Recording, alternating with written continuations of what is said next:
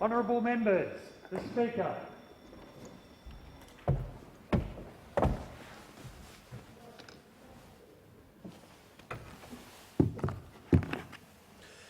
I acknowledge the Ngunnawal and Ngambri peoples who are the traditional custodians of the Canberra area and pay respect to the elders past and present of all Australia's Indigenous peoples.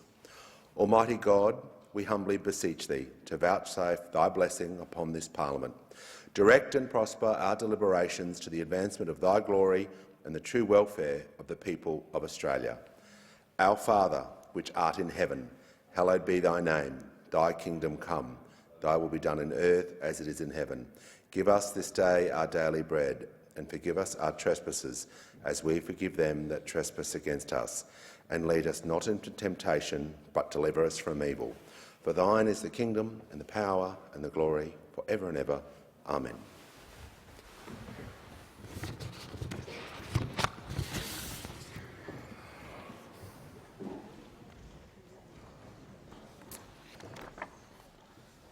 And I give the call to the Minister for the Environment and Water. Thank you, Mr Speaker. I ask leave of the House to make a ministerial statement relating to the government response to the Joint Standing Committee on Northern Australia's reports into the destruction of cultural heritage at Juukan Gorge. Is leave granted? Give the call to Mr Cowper. Leave is granted. I call the Minister for the Environment and Water. Thank you, Speaker. I begin by recognising that this Parliament meets on the home of the Ngunnawal and Ngambri people. I acknowledge the traditional owners of the land and pay my respects to their elders past and present. This is, was and always will be Aboriginal land. Today the Australian Government is formally tabling our response to the interim and final report by the Joint Select Committee on Northern Australia into the destruction of Juukan Gorge on the 24th of May 2020. I want to thank all members of Parliament from different political parties who worked through these very thoughtful reports. And I particularly want to thank Senator Dodson for his role in guiding the reports. Most of all, I want to give my deepest thanks to the traditional owners who participated in this inquiry. My particular gratitude is owed to the Butu, Gunti, Guruma and Binigura people, who are the traditional owners of Juukan Gorge. I can only imagine how difficult and painful it was to give your testimony.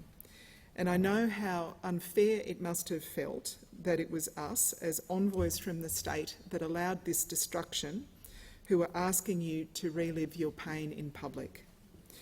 I also understand why First Nations peoples don't always trust the intentions of government or have much faith in our ability to listen and learn. But please know that your testimony was received as the gift that it was. The only way that we can honour that gift is to listen to you, to work with you and to reform our laws to make sure that this never happens again. As the Butu, Gunti, Guruma and Binigura people wrote in their submission to this inquiry, the Juukan Gorge disaster is a tragedy not only for our people, it is also a tragedy for the heritage of all Australians and indeed humanity as a whole. We can feel the scale of this loss when we hear the way traditional owners described it in their testimony. This place was, and I quote, an anchor of our culture. It was, I quote, a museum of heritage. It was a site of profound, sacred, unique and ancient power. The Juukan Gorge is one of the oldest sites of human habitation in Australia, with 46,000 years of continuous culture, traditions, practices and stories. When the site was excavated in 2014, archaeologists were amazed at what they found. A 4,000-year-old hair belt, a 28,000-year-old bone tool, one of the oldest of its kind ever found in Australia, and a whole collection of ancient grinders and stone tools, some of the oldest that have ever been seen on this continent. That's the scope of history that we're dealing with here. It is unthinkable that any society would knowingly destroy Stonehenge or the Egyptian pyramids or the Lascaux caves in France. When the Bamiyan Buddhas were destroyed in Afghanistan, the world was rightly outraged. But that's precisely what occurred in Juukan Gorge. And what made it even more insulting, this happened in the days before Reconciliation Week, when elders were planning to take their young people to the sacred caves to teach them about their culture and their ancestors. This report explains how we reached that shameful moment. The reports make for difficult, infuriating and often shocking reading. But it's important that Australians understand what happened, because we have to remember that this was legal desecration. No laws were broken here. Instead, we have an entire system frustrating the interests of Indigenous history and culture. These reports tell the story of Juukan Gorge, but they also tell the much bigger story of our national failure on Indigenous cultural heritage. There were partnership agreements signed under gross inequalities of power that were only ever really understood by one party. There were gag clauses, meaning that traditional owners were not allowed to speak out publicly without permission from Rio Tinto. There was a corporate culture that never took the company's obligations seriously. There was poor communication. There were weak state laws. And there was federal legislation that was only ever designed as a last resort, that was confusing, difficult to access, and ultimately ineffective. This was not an isolated mistake or an example of one company going rogue. What's clear from this report is that our system is not working. That's why, at the last election, Labor promised to reform the system with a standalone piece of Indigenous cultural heritage legislation co-designed with First Nations. That was our commitment, and today is the first step on that journey. This morning, our government signed an agreement with the First Nations Heritage Protection Alliance. This partnership will guide the reform process to ensure that Indigenous voices are present at every stage, in every room, in every decision we make. Members of the Alliance are here with us in the gallery today, and I want to thank them for their ongoing work and for their dedication. I also want to thank the members of my own Indigenous Advisory Group who've come to be with us today. Mr Speaker, the committee report identified 8 recommendations for reforming Australia's cultural heritage. We have accepted 7 of them, and we are working through the final recommendation with the Alliance, which is whether ultimate responsibility for cultural heritage protection should sit with the Indigenous Affairs Minister or the Environment Minister. As I said, these reports are thorough and considerate, and the recommendations speak to the principles and priorities that will shape our legislation. Free, prior and informed consent, truth-telling and open dialogue, genuine partnership, the kind that can only be entered into by equals, and wrapped around it all, a new respect for Indigenous culture and history, enshrined in our national laws, honoured by business and civil society, and celebrated by communities right across this country. The Alliance and I are working closely with Minister Burney and with Senator Dodson to make sure we get these laws right.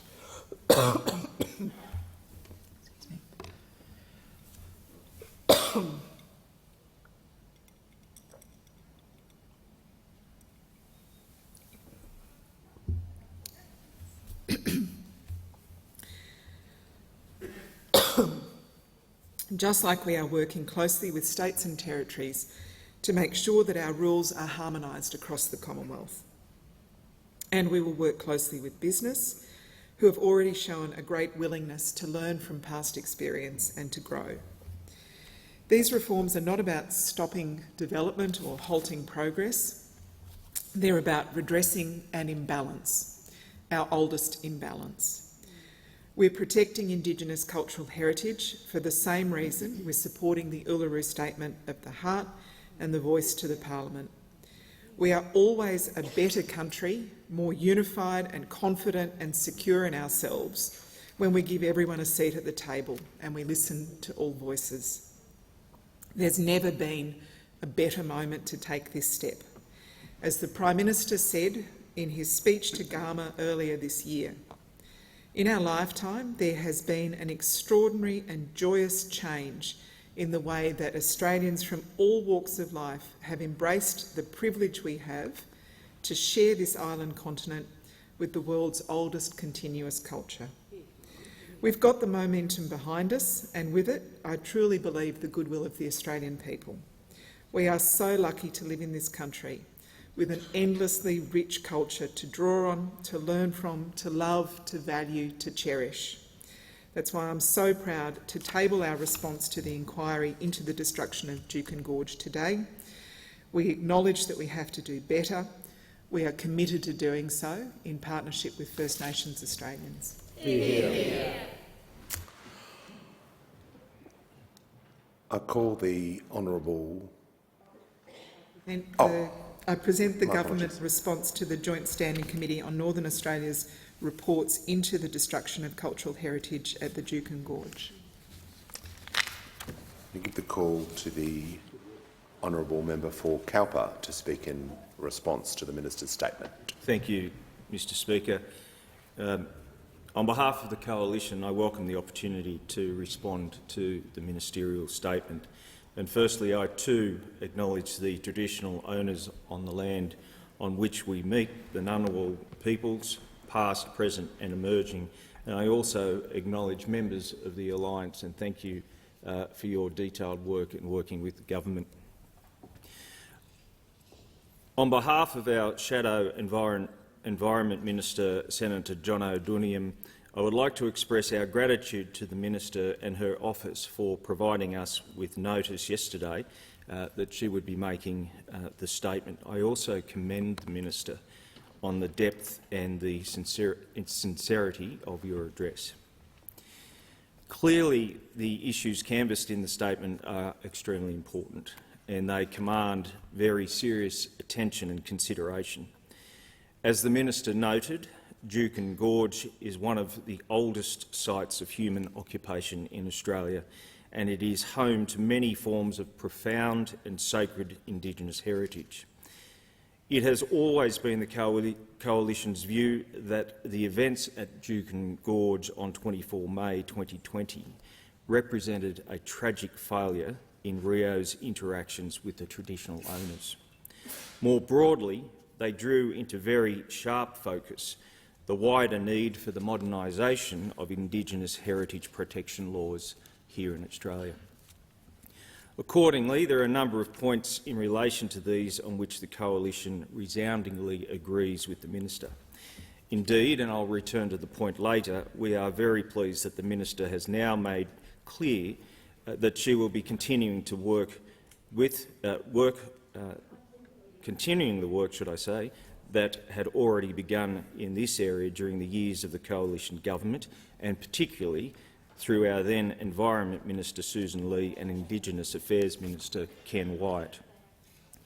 That work was underpinned by funding in the 2021-22 budget that was specifically devoted to developing an engagement process to identify the best ideas, frameworks and models for reform. As we also said throughout that time, we always considered that it was vital that this process be centred on the views and the experience of the traditional owners. In meetings at the time between the Commonwealth and the states and territories, there was a very clear and collective view that Juukan Gorge disaster should serve as a launchpad for reviewing and modernising Indigenous cultural heritage laws, and we were very pleased to instigate that process. The Coalition would also like to pay special tribute today to the work of the Joint Select Committee on Northern Australia. It is their work, more than anyone's, that is continuing to serve as the foundation for the policy development in this field. That committee worked in very considered, sensitive, bipartisan fashion under the outstanding leadership of the member for Leichhardt, Warren Entsch. As the Minister said in her statement today, the committee also drew on a range of very powerful and compelling evidence from Indigenous Australians. All of that led to a series of seminal conclusions and recommendations. It is also very pleasing to see a bipartisan approach in adopting so many coalition policies going forward. Further, I note the Minister's very important commitment today that the approach to Indigenous cultural protection is, and I quote, not about stopping development or halting progress. Any work that is aimed at improving cultural heritage law should not be transformed into an exercise that demonises industry or imposes unacceptable risks to sensible, sustainable economic development across Australia. On the matter of the government's decision to accept the first 7 recommendations of the Joint Standing Committee's 2021 report, the Coalition will take that commitment at face value. We're also comfortable that the government will continue to at least explore the potential merit of transferring responsibilities for Indigenous cultural protection from the Environment Minister to the Indigenous Affairs Minister, and we look forward to seeing the outcomes of all of that work. That said, it does become apparent from listening to the Minister's statement today and from reading the accompanying document that these outcomes may not be reached for many years. That creates some concern, as does the intensifying sense of unease across the business community and the resources industry, in particular, about Labor's broader agenda in the environment portfolio. There has been considerable shock and dismay in response to the Albanese's government decision to hand nearly $10 million in funding in the recent budget to radical environmental activists. The effect of the decision to review 18 coal and gas projects approved by the previous federal environment ministers has also been concerning. Through the IPA's detailed analysis, we now know that this action alone could cost 174,000 Australians their jobs and cause the loss of $100 billion worth of investment in our country. In turn, there is also growing disquiet about the government's imminent release of its response in the seminal review of the EPBC Act and its looming creation of an Environmental Protection Authority. However, in the meantime, we again thank the Minister for her statement today. We also pay tribute to the traditional owners of the Juukan Gorge for their ongoing determination to preserve and honour their beautiful and phenomenal cultural heritage. And we thank all of the many people who have been involved in the past 2.5 years in trying to turn an environmental tragedy into a much more positive and inspiring future. Thank you, Mr Speaker. I just want to remind the member for Cowper, when responding to a minister's statement, it is about the statement and not to bring other material into the statement. Thank you, Mr Speaker. And I give the call to the Minister for the Environment and Water. Thank you, Mr Speaker. I move that the House take note of the government response to the Joint Standing Committee on Northern Australia's reports into the destruction of cultural heritage at the Juukan Gorge. The question is that the House take note of the document. I give the call to the member for Cowper to move that debate be adjourned. I move that the debate be adjourned. Thank you, Mr Speaker. Speaker. The question is that the debate be adjourned and the resumption of the debate be made an order of the day for the next sitting. I'll put the question. All those opinions say aye. Against no. I think the ayes have it. I give the call to the Minister for the Environment and Water. Thank you, Mr Speaker. I ask leave of the House to refer the matter to the Federation Chamber for debate. I call the member for Cowper. Is leave granted? Yes. Leave granted. Call the Thank you, Minister Mr for the Environment Speaker. I move that the resumption of the debate on the motion to take note of the government response to the Joint Standing Committee on Northern Australia's reports into the destruction of cultural heritage at the Juukan Gorge be referred to the Federation Chamber. I'll put the question. All of those opinions say aye. Against no. I think the ayes have it. Thank you. And I call the clerk. Government business. Orders of the day. Number 1, National Anti-Corruption Commission Bill 2022, and number 2, National Anti-Corruption Commission Consequential and Transitional Provisions Bill 2022. Questions to be put in relation to the second reading. The original question was that this bill be now read a second time. To this, the honourable member for Kooyong moved as an amendment that all words after that be omitted with a view of substituting other words. The honourable member for Clark moved an amendment to that amendment, adding words. The honourable member for Warringah moved a further amendment. So the question before the House, and the immediate question, is that the amendment moved by the honourable member for Warringah be disagreed to. I'll put the question. All of those of opinion say aye. Aye. Against no. I think the ayes have it. The question now is that the amendment moved by the honourable member for Clark be disagreed to. I'll put the question. All of those of the opinion say aye. Aye. Against no. I think the ayes have it. The question now is that the amendment moved by the honourable member for Kooyong be disagreed to. I'll put the question. All of those of the opinion say aye. Aye. Against no. I think the ayes have it. The question now is that the bills be now read a second time. I'll put the question. All of those of the opinion say aye. Aye. Against no. I think the ayes have it. I call the clerk. Second reading. A bill for an act to provide for the establishment of the National Anti-Corruption Commission and for related purposes.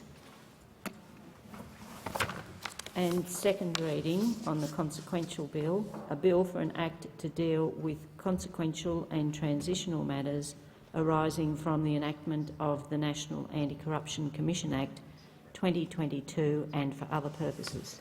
I've received a message from His Excellency the Governor-General recommending, in accordance with Section 56 of the Constitution, an appropriation for the purposes of the National Anti-Corruption Commission Bill 2022. And I give the call to the Attorney-General. Thank you, Mr Speaker. I move that consideration in detail of the bills be made orders of the day for a later hour this day. I'll put the question. All of those of opinion say aye. Aye. Against no. I think the ayes have it.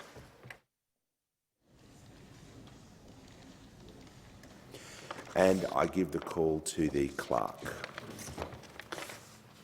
Government Business Order of the Day number 1. National Anti-Corruption Commission Bill 2022. Consideration in detail.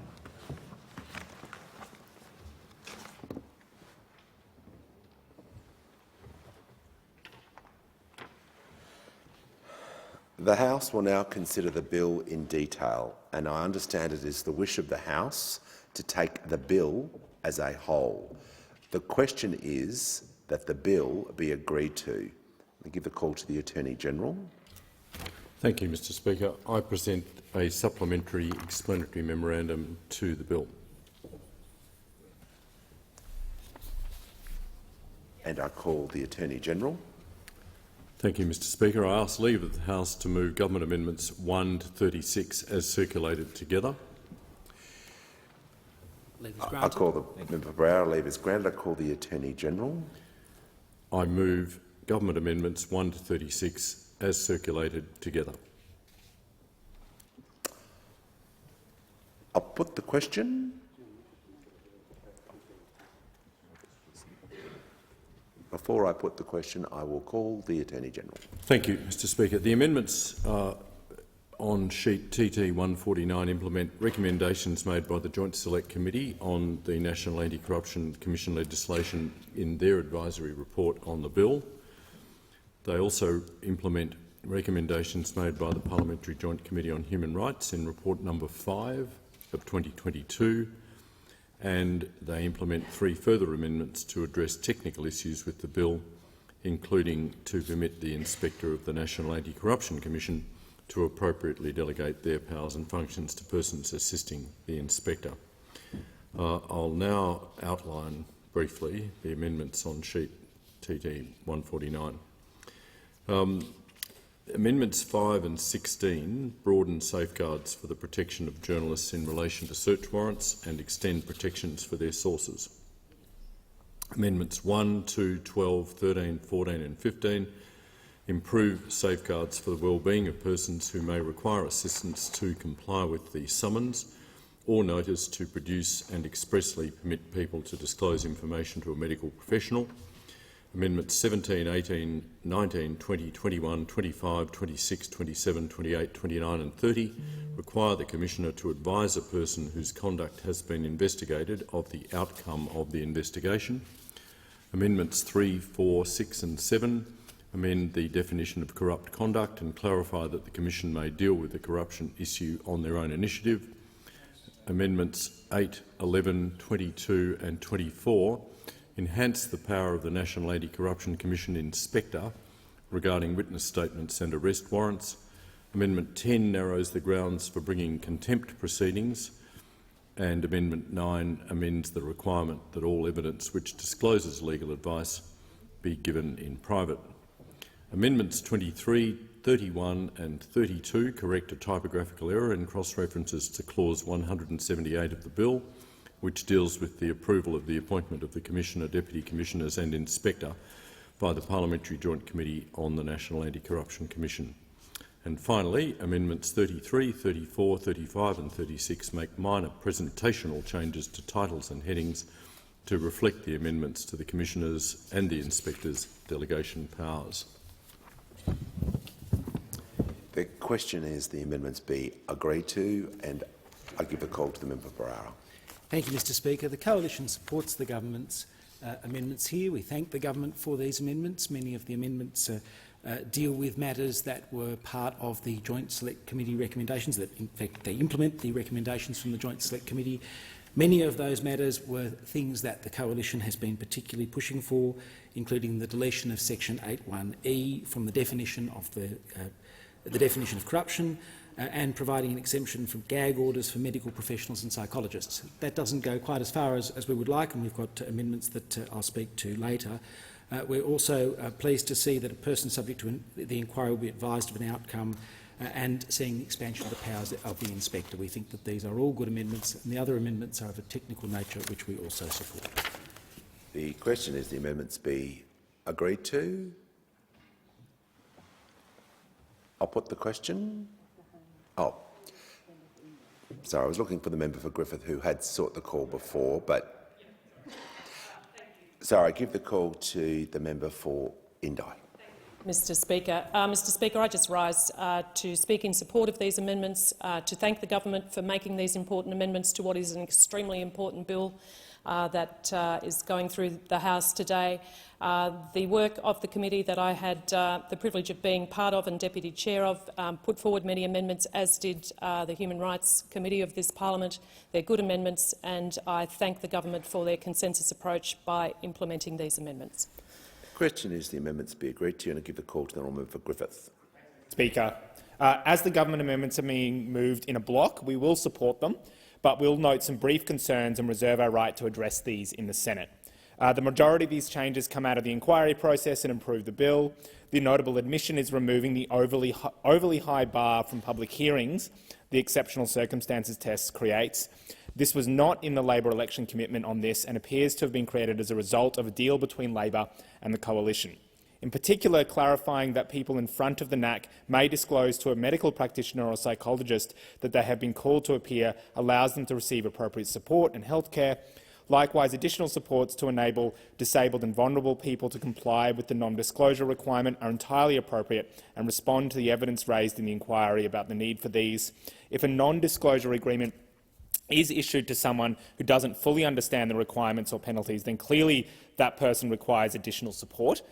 The changes that require summons and warrants issued by the NAC to the inspector empower that body as further as it is appropriate. The inspector shouldn't be just looking for corruption within the NAC, but have the powers and resources to consider overreach by the body. The issue of better protecting journalists' informants was raised by many stakeholders in the course of the inquiry. A strong and independent press is a key feature of democracy and is in itself an anti-corruption feature, so limiting the impact of the NAC on journalism is important. Where a warrant is issued for journalist materials, Amendment 16 applies the public interest test, which better balances the need for the NAC to do its job with the protection of journalist access. There are, however, some government amendments we oppose. Amendment 4 seeks to remove the existing clause section 8(1)(e) from the NAC bill, and 3 is consequential on this. This clause reads as follows: any conduct of a public official in that capacity that constitutes, involves or is engaged in for the purpose of corruption of any kind. It is intended to function as a catch-all clause for the definition of corrupt conduct for the matters not covered under section A and B, which relates to breaches of public trust, abuse of office or misuse of information specifically. The primary concern is if that E is removed, there are potentially a class of matters where it is apparent corruption has happened, but the NAC is unable to investigate or risk serious legal challenges from cashed-up targets. Some of the actions the public would expect to be covered by the remit of the NAC could potentially be excluded following this amendment. For instance, the Morrison secret ministries, the public sees these as deep abuse of process, but it is possible they may not be seen to be covered by 8A to D. Third parties trying to corrupt government through post-political employment, like Peter Reith with Tenex, where political donations result in changed policy outcomes. The section is designed to future-proof the NAC's jurisdiction to catch changing and emerging activities that corrupt the federal government. The argument against keeping the provision is that it's too broad. This misses the point that to be captured under this provision, the conduct must be serious or systematic corruption, and that's a pretty clear set of boundaries most people outside of Parliament can understand. We need a broad definition of corruption for the NAC because the political system keeps coming up with new ways to betray the public interest. If you told someone 12 months ago that the Prime Minister would grant himself a bunch of secret powers and ministries, they would have laughed. But politics keeps surprising us in new and novel ways, and we need the NAC to have the jurisdiction to keep on top of this. The question is the amendments be agreed to, and I give the call to the honourable member for Goldstein. Thank you, Mr Speaker. I rise simply to say that I will be supporting the government's amendments. I thank the Attorney-General and his office for their engagement, particularly on the issue of journalist and source protection. A free press is critical to our democracy. I believe that there were some gaps in the original iteration of this bill which have been resolved with the government's amendments. This particularly goes to protection of journalists' sources. We do not want journalists to be caught up in investigations and penalised for doing their jobs, and I'm hopeful that these amendments do resolve those issues in part. I continue to be concerned about journalists potentially being caught up in legal action when they receive leaked documents, and this is an issue that I'm continuing to press with the government. I also thank the Attorney-General for resolving the issue of warrants. Having federal court judges being responsible for the issuing of warrants, I think, is an important safety net in this bill, particularly for media organisations which we have seen raided inappropriately in the past. That's something that we don't want to see again. Thank you, Mr Speaker. The question is that the amendments be agreed to. I'll put the question. All of those opinions say aye. Aye. Against no. I think the ayes have it. I'll give the call to the member for Indi. Mr Speaker, I ask leave of the House to move Amendments 5 and 6 as circulated in my name together. Is leave granted? Leave is granted. I call the Attorney-General. I call the member for Indi. Thank you, Mr Speaker. I move Amendments 5 and 6 as circulated in my name together. Mr Speaker, I am a vocal supporter of this bill. I believe overall, it's an exceptional model, an excellent model, and I applaud the government for prioritising the National Anti-Corruption Commission legislation as top order in their agenda since they came to Parliament. We've been waiting a long, long time to see legislation such as this, and I thank in particular the Attorney-General for the way in which he's gone about putting this bill together, for the consensus approach he's adopted as best he can, for the many roundtable meetings and for the work of his department and of his staff. This will indeed establish a powerful anti-corruption commission.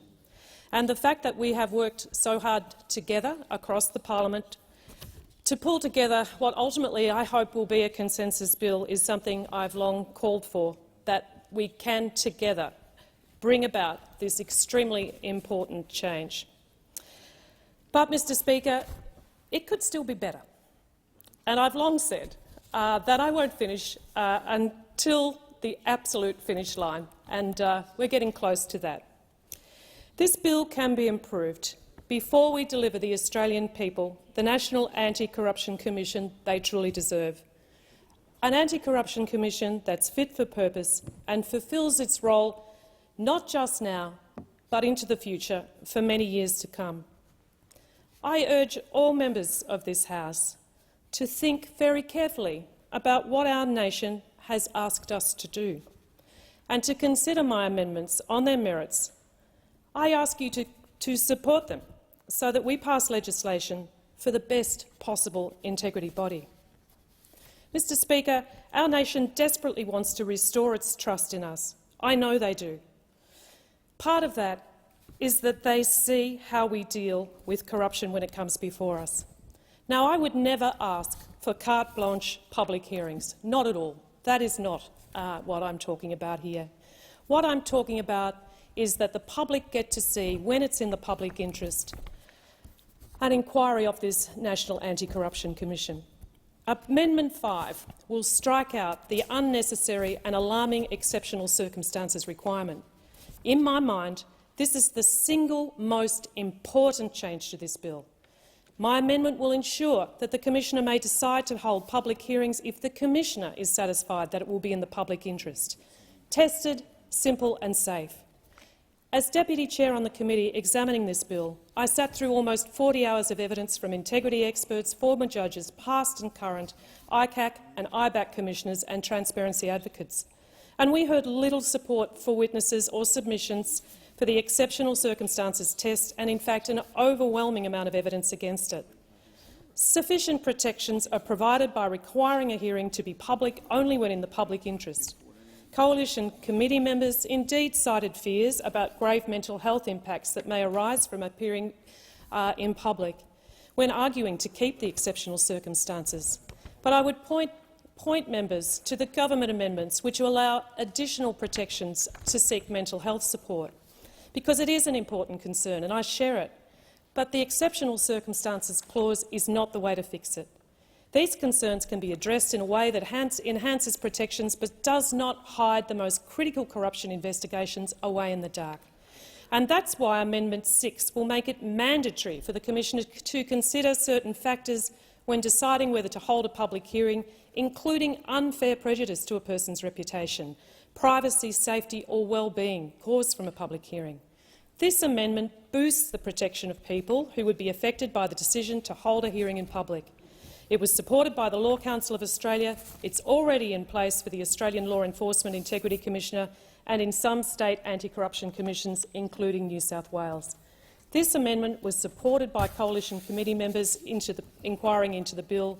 I see that the opposition, and I spoke to them about this, about inserting must instead of may, decided not to proceed, so they have the opportunity to back this amendment. So if you're concerned about protecting the mental health and reputations of people who may be subject to a public hearing, I urge you to vote for this amendment. The question is the amendments be disagreed to. I give the call to the honourable member for Griffith. Thanks, Mr Speaker. I understand the member for Indi is intending to move amendments separately. I won't seek to speak on all the amendments, but would like to express support for all of the member for Indi's amendments. These amendments all respond to the expert evidence received in the hearings and to the broad consensus of how to make the NAC independent and deliver on the mandate of the last election. Amendments to explicitly include pork barrelling, collusive tendering and fraudulent appointments respond directly to revelations in the last few years. The public has been very clear that they think the NAC should be able to consider these matters. Removing the exceptional circumstances test likewise is supported by the Greens and by the majority of the evidence heard during the inquiry into the bill. The alternative proposed definition for exceptional circumstances as circumstances in which it is preferable or appropriate for evidence to be given in public likewise appropriately clarifies the clause instead of leaving it as potentially an insurmountable obstacle to public hearings. Amendment 8 changes chair of the committee as being elected by the committee and to not be a member of the government party, which removes the current government control of the Oversight Committee. You're setting a committee up to fail if you have it controlled by the government of the day, whose actions refunding are likely to be one of the major things that has to be considered. Likewise, Amendment 10 considers the minister to table a statement of reasons if the government decides, from the recommendations of the Parliamentary Committee on Budget, deviates from the recommendations of the Parliamentary Committee on Budgets. This provides an opportunity for the community to be informed from the NAC's budget is less or more than requested and why this might be. The need for the committee to oversight the budget is to stop criticism-sensitive governments from hacking into the budget and stopping the Commission from being able to do its important work.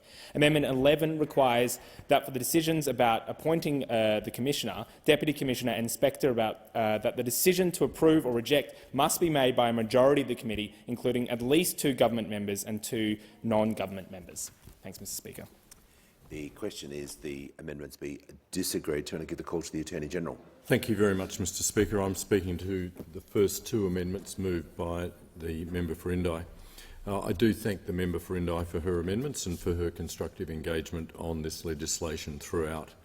Just on the exceptional circumstances point, throughout this debate and indeed throughout the development of these bills and the Joint Select Committee process, we've heard differing views on the circumstances in which the Commission should be able to hold public hearings. This is a matter on which reasonable minds may differ. The Commissioner will have the discretion to hold public hearings if they're satisfied that it's in the public interest and exceptional circumstances justify doing so. This is an appropriate threshold which reflects the significant nature of the power to compel a person to answer questions at a public hearing, the sensitivities involved in holding public hearings, for example, the risk of prejudicing a future criminal investigation or trial, and, of course, the risk of reputational harm that may arise. It will often be appropriate that hearings be conducted in private, for example, to avoid prejudicing an ongoing investigation or related criminal proceedings, to protect the privacy of witnesses, or to ensure national security information is protected from disclosure. It will be a matter for the Commissioner to weigh up these considerations. A threshold involving exceptional circumstances and consideration of the public interest will enable the Commissioner to effectively investigate corruption issues. The government will not be supporting this amendment. And on the other amendment, which deals with mandatory considerations, the bill already sets out a number of factors which the Commissioner may consider when determining whether to hold a hearing in public. The government does not consider that it is necessary or appropriate to require the Commissioner to consider each of these factors in all cases. The Commissioner will have the discretion to determine which factors are relevant to the question of whether or not it would be in the public interest to hold a public hearing and whether exceptional circumstances exist in the context of a specific investigation. There would be limited value in mandating consideration of a particular factor in circumstances where the factor is not relevant. The government does not support that proposed amendment. The question is the amendments be disagreed to, and I give the call to the honourable member for Wentworth. Thank you. I rise to support the member for Indi's amendments. I speak because that exceptional circumstances have been set as a bar too high for public hearings.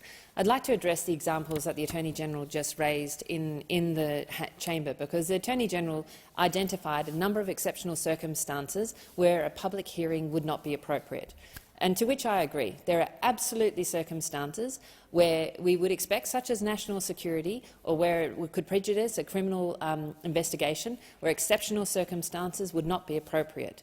However, a public hearing would not be appropriate. However, that can be covered by if you.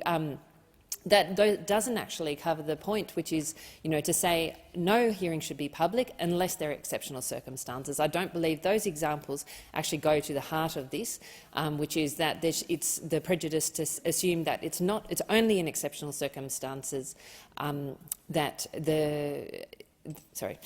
I think it goes to the opposite piece, where that's an argument to say, well, under exceptional circumstances, the hearings should be in private. 100% agree, but that's not to assume that it's only exceptional circumstances where the hearings are in public.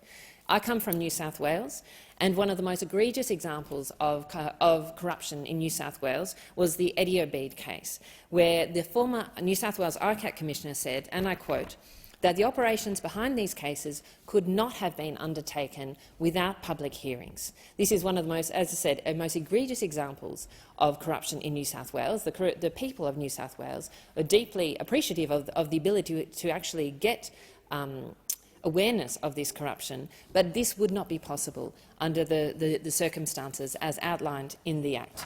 I support what the Victorian experience, when contrasted to the New South Wales experience, shows that there's a real difference in the operating of the public hearings because of the way that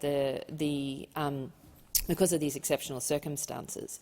And you see that, in the case of New South Wales, where there are still, there's a high bar to public hearings, we only get about 5% of the hearings are actually public. This is not something that is abused. This is something which is used extremely sparingly. And so I agree with the member for Indi. I agree with the Law Reform Commission's example on this. I think that fundamentally sunlight is the best infection. Let me say that again. Sunlight is the best disinfectant, Mr. Speaker, and I think that it's absolutely crucial that exceptional circumstances be removed from this legislation, and I support the amendment from the member for Indi. The question is that the amendments be disagreed to, and I give the call to the honourable member for Goldstein. Thank you, Mr. Speaker. I rise also to support the amendments from the member for Indi, and I acknowledge her tireless work on this issue, along with other independents sitting on this crossbench and others who are no longer sitting on this crossbench who have worked very hard to bring this legislation to the parliament.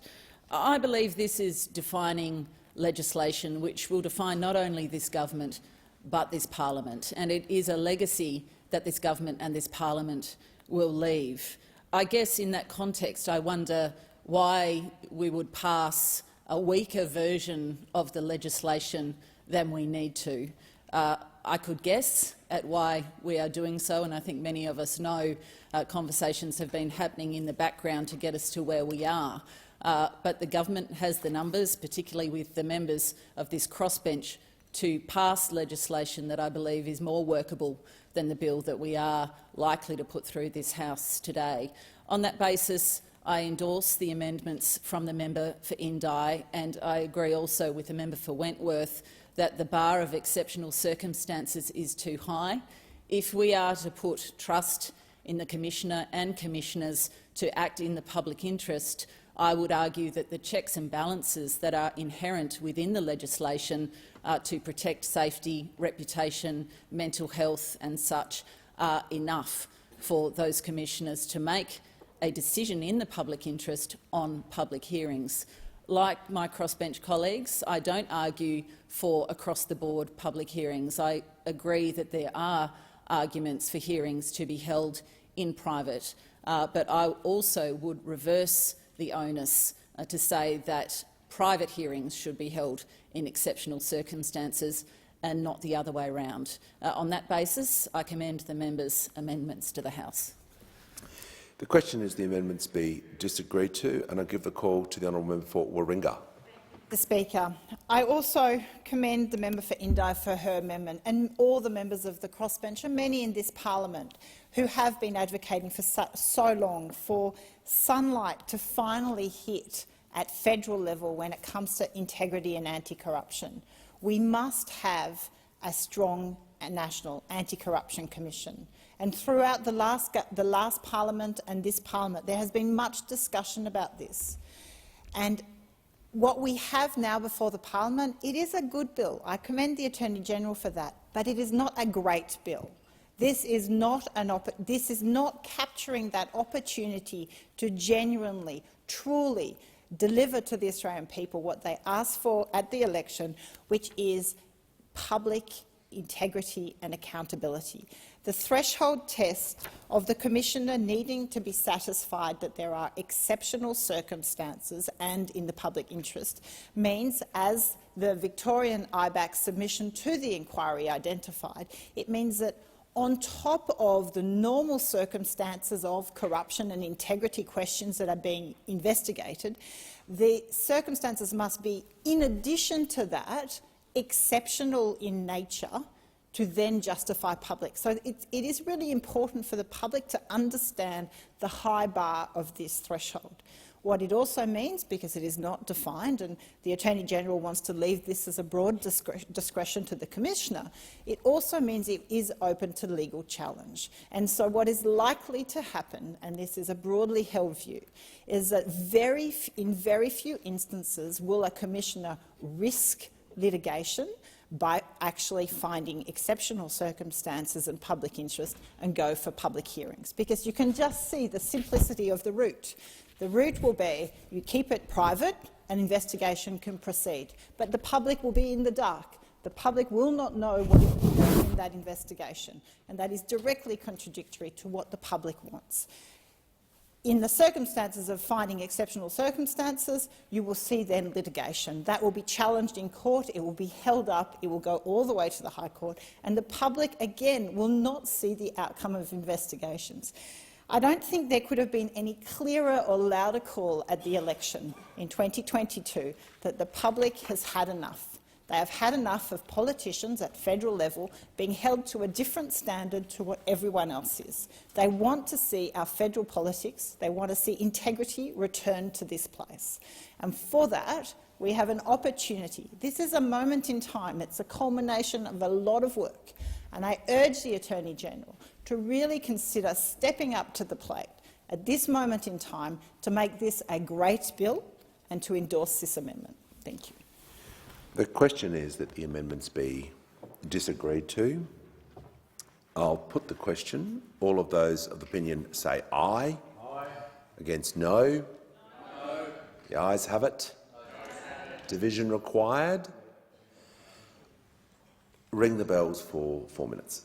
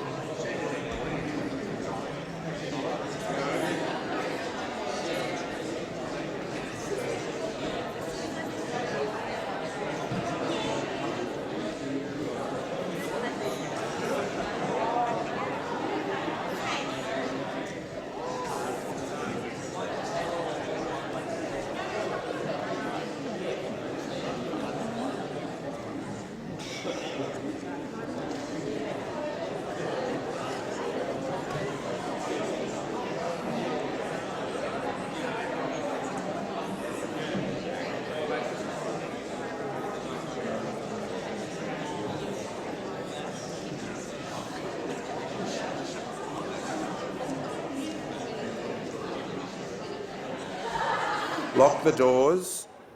Order. The question before the House is that the amendments number 5 and 6, circulated in the name of the member for Indi, be disagreed to.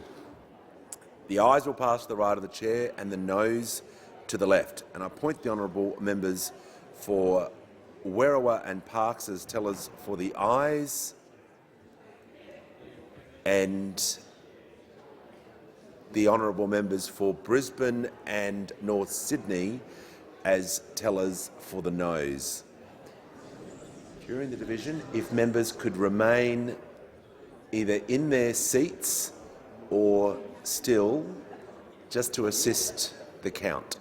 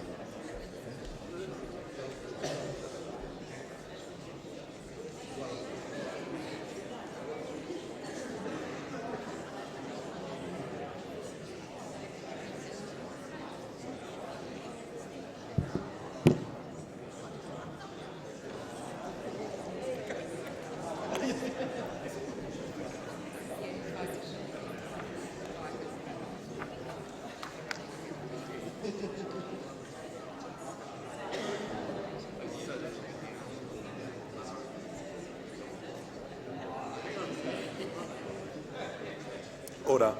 The result of the division is ayes 77, noes 14. The matter is resolved in the affirmative.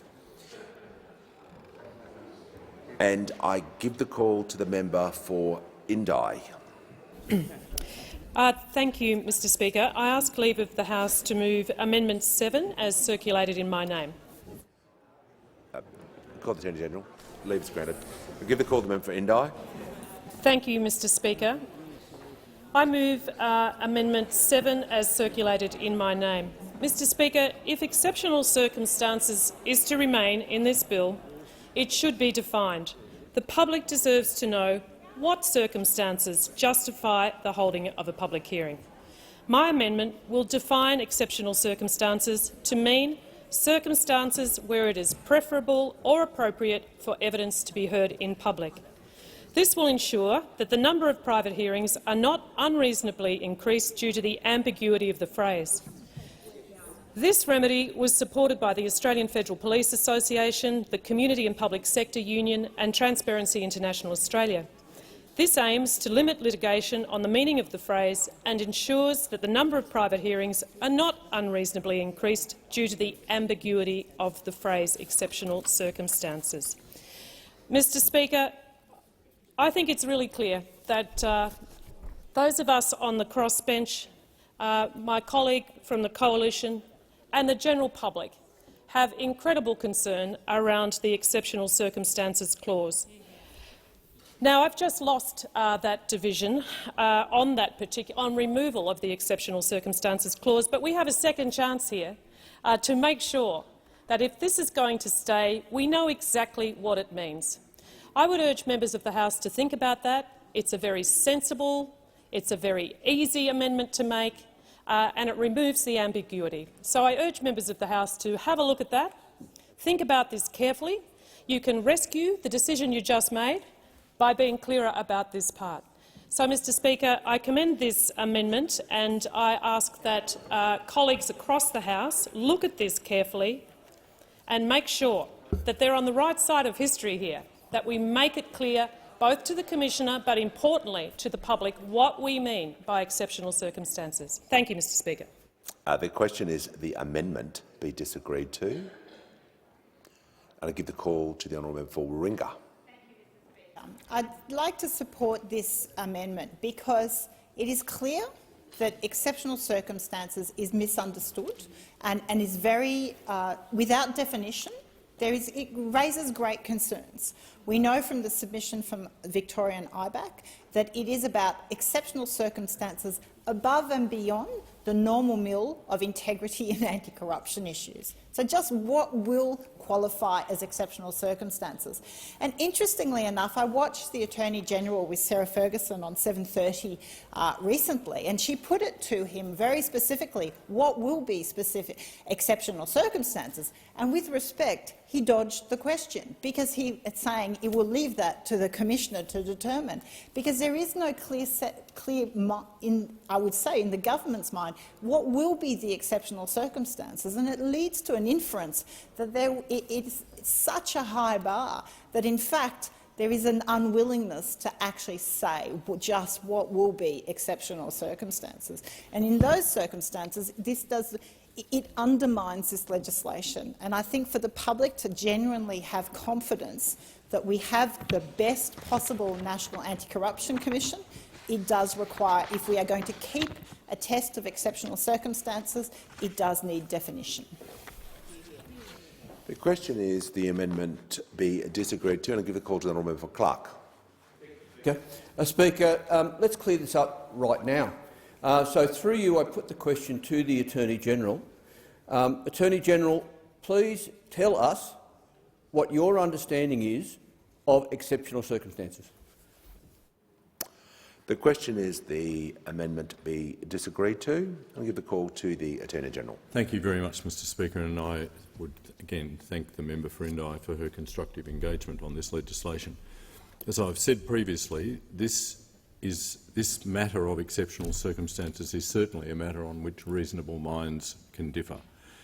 The Commissioner will have the discretion to hold public hearings if they are satisfied that it is in the public interest and exceptional circumstances justify doing so, It's the government's view that this is an appropriate threshold which reflects the significant nature of the power to compel a person to answer questions at a public hearing.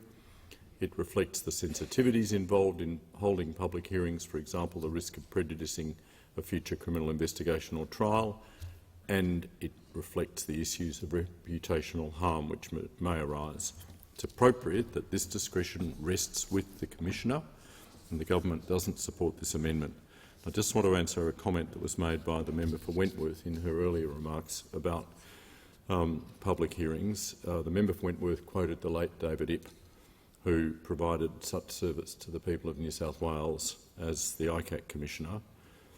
It's very important that everybody understands that the bill does not ban public hearings. The comments of the late David Ip that the member for Wentworth quoted were about whether or not to hold public hearings at all. The former government's proposal was not to hold public hearings at all. To the contrary, this bill leaves that question to the discretion of the Commissioner. The question is the amendment be disagreed to. I'll put the question. All of those opinions say aye. Against no. I think the ayes have it. Noes have it. Division required. I'll ring the bells for 4 minutes.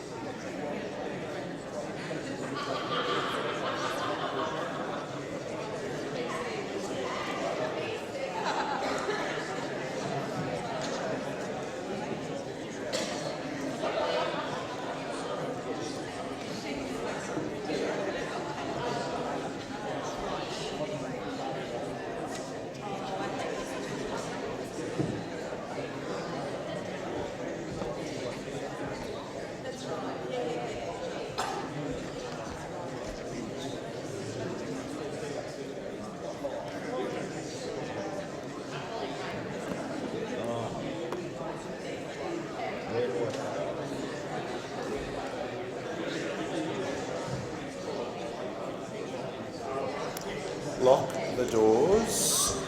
The question is the amendment moved in the name of the member for Indi, Amendment 7, be disagreed to. The ayes will pass to the right of the chair and the noes to the left. And I point the honourable members for Werriwa and Parks to tell us for the ayes. And I'm looking for tellers for the noes. And I point the honourable members for Brisbane and Kooyong as tellers for the no.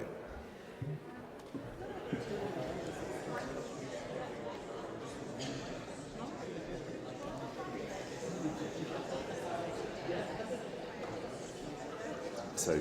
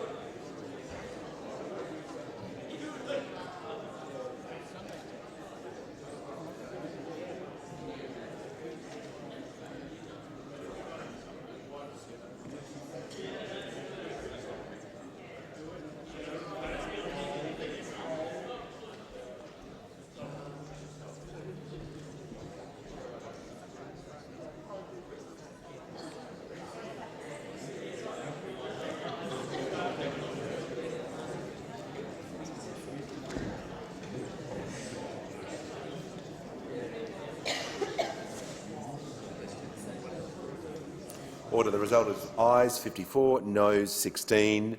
The question, therefore, is resolved in the affirmative. I give the call to the honourable member for Indi. Thank you, Mr Speaker. Mr Speaker, I ask leave of the House to move amendments 1 to 4 as circulated in my name together. I give the call to the Attorney-General. It's granted. Give the call to the member for Indi. Thank you, Speaker. I move amendments 1 to 4 as circulated in my name together. Mr Speaker, these amendments are really important.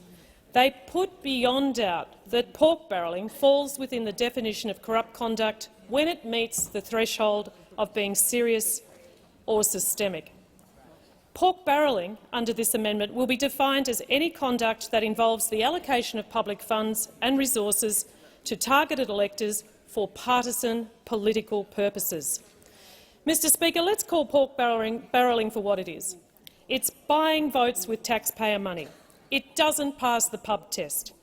My constituents are stumped as to why it still goes on. The public are sick and tired of it because they know every time a marginal electorate gets pork barrelled, important infrastructure in other electorates miss out. They're absolutely sick of it. In the last parliament, I heard the now Attorney-General standing in this place constantly calling this out of the then government.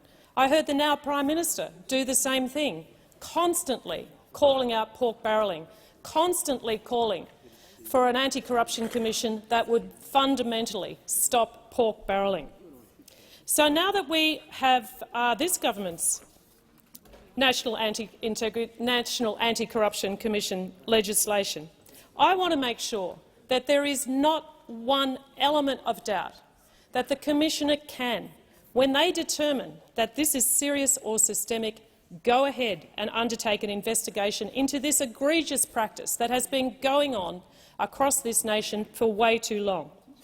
There is growing concern about the alleged misuse of billions of dollars of public grant funds, and there should be absolutely no ambiguity regarding the NAC's ability to investigate what is a really, really disgraceful practice. Now, I want to be clear, Mr Speaker, this amendment does not force the Commissioner to investigate all instances of pork barrelling, though I might say it'd be jolly good if there was some way that we could do that. It doesn't do that at all. This amendment retains the discretion of the Commissioner as to whether or not to commence an investigation, as he should. These amendments also ensure that the conduct of any person, and notably third persons, could impair public confidence in public administration can be investigated by the NAC when it meets the threshold of being serious and systemic. And these amendments on this third-party involvement, which impairs public confidence, really important. This is a tried and true provision in every single anti-corruption body in Australia, apart from Western Australia and Tasmania, and it belongs in this body too. Mr Speaker, these are two really important amendments. Members of this place, you haven't got much time left now to make this bill the very, very best it can. And if, like me, you get tired of constituents coming to you when something good does happen in your electorate, and the member for Bass talked to me about this yesterday, and it's so true. Members of this place work really hard with government to advocate for excellent policies and excellent infrastructure to come into their electorate. When that happens, to feel like you're then part of this great, big, bad situation of being considered pork barrels actually undermines the good work that happens here and doesn't do anything about the bad stuff.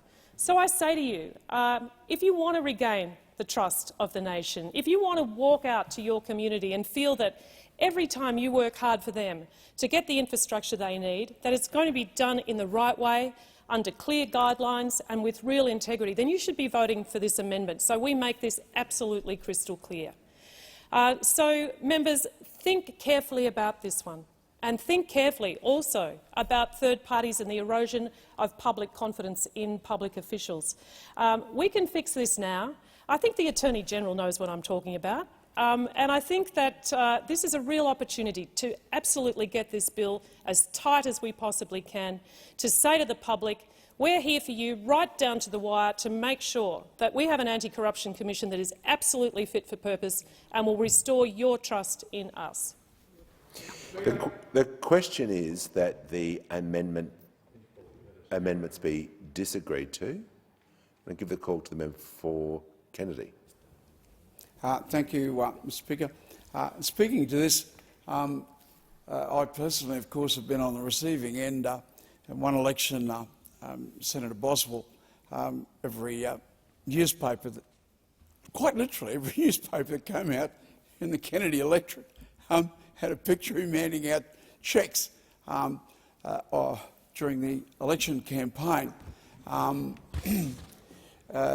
John Anderson stood down soon after the inquiry into the fact that most of the development monies had been spent in the two target electorates for the National Party, which was the electorate of New England and the electorate of Kennedy.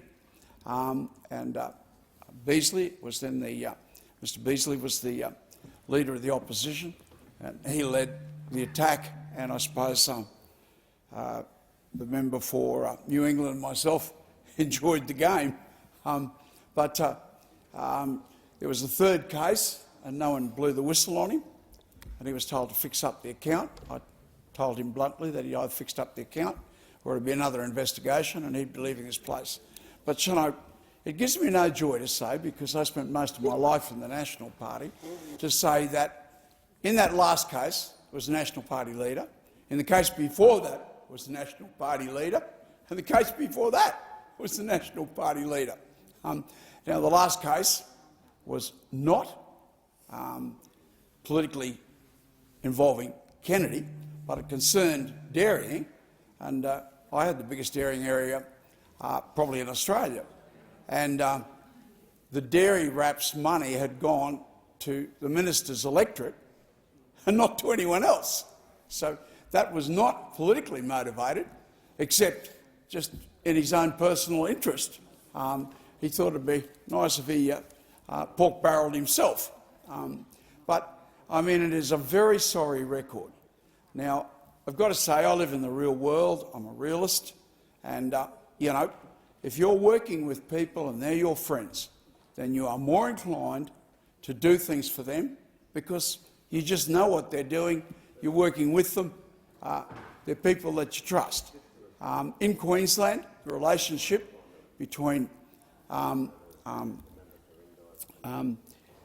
Thies brothers and Jockey Peterson enabled that state to create the tourism industry, to create the coal industry, and also to create the mineral processing industry, which came out of my own electorate, were all created out of the extremely tight relationship. Now, you know, we don't want pork barrelling to cover, you know, things that are good for the nation, and you're going to spit on them just because they happen to be friends or they happen to be political supporters. So I want to make it perfectly clear that whilst, and I'm not speaking for the crossbench, of course, but, you know, whilst every one of us on the crossbench want to go where Helen is taking us in this debate and in this initiative, we must also understand that it can't punish people just because they happen to be friends and supporters of the Labor Party or the Liberal Party. I mean, I was at the CFMEU dinner last night. Well, I mean, what are we going to, if there's a big construction job on and there's site coverage for the CFMEU, we're not going to allege, and I hope that no one in this place would allege that therefore it's wrong because, you know, there's an association between the CFMEU and the ALP, which of course there is. They support them very substantially financially. So I just want to make the point that whilst we're trying to attack an evil and an endemic evil in our system, and I pointed out where it's occurred again and again and again, Ros Kelly, going back before the National Party's transgressions, was unbelievable what she'd done there, but a similar thing had been done by one of the National Party leaders, only much worse actually. So it's been going on and on and on, and it will continue to go on, and we just hope this legislation will stop it. But we don't want the legislation to become a killing ground for things that are good for the Government of Australia. The question is the amendments be disagreed to, and I give a call to the honourable member for Petrie. In relation to this amendment, I find the member for Indi's amendment quite frankly offensive. I spoke about this last night in my own speech. I'll leave it on record with there, but I certainly won't be supporting your amendment. Thank you.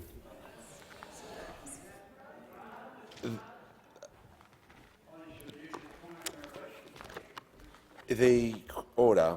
The question is that the amendments be disagreed to, and I give the call to the honourable member for Clark.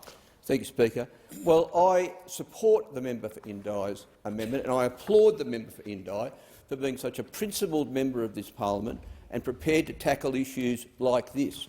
Now, I echo the member for Indi when she makes the distinction between a member of parliament fighting for their electorate and the response of the government to those requests, and distinguish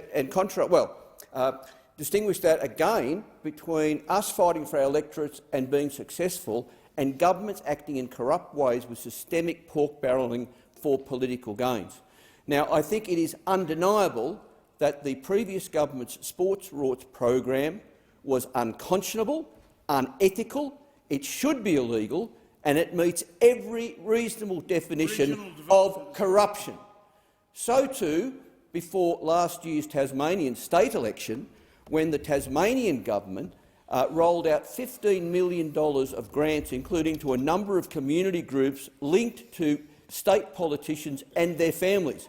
For example, a grant of $150,000 to a rowing club where the member of a candidate was a member of that rowing club. That is corruption. Now, I echo the member for Indi's comments, and I also pick up on her point about her conversation with the member for Bass yesterday, of which I was a part of that conversation. The member for Bass does a really good job representing her community and fighting for her community, and it is quite offensive for the Northern Tasmanian members personally when we talk about their electorates being pork-barrelled. Now, I do talk about their electorates being pork-barrelled, and I do criticise governments and political parties for pork-barrelling in those areas. But we've got to be careful to keep that as a completely separate matter to good members of parliament fighting for their groups and doing everything we possibly can to get federal funding for our community groups and for infrastructure, etc. The question is the amendments moved by the member for Indi 1 to 4 be disagreed to, and I give the call to the honourable member for Goldstein. Thank you, Mr Speaker. I rise in support of the member for Indi's amendment.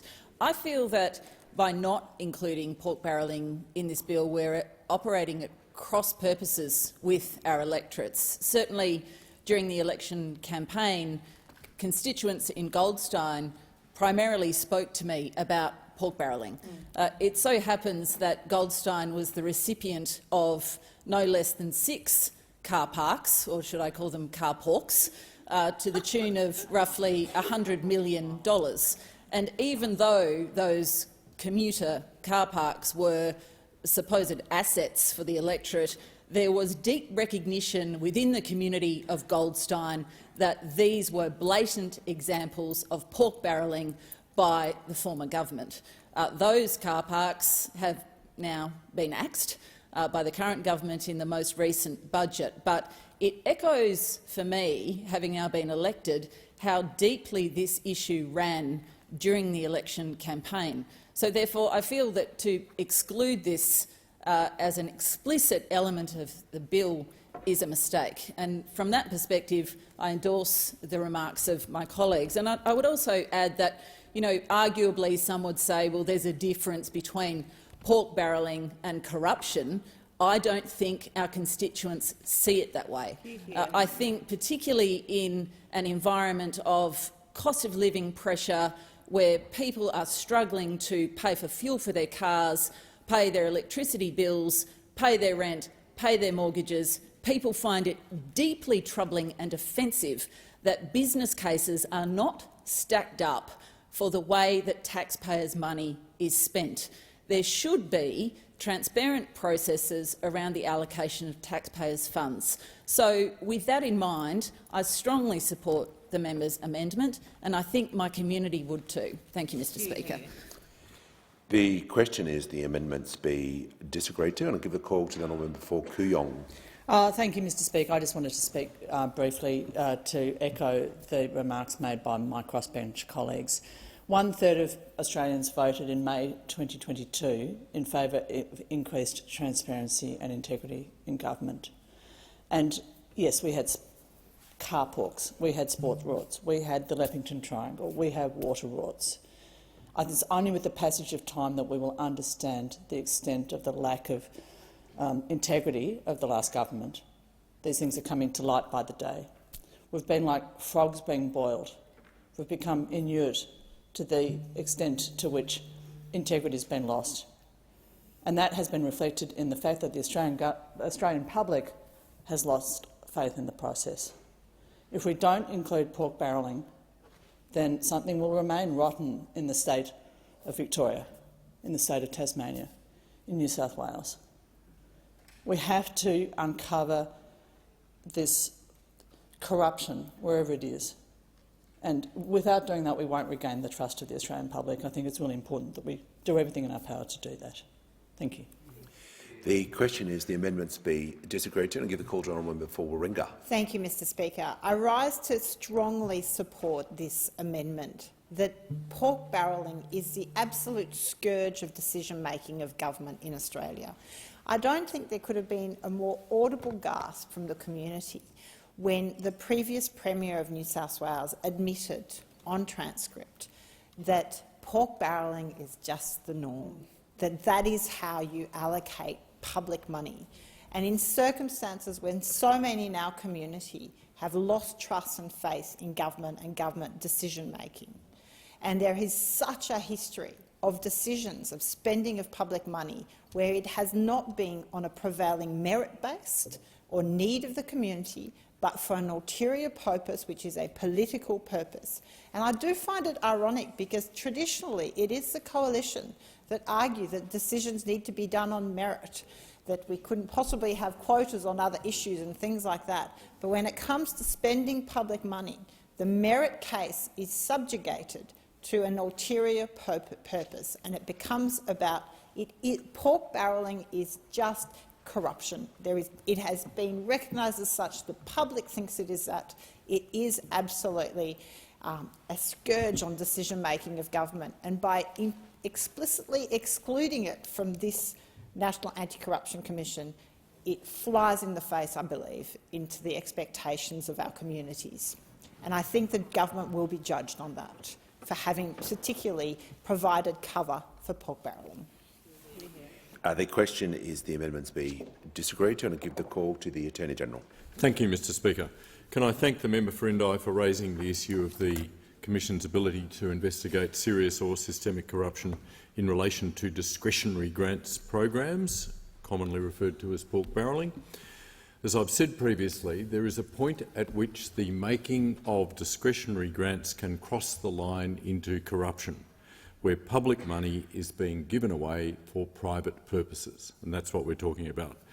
Can I assure the member for Indi and all of the other members of the crossbench who have spoken in support of her amendment that the bill would enable the Commission to investigate serious or systemic corrupt conduct in relation to a discretionary grants program where that conduct may involve a breach of public trust or dishonest or partial conduct.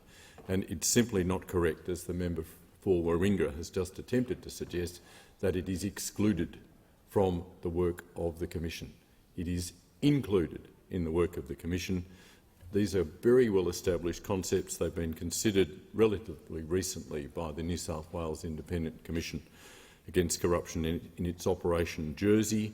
If there are circumstances where grants are allocated dishonestly or for an improper purpose, the Commission will be able to investigate if it is of the opinion that this could involve serious or systemic corruption.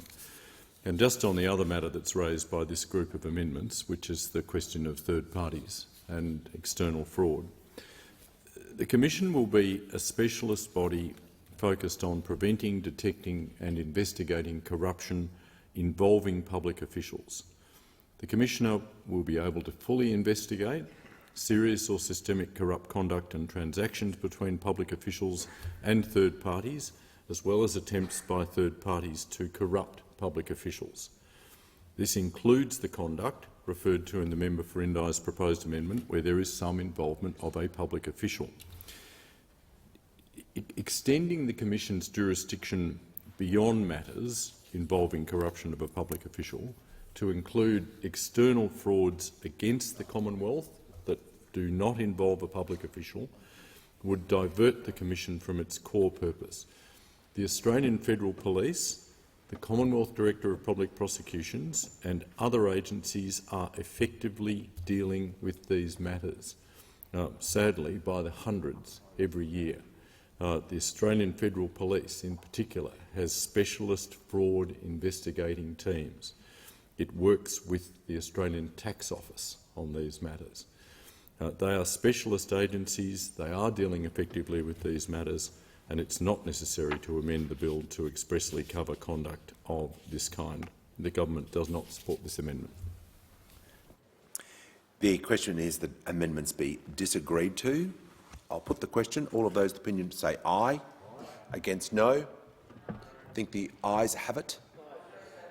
Noes have. Order. The member for Petrie will just cease interjecting for a moment. The noes have it. Division required. Division required. I need 2 voices, and I will ring the bells for 4 minutes.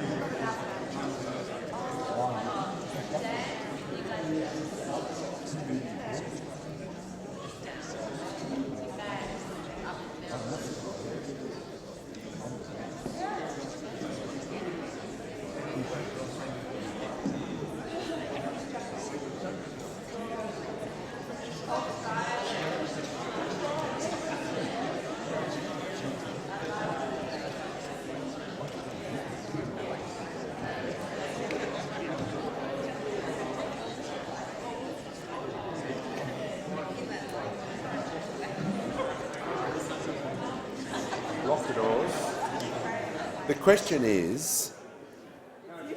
Order. Order. The question is the amendments be disagreed to, 1 to 4, moved by the member for Indi. The ayes will pass to the right of chair and the noes to the left. I appoint the honourable members for Parkes and Berowra as tellers for the ayes,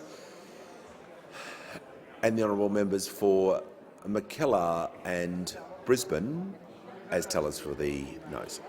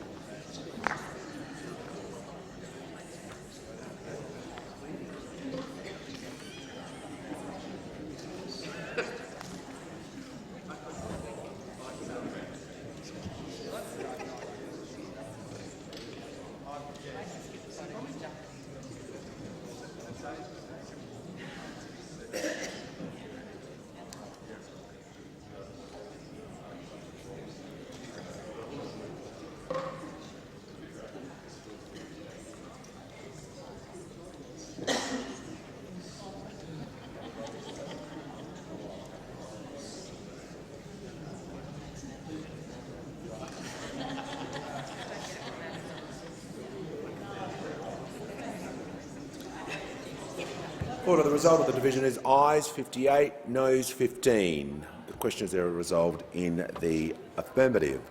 And I give the call to the honourable member for Indi. Thank you, Speaker. Speaker, I ask leave of the House to move amendments 8 and 9 as circulated in my name together. Is leave granted? Call the Attorney-General. Is granted.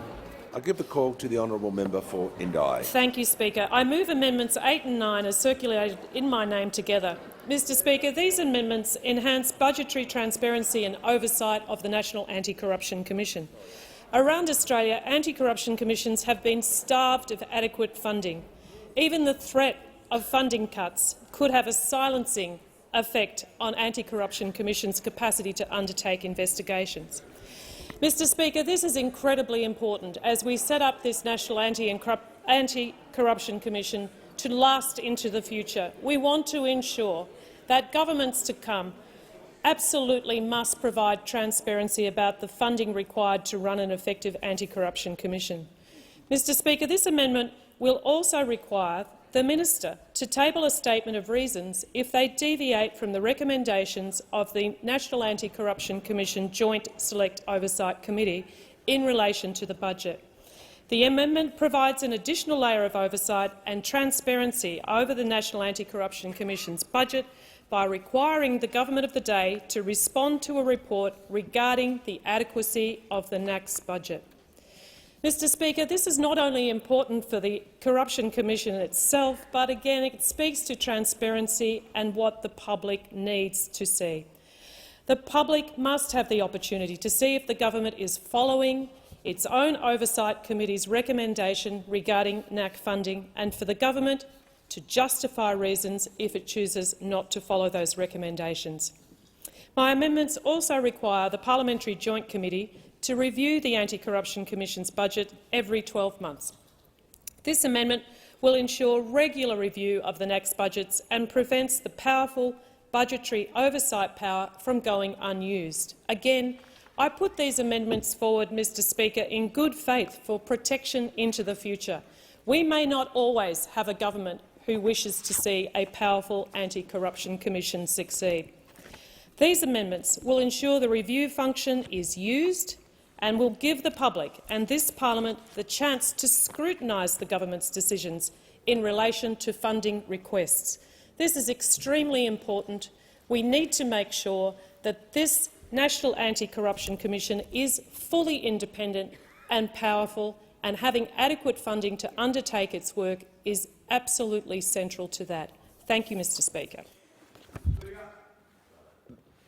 The question is that the amendments moved by the honourable member for Indi and the member for North Sydney was on her feet before the member for Kennedy. So I'll give the call to the member for North Sydney, but rest assured the member for Kennedy will get a fair go as well. Give the call to the member for North Sydney. Thank you, Mr Speaker. I wanted to stand to speak to these amendments in particular because I think they do send a very important message to the Australian community about the visibility of how this National Anti-Corruption Commission is going to be established and how its integrity in the longer term will be protected and sustained. I would argue in this House that actually one of the key measures of success of the National Anti-Corruption Commission will be its longevity and its sustainability. And we know all too well in the experiences of the last 15 years here in this place how easy it is for, in a change of government, bodies that are set up with the best of intention to then subsequently be gutted and to become powerless in the face of a new power in politics.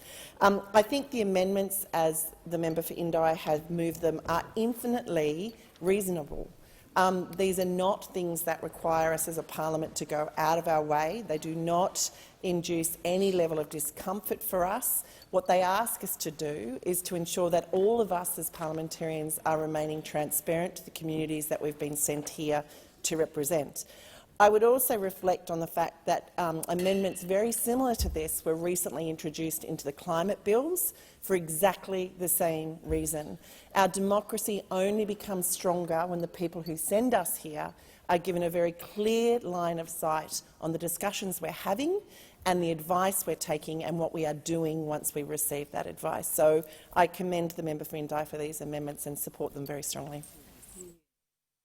Thank you, and I give the call to the member for Kennedy. I'm very aware of the arguments against the initiatives that we are taking here. I saw so many totally innocent people completely destroyed in the Fitzgerald inquiry in Queensland. I'll just give you one example. Any policeman that gave evidence against the corrupt police group that the Fitzgerald inquiry was about, police corruption, they had child pornography put on their computers. And it was, I think, something like 32 policemen and people that had done the right thing and had the courage to do the right thing, had their lives completely destroyed. They went to jail. They, two of them committed suicide, I remember. I don't know how many ended up committing suicide. But they were the good guys. So I can see the dangers inherent here. I can also see the ineffectiveness of what has been done in Queensland. What we're doing here has been done in Queensland, and I'll just come back to that. But, you know, the other side of the argument is, if we had had what the honourable member is putting up here today, if we'd had that in place, would we have got into that situation in Queensland? Now, there was a member of parliament called Ray Jones, an ALP member in Cairns, and he said that there were allegations of cattle thieving and drug running in the police force dealing with cattle, and he got a lot of publicity out of it. And I subsequently found out that there were 2 murders associated with this group, and I rang him up, and he said, "I don't know what you're talking about, never heard of it, don't know what you're talking about." I said, "You're on the front page, the Cairns Post and the Courier Mail," and never heard about it, and he hung up on me. So, I mean, if we'd had a crime and corruption commission, he would not have had to fight that fight. I would not have had been on charges. Police had me up on 2 charges, the corrupt police. I wouldn't have had to go through that trauma. If we'd had the means to do something about it, which we did not have in Queensland, and which is being put in place here today. Now, there's just one other aspect of this that I would like to bring to the attention of the Parliament. In Queensland, they have a Criminal Justice Commission. They change the name fairly regularly, but the last time I looked it was called the Criminal Justice Commission, which is a body similar to what we're setting up here. And then it was felt that that was inadequate, so they had an Integrity Commission as well. Now, in Queensland, there were 17 applications for development. Nothing had happened with them. And a certain person, this is in the front of the Sunday Mail, second biggest circulation newspaper in Australia, they had allegations that when a certain person left the ALP set up in the government in Queensland, the minute he left and became a lobbyist for these 17 proposals, all 17 of them went through in the space of 13 months. Now, the Integrity Commission was looking at this, and they got a very intimidating letter from the Premier of Queensland asking him about her travel, the Integrity Commissioner. And the Integrity Commissioner, quite excellent what she did, she immediately gave it to the Criminal Justice Commission, the letter from the Premier, which a lot of people would intimidate, would believe was intimidating, the letter from the Premier. So then what happens is the Premier raids the Integrity Commissioner's office, takes the computer, which had all the information, obviously, on what was going on, and there's no one in the office at the time, and then sacks the entire staff of the Integrity Commission, staff in Queensland, and the Integrity Commissioner, her contract was up in a few weeks after that. So, of course, needless to say, her commission was not renewed. So how effective was CJC? Utterly ineffective. How effective was the Integrity Commission? Utterly ineffective. But I would still contend that if we had had what is being proposed by the honourable member here today, we would not have had 42 Time has expired. murders. Thank you, Member for Kennedy. The question is that the amendments be disagreed to. I'll put the question. All those of that opinion say aye. Is the minister seeking the call? Yes. Okay. You don't want me to put the question yet? No. Okay. Thank you very Minister, much, Deputy Speaker. Attorney General. Yes. These amendments that the member for Indi have put forward deal with budget matters, and I again thank the member for Indi for her amendment, for her constructive engagement on this legislation. The government has committed substantial funding of $262 million over 4 years for the establishment and ongoing operation of the Commission. The Parliamentary Joint Committee on the National Anti-Corruption Commission will have the function of reviewing the Commission's budget and finances and reporting to the Parliament on whether the Commission's resources are sufficient to effectively perform its functions and whether the budget should be increased. The Parliamentary Joint Committee would be able to review the Commission's budget at any time, and the Commission will be subject to the usual budget estimates process 3 times each year. The Parliamentary Joint Committee will also be able to request advice from the Commission on its budget requirements for future years. These arrangements will provide robust, powerful parliamentary oversight of the Commission's budget. And at some point, you have to rely on the ability of this parliament and the processes of this parliament to impose the political pressure that processes like this of establishing parliamentary oversight committees, of having the Senate estimates process, the effect that those processes can potentially have with the imposition of political pressure by bringing this to public attention. The government's view is that the further amendments that the member for Indi is proposing would not meaningfully enhance the committee's role and doesn't support this amendment. The question is that the amendments be disagreed to, and I put that question now. All those of that opinion say aye. Against say no. I think the ayes have it. Is a division required? We'll ring the bells for 1 minute. No, 4. Apologies. Ringing the bells for 4 minutes.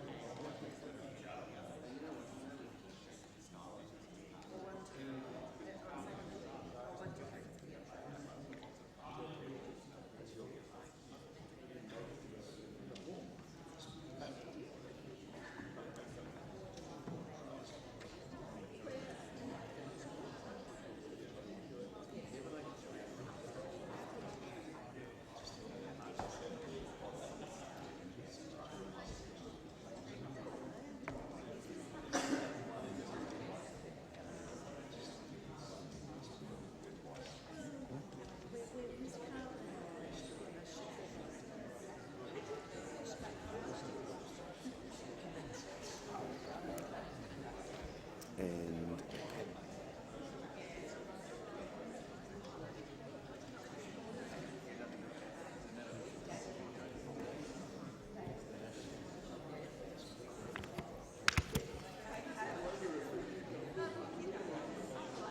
Adjourned.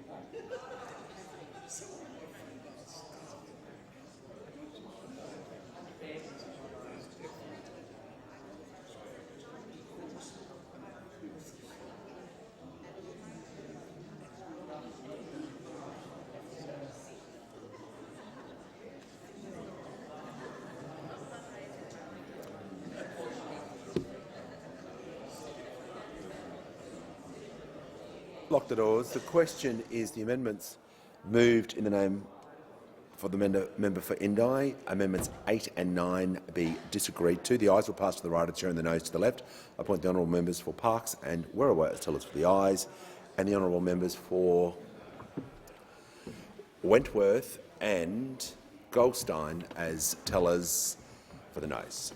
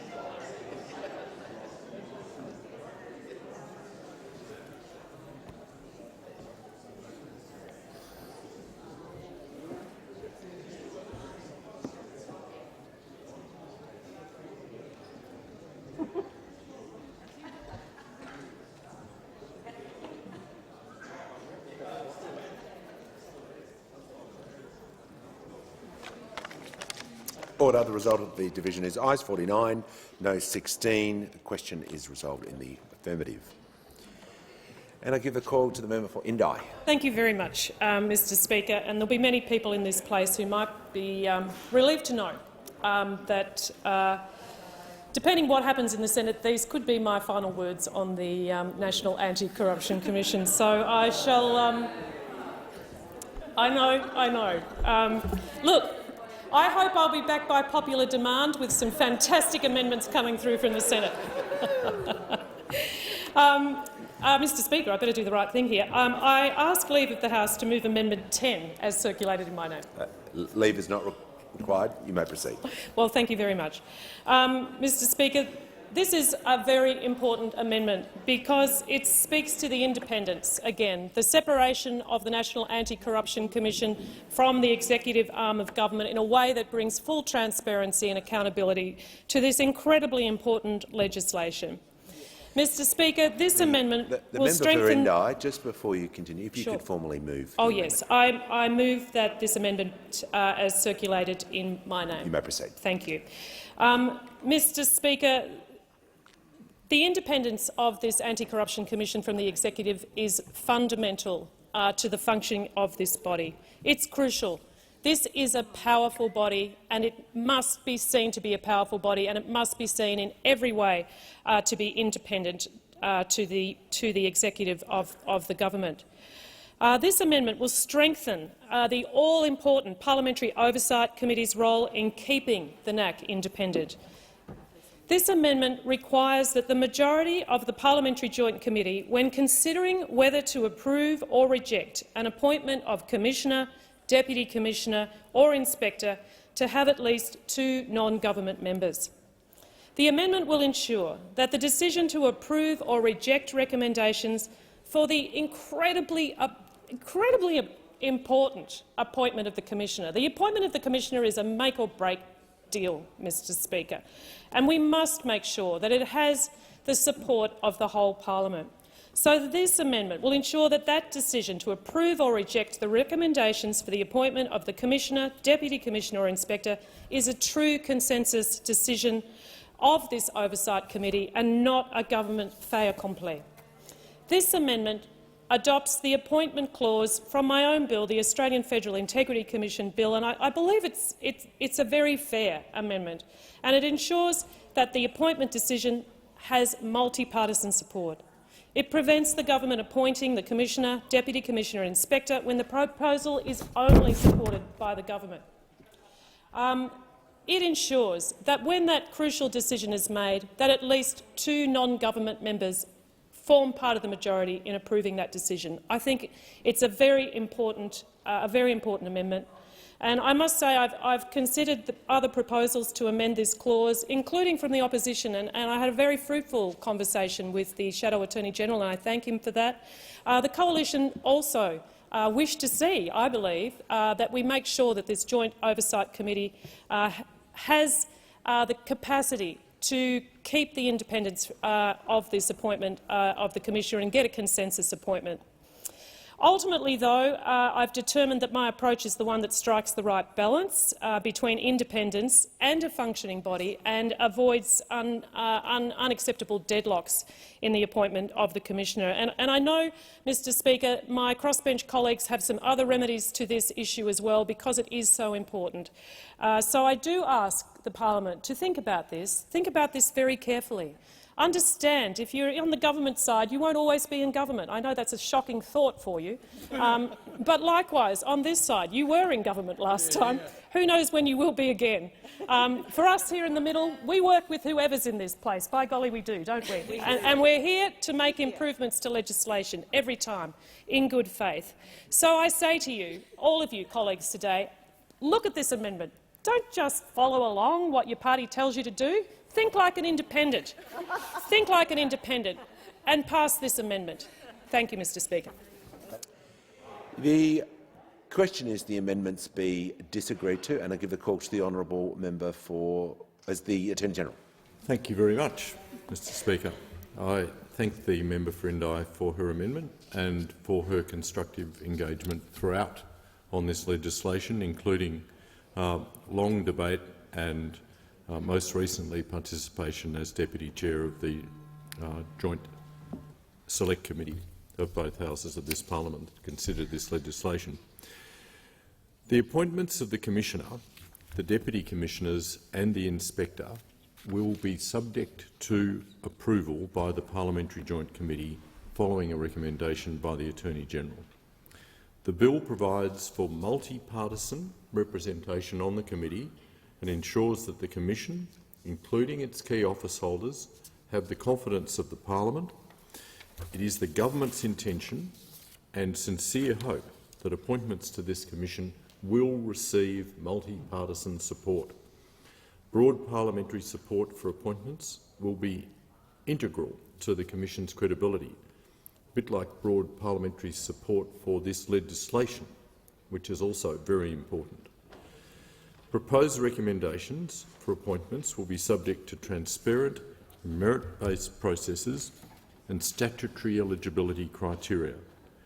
This will ensure that appointments are subject to appropriate oversight and the recommended candidates for these very important roles have the confidence of the Parliament. It's the Government's view that a simple majority is sufficient to achieve this. This Parliament works by majority vote. It does not work by giving a veto power to some sections of either House. The bill already includes appropriate safeguards in the appointment process, including by ensuring that a decision is made within a required timeframe, generally 14 days, so there can be no unnecessary delay. It's appropriate that the government of the day, which has responsibility for government decisions regarding the Commission, such as funding, hold the role of the chair and have the casting vote. For that reason, the government will be opposing this amendment. The question is the amendment be disagreed to, and I give the call to the honourable member Kennedy.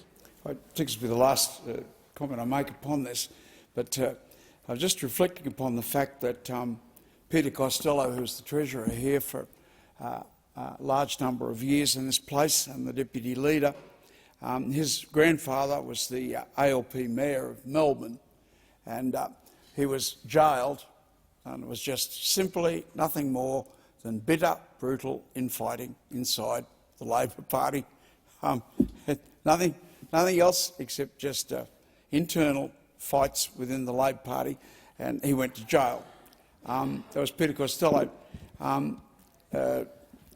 John Maitland, the head of my union, CFMEU in Australia, and one of the great industrial leaders of this nation in recent years, went to jail for 2 years. Again, just an internal fight within the Labor Party, and he got caught in the crossfire. And I think probably the most telling case was Graham Richardson, and I did the disclosures in this place, and the information I disclosed was given to me by 2 Labor members of Parliament. You know, so I mean, again, people going to jail, people being destroyed as a result of political machinations. But I think the thing where the member for Indi's proposals bite deepest, and I'll conclude on this note. When I realised that the police were going to put me in jail, I rang up the Premier, who I enjoyed a very close relationship with, Jocky Peterson, and he, just listen, because no, you know what you see in the media. You don't know what really happened, right? He hyperventilated in fear on the telephone, and I thought, if the Premier is terrified of this mob, where does that leave me? Well, we didn't have a weapon to fight with, even though we were a powerful, centralised government under considerable brutality. You know, we had no weapon to fight these people with, and here is the leader who is scared. And my reaction was, if he's scared, what the hell, what's going to happen to me? You know, I've just given case after case after case, emphasising the necessity for which I think the member for Indi will probably be pretty famous for the rest of her life. The question is the amendment moved by the member for Indi, amendment number 10, be disagreed to. I'll put the question. All of those opinions say aye. Aye. Against no? I think the ayes have it. Noes have a division required. Ring the bells for 4 minutes.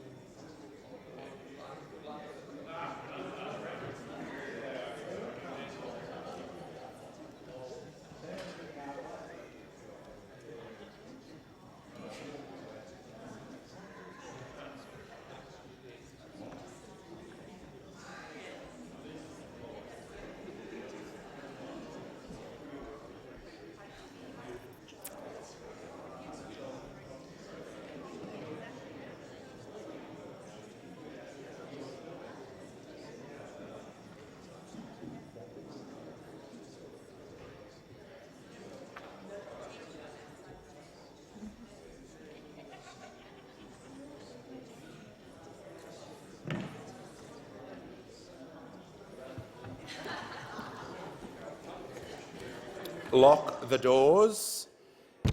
The question is the amendment moved by the honourable member for Indi, this is amendment number 10 before the House, be disagreed to. The ayes will pass to the right of the chair and the noes to the left. I point the honourable members for Werriwa and Parkes as tellers for the ayes and the honourable members for Curtin and Brisbane as tellers for the noes.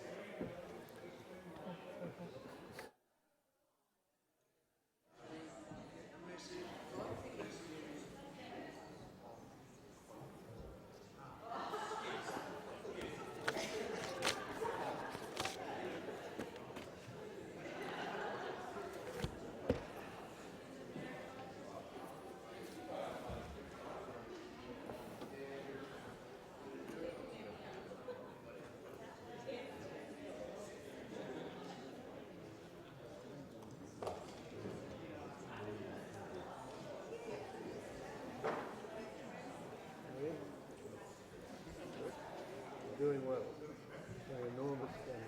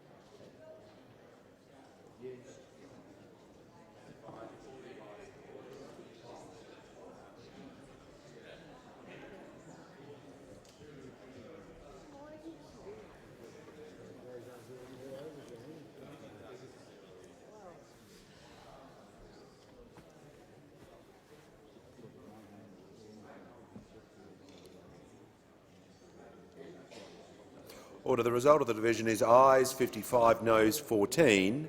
The question is resolved in the affirmative.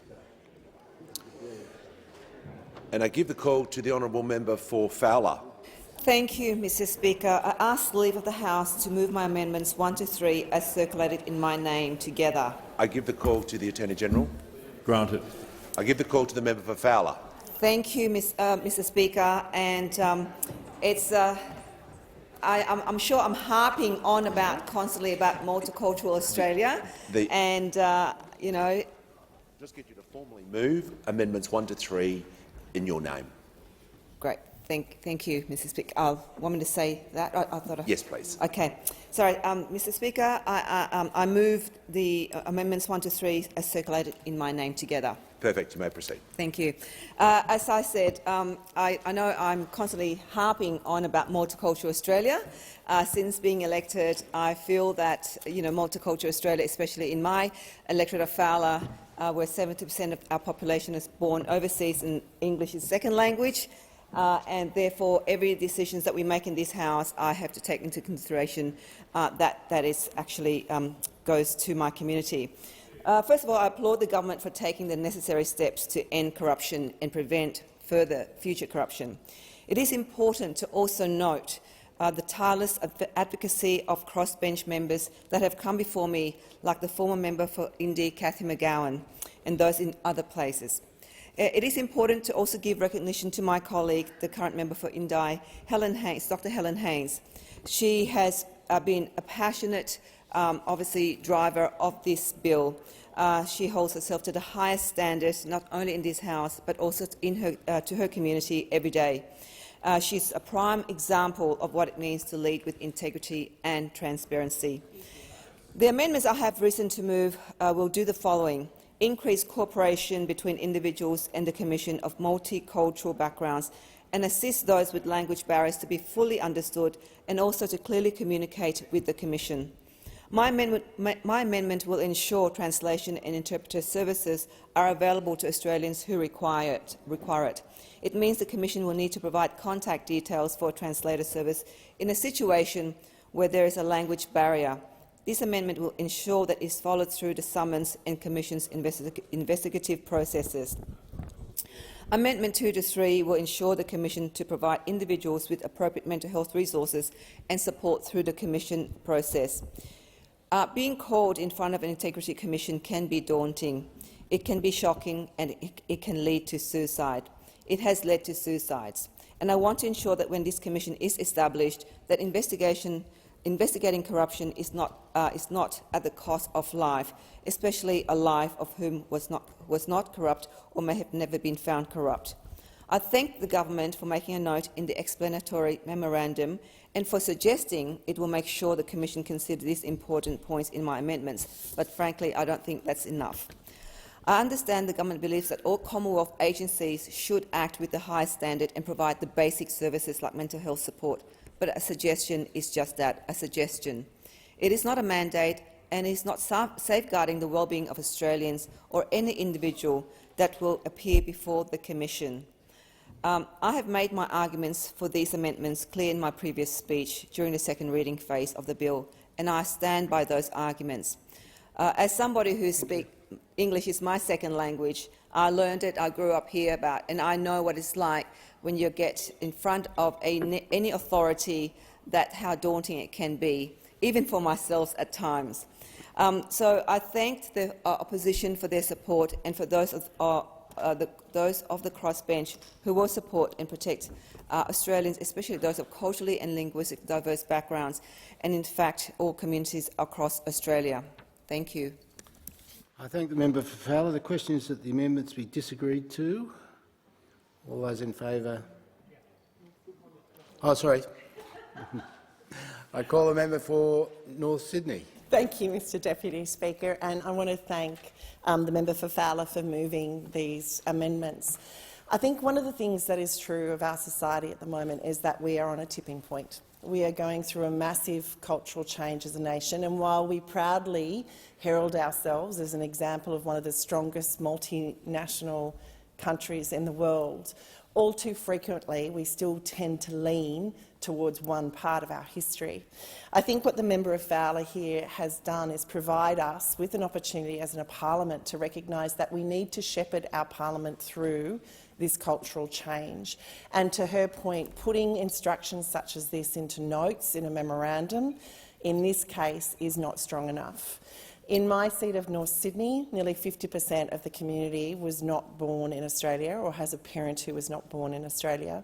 30% of my community speak a language other than English at home.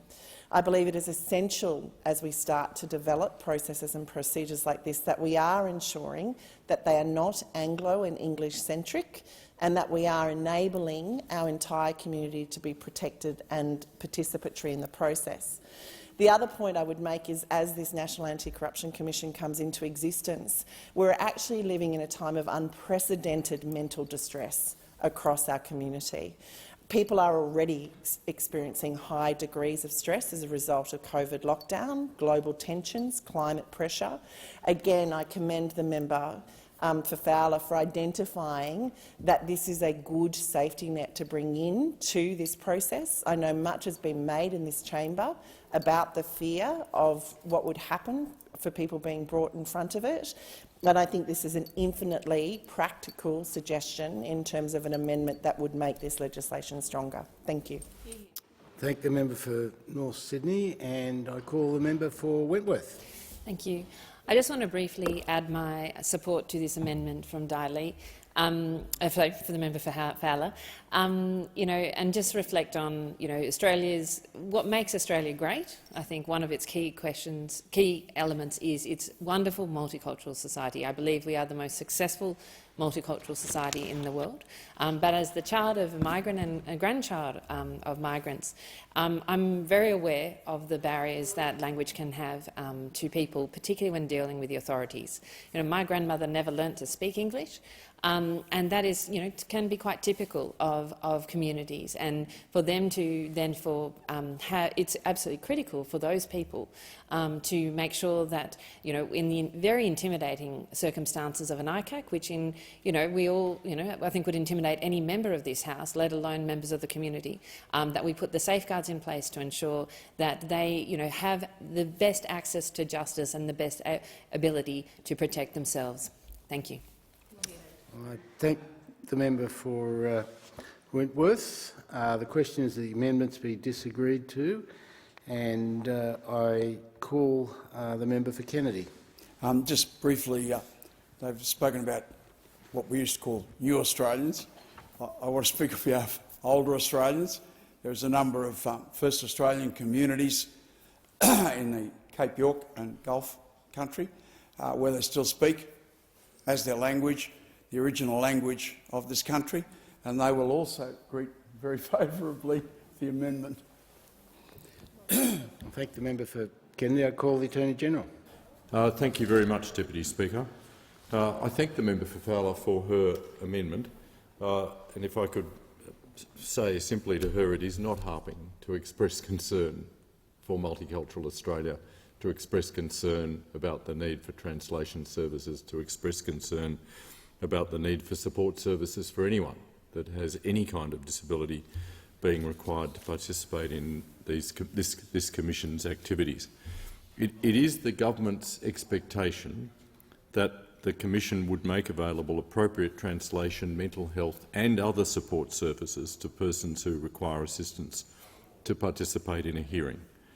Updates, as the member for Fowler has noted, updates to the explanatory memorandum will ensure that the Commissioner must consider permitting a person to disclose information to obtain assistance, including from an interpreter, to enable the person to engage fairly with the Commission's processes. More broadly, it is my strong expectation that the Commission will put in place procedures to ensure that a person has access to an interpreter or a sign language interpreter where required. This would be consistent with the approach that's taken by federal courts, by federal tribunals, as well as other Commonwealth agencies with hearing and examination powers, and it will be managed as part of the Commission's operating procedures. Clause 73(3) of the bill sets out a range of factors that the Commissioner may have regard to when deciding to hold a hearing or part of a hearing in public. This will include consideration of any unfair prejudice to a person's reputation, privacy, safety or well-being that would be likely to be caused if a hearing were held in public. The factors also include whether a person giving evidence has a particular vulnerability. The Commissioner will be able to consider factors beyond these matters, as the list of factors at clause 73(3) is not intended to be exhaustive. The Government agrees that it is important for those participating in the Commission's processes to be able to access appropriate mental health care assistance. We've introduced amendments responding to the recommendation of the Joint Select Committee that would expressly permit such disclosures. The Government does not support this amendment. Thank the Attorney-General. The question is that the amendments be disagreed to, and I call the member for Indi. Thank you, Mr Deputy Speaker. Mr Deputy Speaker, I applaud what the member for Fowler has put to us today in regard to her very deep and legitimate protections for people of a non-English speaking background. I do have a problem, though, with the third amendment around the threshold for public hearings, and I do say to the member for Fowler, while I absolutely agree that all consideration must be given to ensure that people from a non-English speaking background have every support enabled to them, I would agree with the Attorney-General on this point that the threshold for public hearings does allow for the Commissioner to make special consideration of a person who may fall into this category. So I would just like to put that on the record. Thank you. Thank the member for Indi. The question is that the amendments be moved by the member for Fowler be disagreed to. All those in favour say aye. Those opposed say no. I think the ayes have it. Division required. Ring the bells for 4 minutes.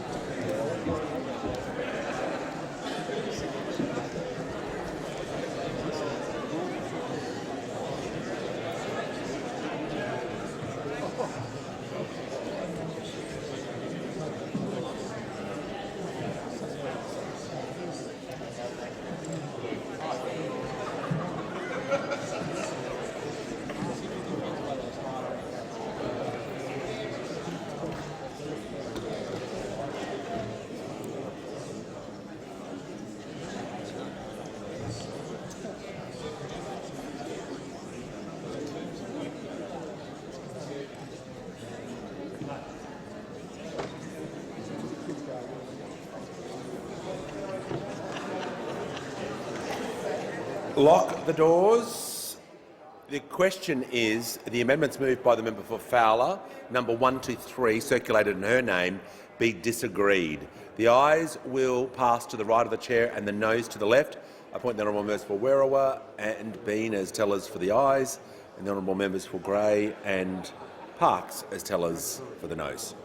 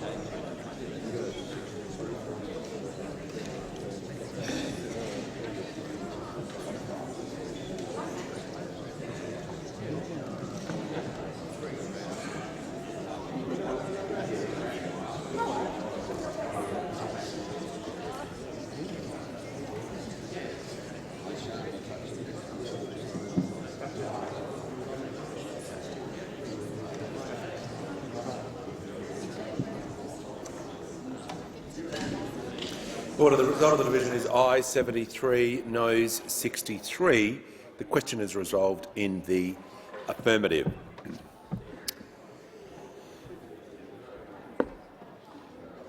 I give the call to the honourable member for Fowler for her amendments 4 and 5. Thank you, Mr Speaker.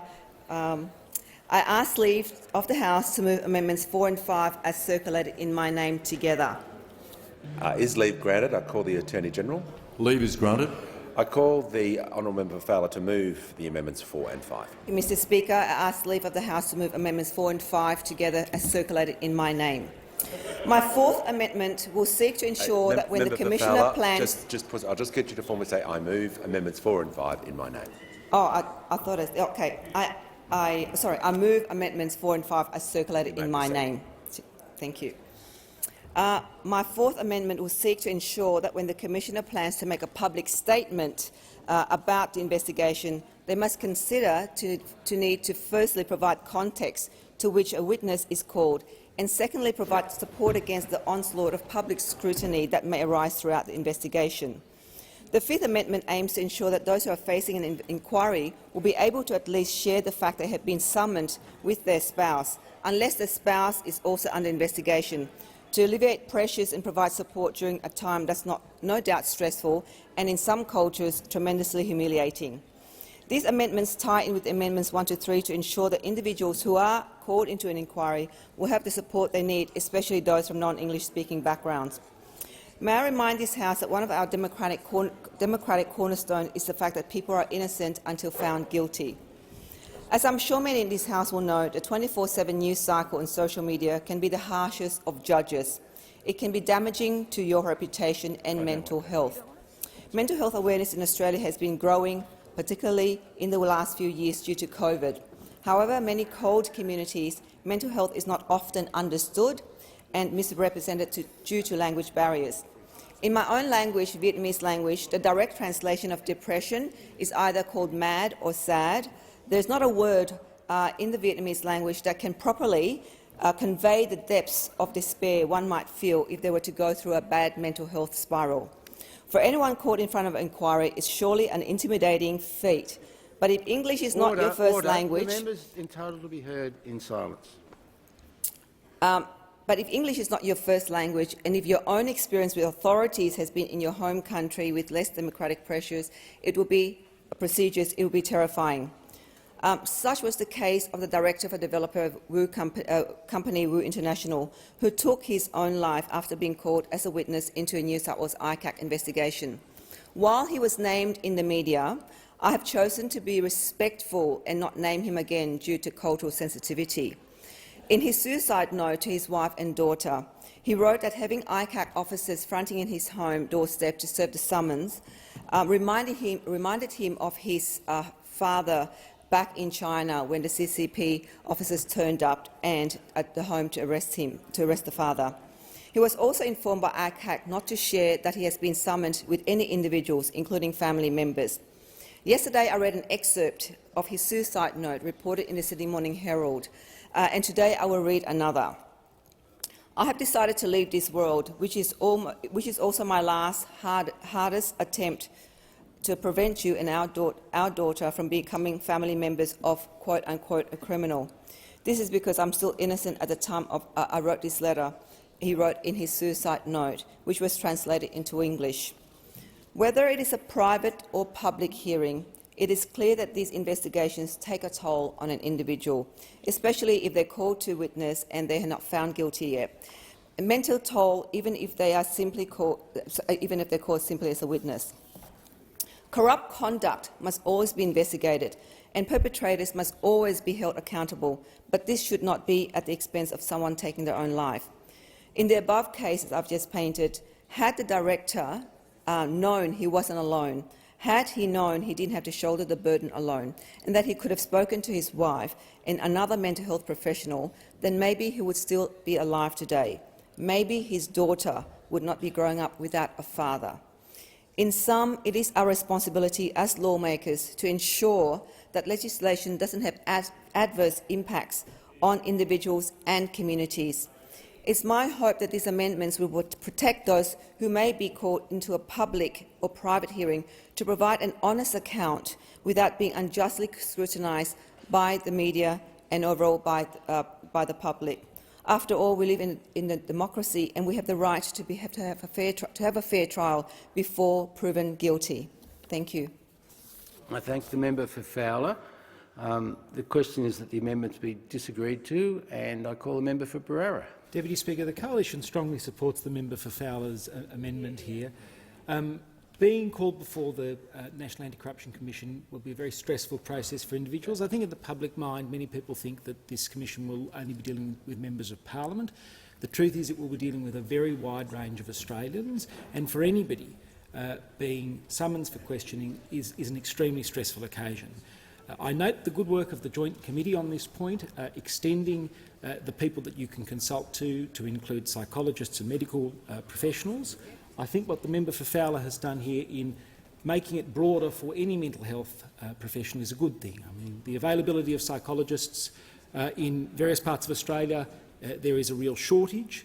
For many people who are feeling distraught, they will want to call an organisation like Lifeline or see a counsellor, and those sorts of people should be able to do that. It's also particularly oppressive that where you have a family member who is not the subject of an investigation, that you can't even talk to them about this. In the context of thinking about the Corruption Commission and preparing the Coalition's position on this, I met with people who'd been bereaved by suicide as a result of having family members appear before the Commission. I heard stories of people who were not able to tell their family member when they needed to travel interstate to appear before a Corruption Commission, that they had to appear before the Corruption Commission for fear of breaching these gag orders. I think these gag orders that have existed at places and the potential for a gag order of this sort to exist at the federal level is oppressive to people, and I commend the member for Fowler for these very good amendments which the Coalition supports. I thank the member for Berowra. The question is that the amendments be disagreed to, and I call the Attorney-General. Thank you, Deputy Speaker. I thank the member for Fowler for her amendment. And just to deal with the existing provisions of the bill, where the Commissioner holds a public hearing, the bill already provides that the Commissioner will be able to make a statement about the circumstances and capacity in which a witness is giving evidence if the Commissioner thinks it's appropriate to do so. This is an important reputational safeguard and would, for example, enable the Commissioner to make a statement that a witness is appearing voluntarily and is not the subject of the corruption investigation. In other words, that a witness before the Commission is just a witness of fact, that the witness is not being investigated. Clear statements from the Commissioner is what we have in mind. The Commissioner could also make other public statements to avoid undue reputational damage. An example would be a statement that the investigation is not yet complete, or, for example, making a statement that no finding of corruption has been made against a particular person. All of this will appropriately be left to the discretion of the Commissioner and, in the view of the government, does not need to be specified in the legislation. On the other matter that's raised by the member for Fowler's amendment, the bill already provides for the Commissioner to include non-disclosure notations in a notice to produce information or a private hearing summons in certain circumstances, such as where not doing so might prejudice a person's safety or reputation or a fair trial. The notation may specify circumstances in which the disclosure of information is permitted. This would allow the Commissioner to permit a person to disclose information about their participation in a corruption investigation to a spouse or a family member in appropriate circumstances. This will be appropriately left to the discretion of the Commissioner and does not need to be specified in the legislation. And on the matter of disclosure to mental health professionals, the government does recognise the importance of ensuring appropriate safeguards are in place to protect the mental health and well-being of those who are the subject of or otherwise involved in corruption investigations. This includes ensuring that persons in that category are able to access support from a medical practitioner or psychologist or psychiatrist. The government has moved amendments to ensure that where a person is issued a notice to produce or a summons with a non-disclosure notation, the person will be able to disclose information that's covered by the notation to a medical practitioner or psychologist for the purpose of obtaining medical or psychiatric care, treatment or counselling, including psychological counselling. The government does not support this amendment. I thank the Attorney-General. The question is that the amendments be disagreed to. All those in favour say aye. Aye. All those opposed say no. I think the ayes have it. Have it division required? Ring the bells for 4 minutes.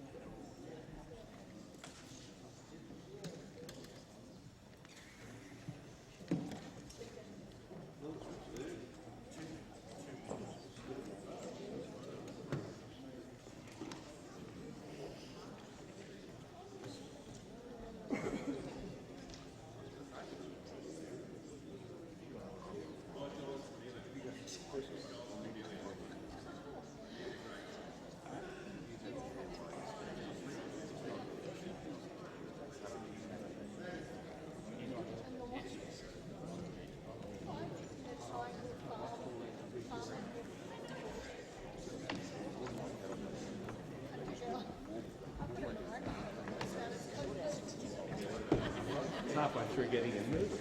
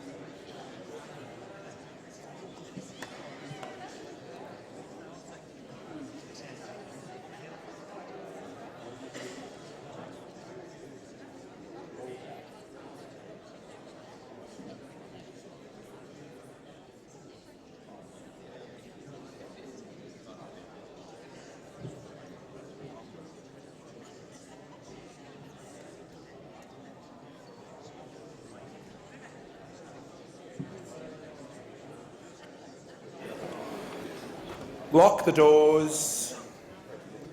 The question is that the amendments moved in the name of the member for Fowler, numbers 1 to 3, be disagreed. The ayes will pass to the right of chair, the noes to the left, and I appoint the honourable members for Berowra and Bean as tellers for the ayes, and the honourable members for Gray and Parkes as tellers for the no.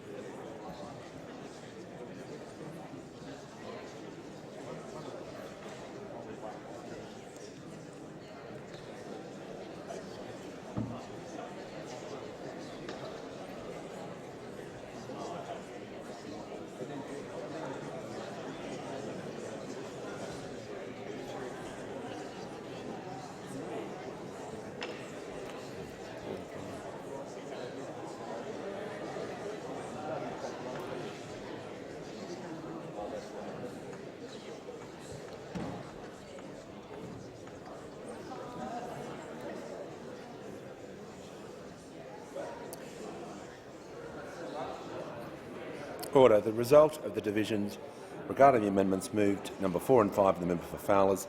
The result of the division is ayes 79, noes 56.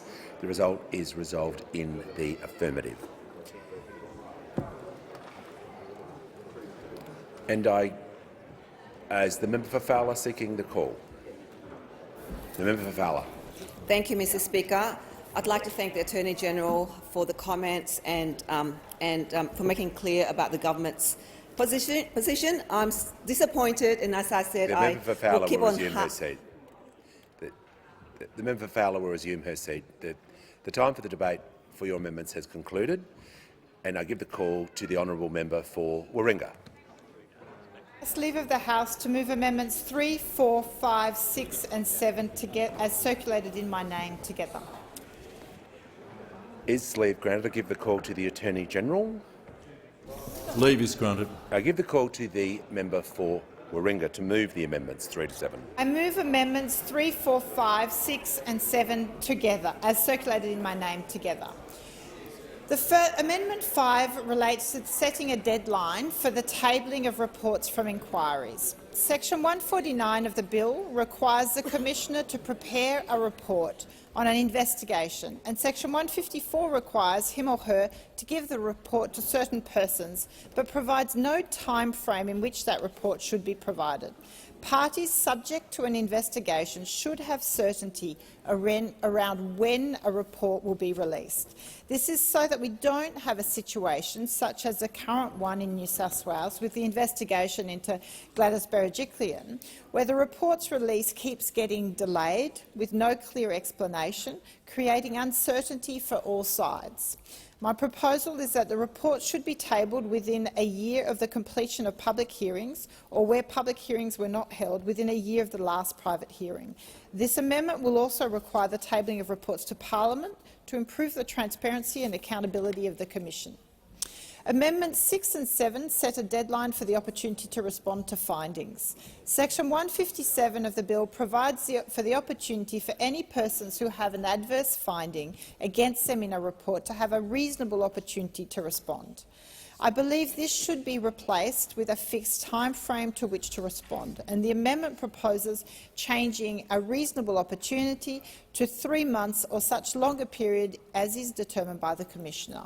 Again, it is all in trying to provide a timeliness framework to investigations and reporting so that you don't have parties with deep pockets and ability to bring on successive challenges and in the legal sense that will delay the provision of reports. I think it's also because it can be politicised. We know this, and timing of reports left in without a specific time frame means it can be either done purposefully or from an unintended consequence relating around when elections and other issues might be arising.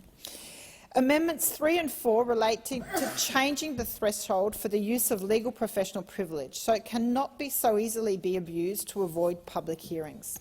The Commissioner should have discretion in deciding whether or not to hear in private evidence that may disclose legal advice or communication protected by legal professional privilege.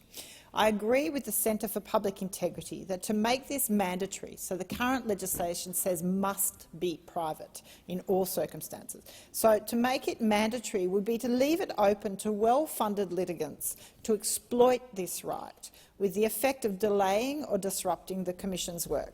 Historically, this has been shown. The New South Wales ICAC has been able to call legal representatives to the stand, which was critical to the success of the Obeid case.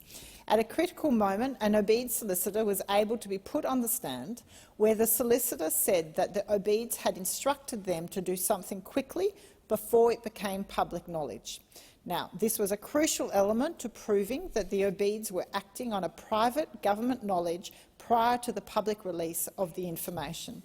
Corruption is usually carefully planned. Lawyers and accountants are engaged early in the act of corruption to develop the plan and approach. Accountancy firms usually have legally trained people to assist them with the establishment of legal professional privilege at an early stage. I strongly support legal professional privilege. I know it is an important cornerstone of the profession, but it is open to abuse. So to get behind this and expose the corruption, you need to abrogate legal professional privilege. New South Wales ICAT does so, and this amendment simply says that the Commission should maintain that discretion. It should not be a compulsory private hearing.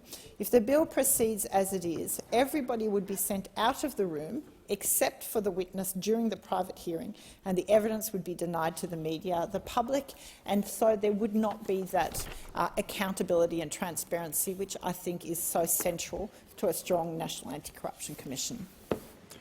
The question is that the amendments be disagreed to, and I give the call to the honourable member for Griffith. Thanks, Mr Speaker. The Greens will be opposing these amendments. While we appreciate the intention of Amendment 5, we're concerned that as currently drafted it may unnecessarily constrain the Commission on longer-running investigations.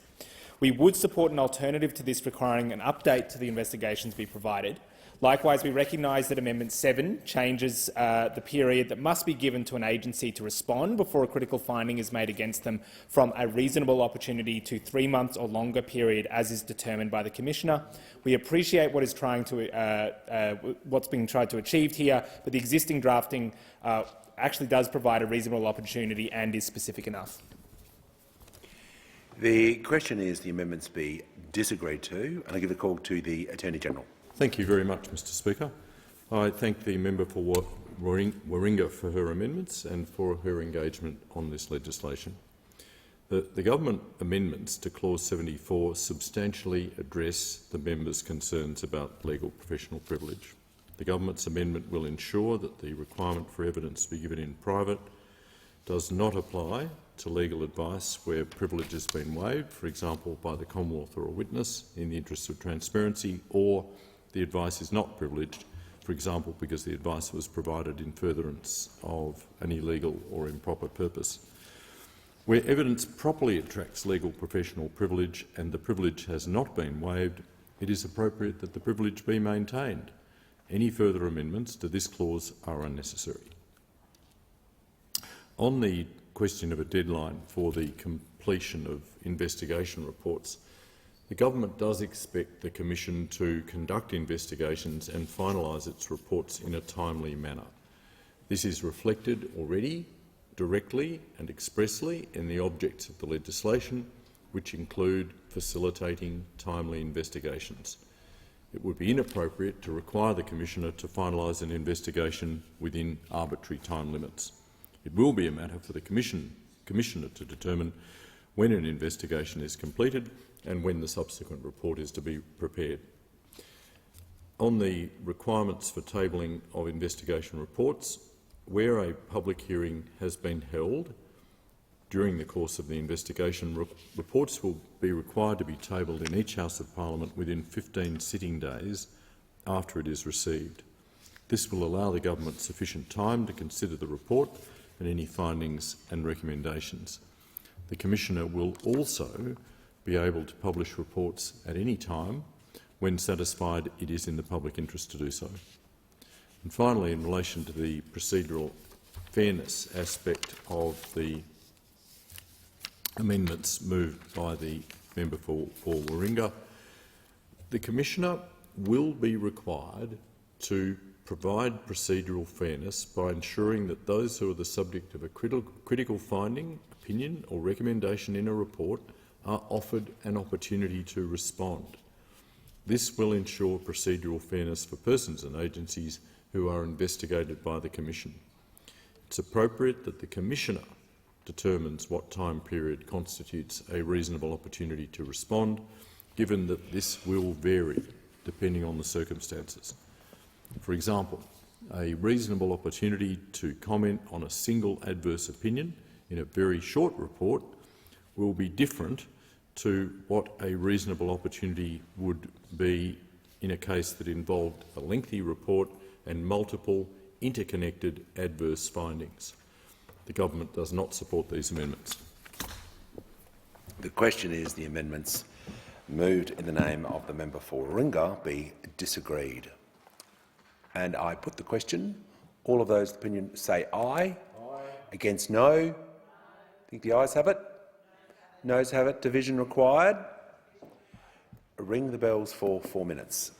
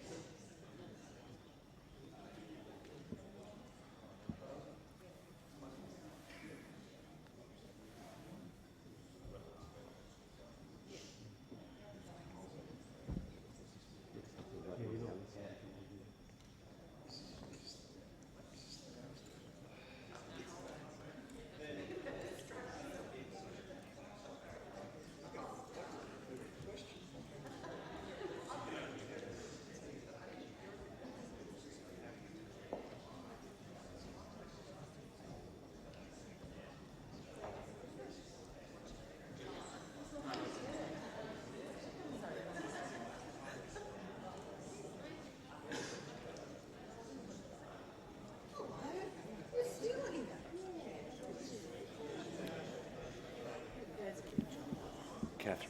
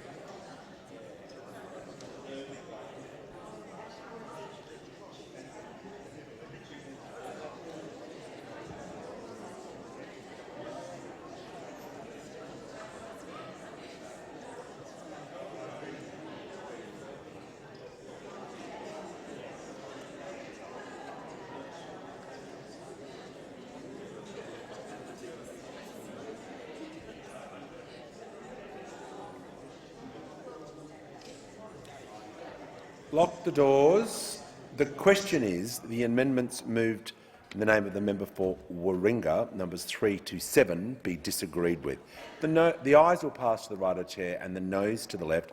I appoint the honourable members for Berowra and Parkes as tellers for the ayes and the honourable members for Warringah and McKellar as tellers for the noes.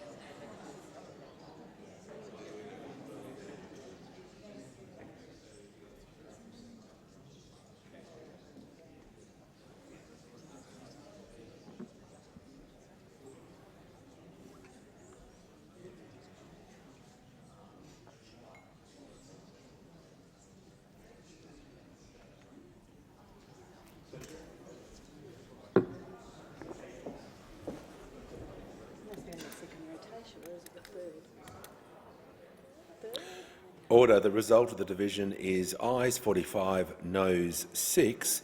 The question is therefore resolved in the affirmative. And I give the call to the honourable member for Wentworth. Thank you, Speaker. I move the amendment circulated in my name. Proceed. Thank you. Mr. Speaker, many of my colleagues have spoken in this debate about the loss of public trust in this place, and they have spoken about the corrosive impact that lack of integrity, accountability and transparency has had on our democracy. The National Anti-Corruption Commission is a crucial first step in reinvigorating our democracy and beginning to restore that trust. That's why I'm proud to support this bill, and why I'm proud that the contribution of communities like mine have been in making this reform a reality. This is a good bill, Mr. Speaker, but it is not perfect. Members on all sides have spoken about the importance of the NAC's independence, and particularly the independence of the Commissioner, Deputy Commissioner and the inspectors, who will each play a crucial role in rooting out corruption in public life. Their independence is crucial. But as currently drafted, Mr. Speaker, it is possible that appointments to all these positions could be politicised. This is because the government of the day will always have the majority on the parliamentary committee that oversees and confirms these appointments. Even if an appointment is opposed by all non-government members of the committee, it could be waved through regardless. This is not independence. When the Australian public voted in May for more integrity in politics, they did not vote for Captain Picks for the role of the NAC Commissioner, but that is what this legislation currently provides for. And when people tell me that this kind of politicisation won't happen with the NAC, that this time it's different, I'm afraid my community wants more than verbal reassurance. I acknowledge the earlier words of the Attorney-General in relation to an amendment similar to this moved by the member for Indi.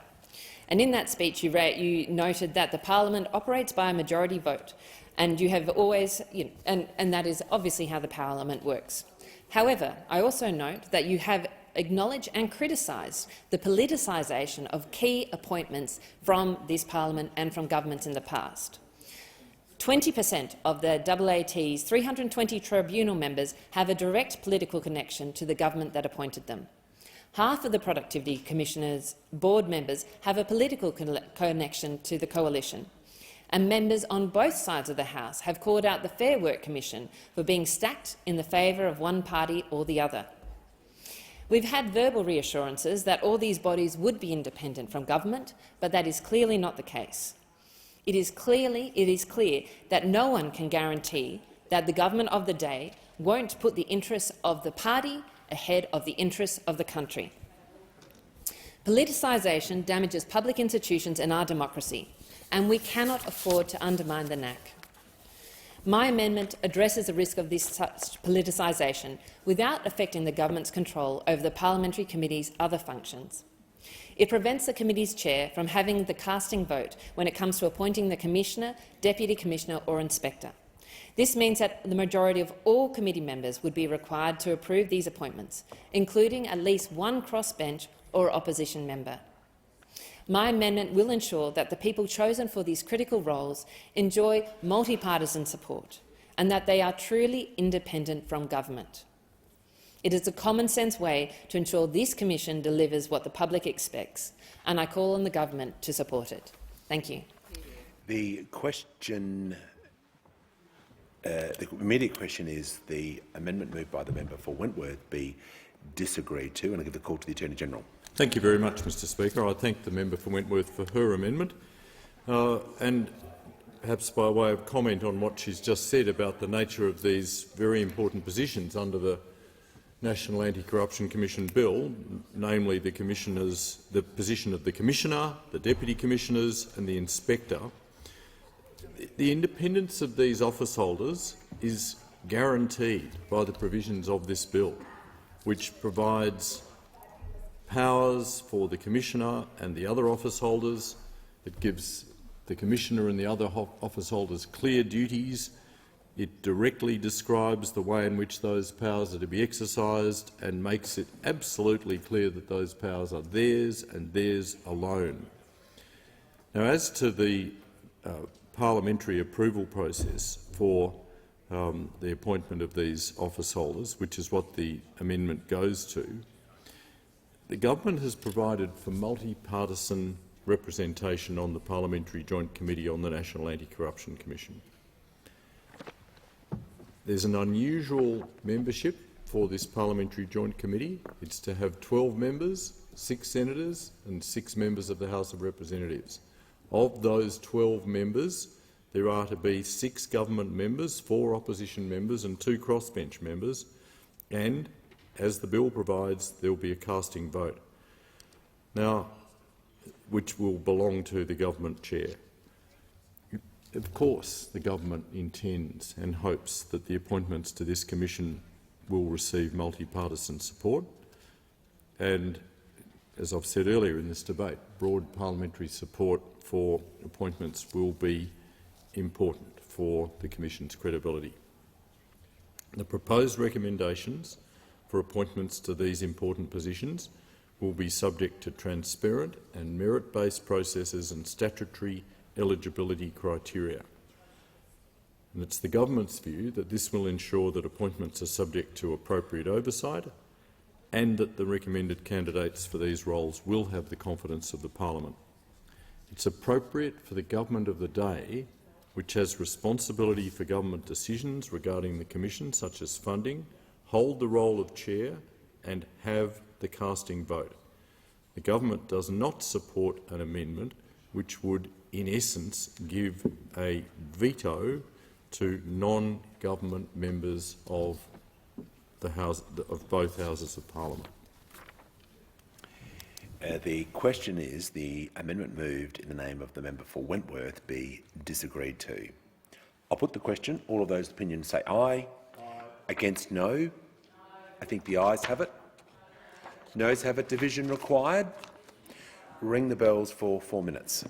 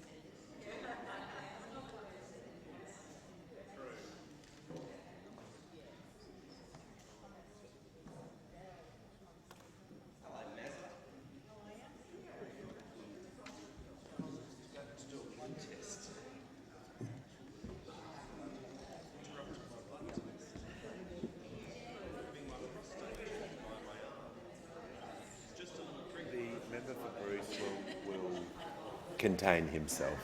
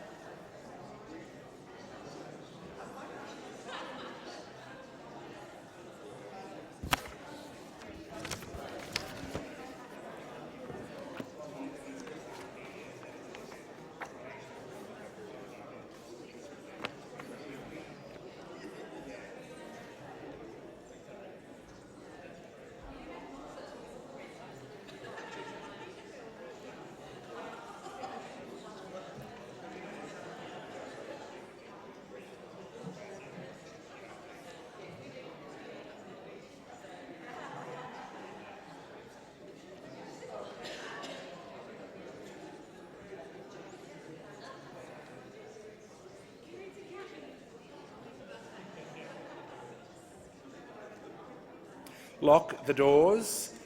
The question is, the amendment moved by the honourable member for Wentworth in her name be disagreed to. The ayes will pass to the right of the chair and the noes to the left. I point the honourable members for Berowra and Parks as tellers for the ayes, and the honourable members for Wentworth and Kooyong as tellers for the noes.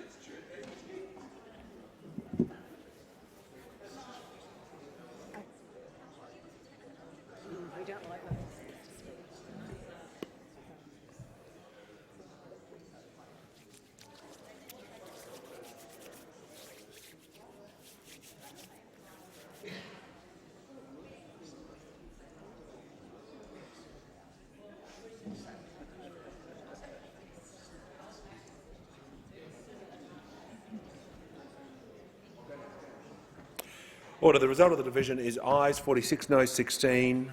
The question is resolved in the affirmative. And I give the call to the honourable member for Mayo. Thank you, Mr Speaker. I ask leave of the House to move Amendments 1 and 2 as circulated in my name together. Is leave granted? Call the Attorney General. Leave is granted. And I call the member for Mayo. Thank you. I move Amendments 1 and 2 as circulated in my name together. Mr Speaker, I won't detain the House long. We have been here all morning on this bill, and I'll just speak very briefly to these two amendments. The first really relates to the fact that I think it's important to provide as much clarity as possible with respect to what must be put into the review. I'm sure it is self-explanatory. You would expect these points, the role of the NAC, the oversight of the NAC, the use and conduct of hearings and emerging best practice to be in a review, but this is really to make sure that we don't assume that it is really quite plain and simple. Part 2 is to ensure that the minister, whoever the minister of the day is for many parliaments to come, does provide to the parliament in a very timely manner a copy of the report of the review.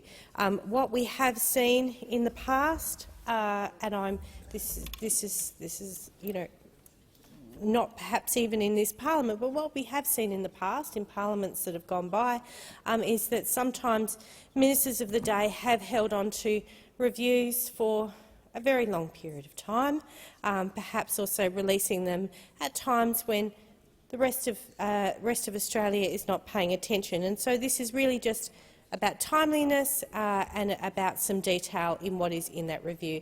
And I would hope that the government would consider and support these two very simple amendments to provide some strength and some clarity. Thank you.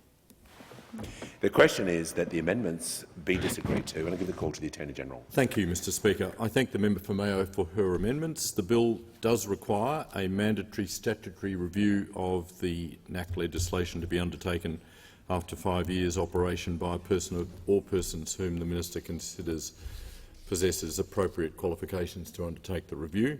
The review would consider all aspects of the operation of the legislation, including the role of the National Anti-Corruption Commission, oversight and the use of hearings.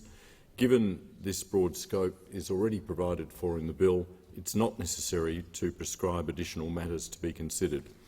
The bill requires the review to be tabled as soon as possible after it is received by the minister. The government expects this would be done in a timely manner. The government does not support this amendment.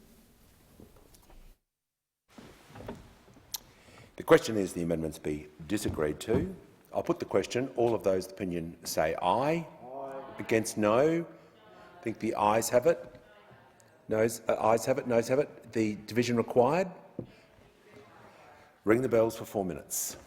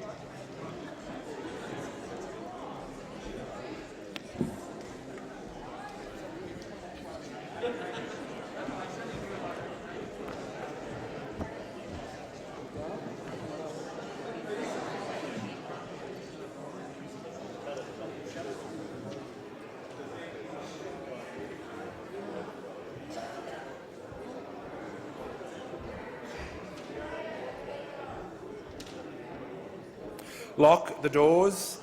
The question is the amendments moved by the honourable member for Mayo, number 1 and 2, be disagreed to.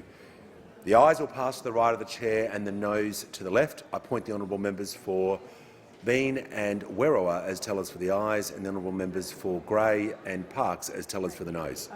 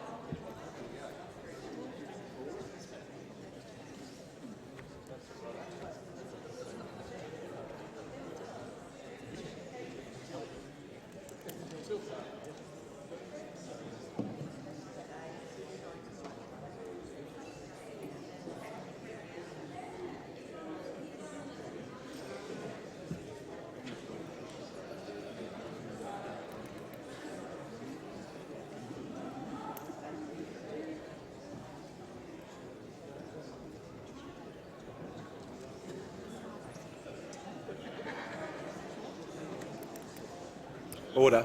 The result of the division is ayes 70, noes 64. The question, therefore, is resolved in the affirmative. I give the call to the honourable member for Goldstein. Thank you, Mr Speaker. I move the amendment circulated in my name.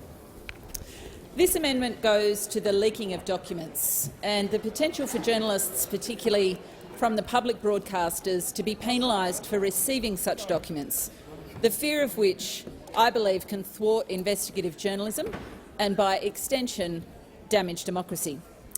In 2017, ABC reporters Dan Oakes and Sam Clark published a series of news items about allegations of unlawful killings by Australian Special Forces in Afghanistan.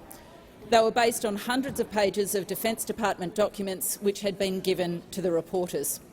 Following their publication, Oakes and Clark were threatened with criminal prosecution, effectively for being in receipt of stolen property.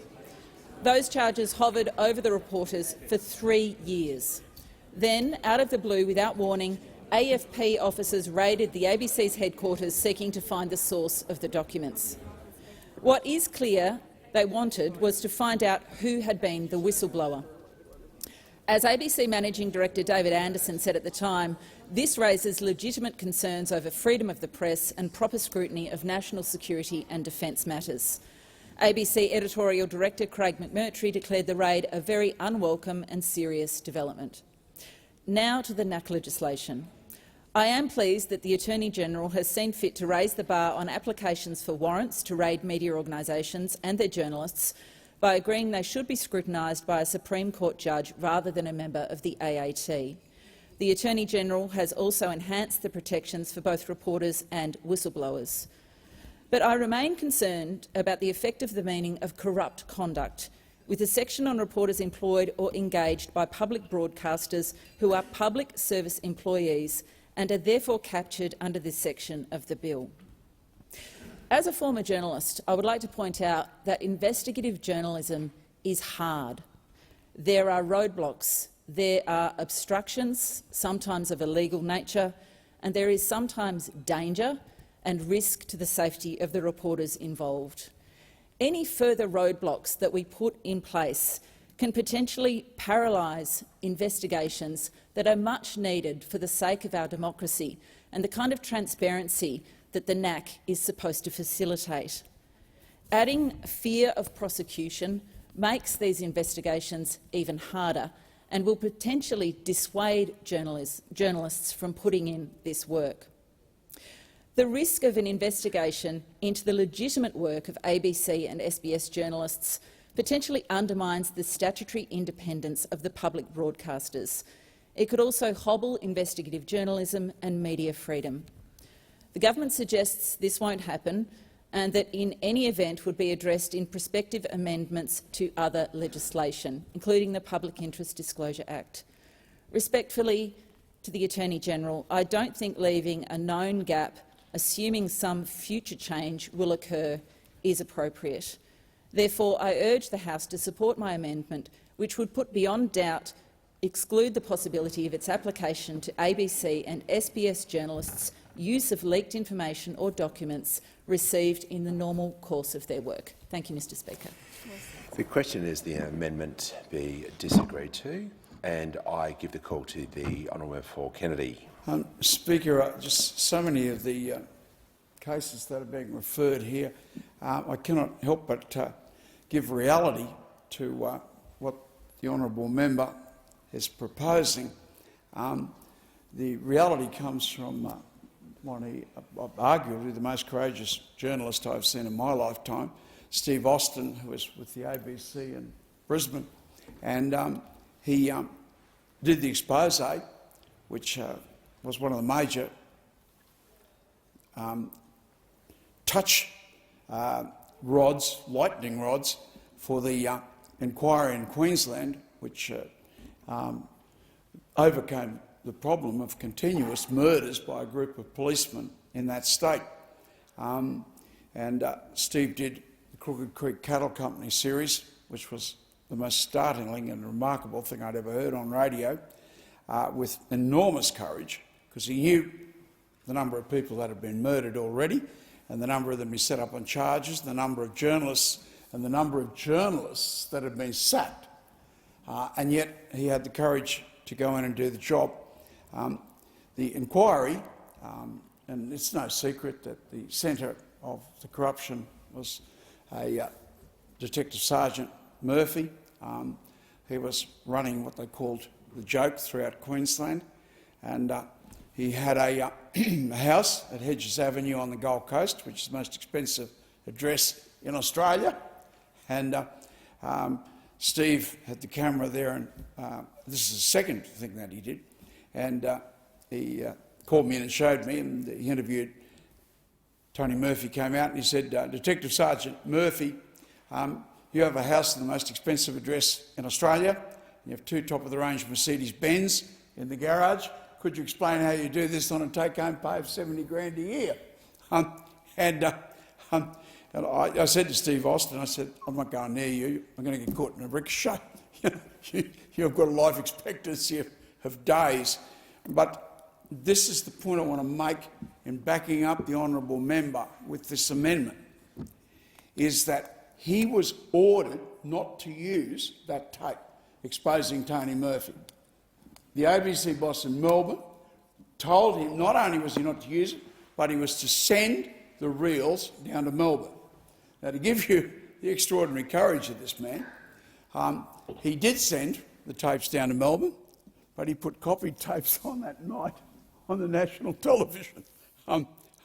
So, you know, whilst it's posthumous assistance for the 42 that were dead, when I say 42, there were 21 burnt to death in the Whisky A Go-Go. So of that 42, 21 of them Whisky A Go-Go. They hadn't paid their protection money, so their nightclub was burnt to the ground, but someone had locked the exit doors from the outside and the people couldn't get out and were incinerated to death. But, you know, these terrible happenings, I just, in retrospect, believe they could have been avoided if people like Steve Austin could have been given a much greater licence and power to do the job that they wanted to do. So I very, very strongly back the amendments of the honourable member. The question is the amendment be disagreed to, and I give the call to the honourable member for Curtin. Thank you. I rise to back this amendment. It's really vital that we have a frank and fearless media, and that's part of the work that we need to do to rebuild trust in government.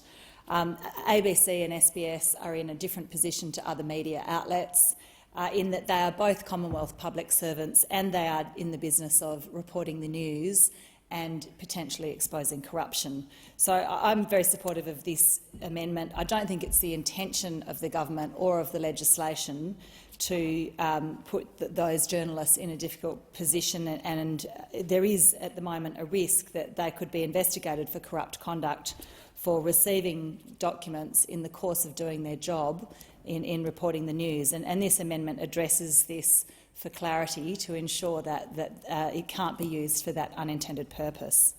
The fundamental strength of the legislation and of this amendment is to strengthen our institutions, and this amendment is consistent with doing that for the purpose of ensuring that the public can see what's going on in government. Thank you. The question is the amendment be disagreed to, and I give the call to the Attorney-General. Thank you, Mr Speaker. I thank the member for Goldstein for her amendments and her constructive engagement on this legislation. The bill contains safeguards to protect the identities of journalist sources and uphold the public interest associated with a free press. Journalists and their employers would not be required to do anything under the bill that would disclose the identity of their source or enable that identity to be ascertained. In addition, the government has put forward amendments to further strengthen this protection in response to the Joint Select Committee, the recommendations of the Joint Select Committee reviewing these bills and the Parliamentary Joint Committee on Human Rights. The amendments broaden the safeguards for the protection of journalists in relation to search warrants issued under the National Anti-Corruption Commission Bill and extend protections for journalist sources to persons assisting the journalist who are employed or engaged by the journalist's employer and persons assisting the journalist in a professional capacity, for example, camera operators or administrative staff. The government does not support the proposed amendment. The question is the amendment be disagreed to. I'll put the question. All of those opinions say aye. Aye. Against no. I think the ayes have it. Noes have it. Division required. Ring the bells for 4 minutes.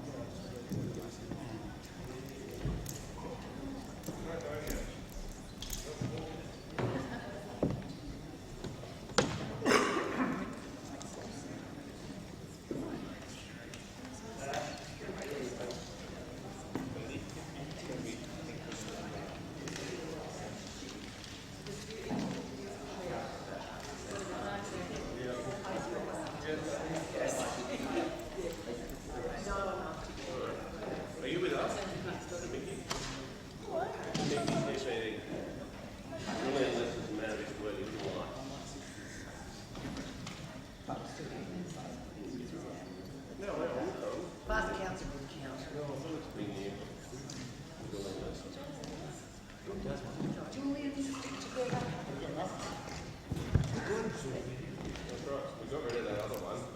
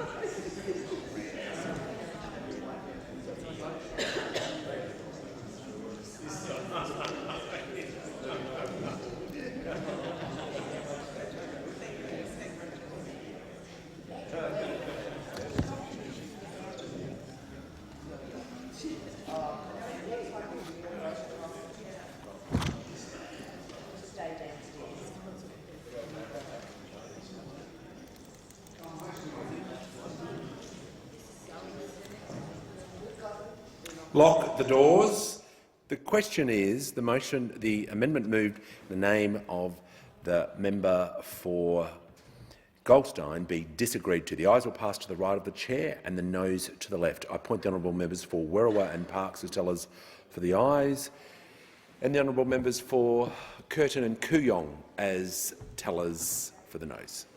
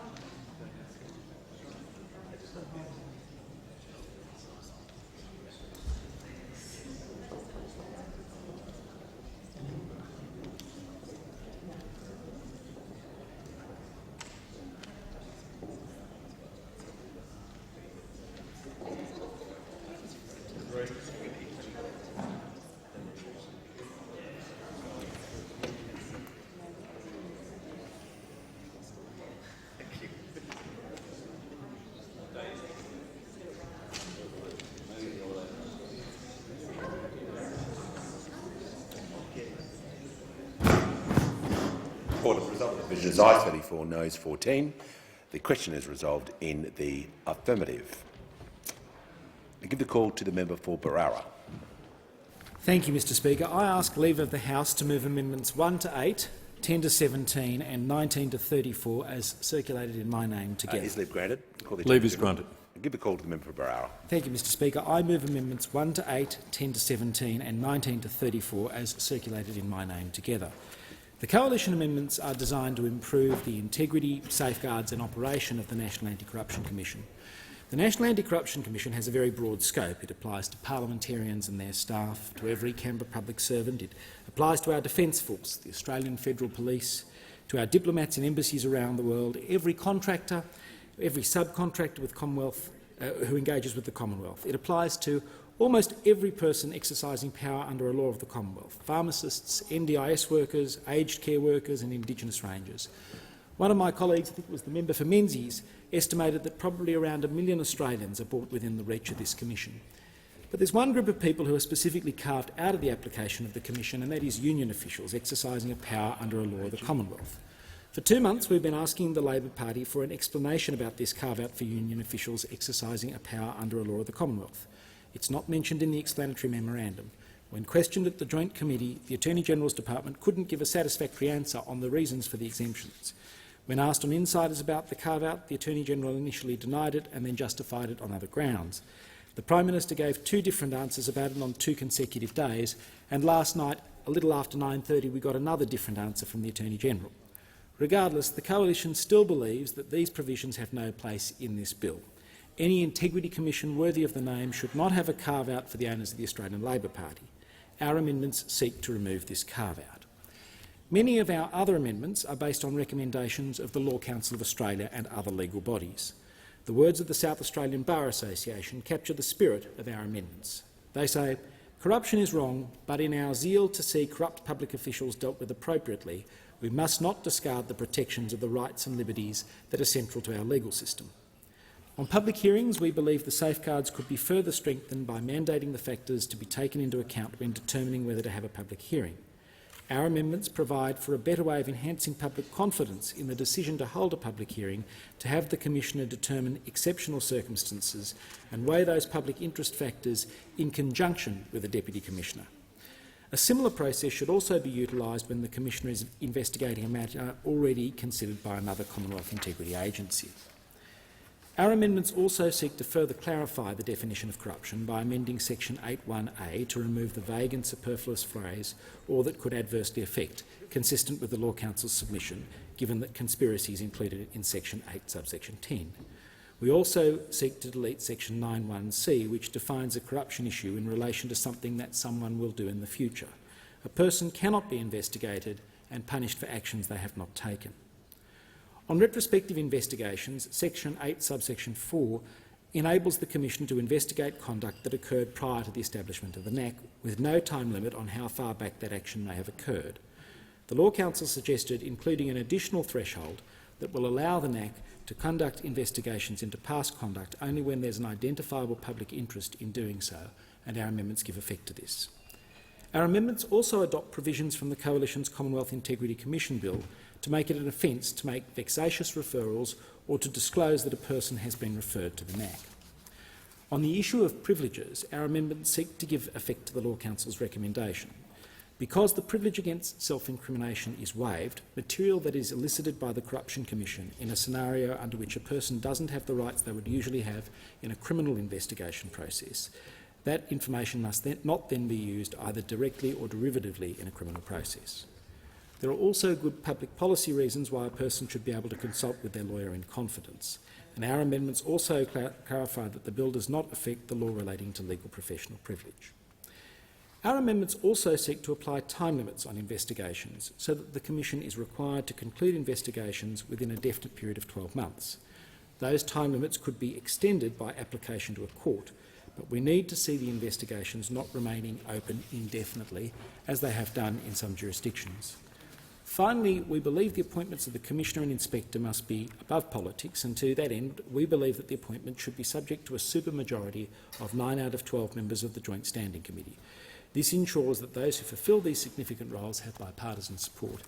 And this particular recommendation was canvassed in the work of the Joint Committee, and I thank all members of the Joint Committee. In particular, I want to acknowledge Senator Scarr and the member for Menzies who thought deeply about these issues, but all members, including the member for Indi and the many government members who participated in that Joint Committee. Mr Speaker, I commend these amendments to the House. The question is the amendments be disagreed to, and I'll give the call to the Attorney-General.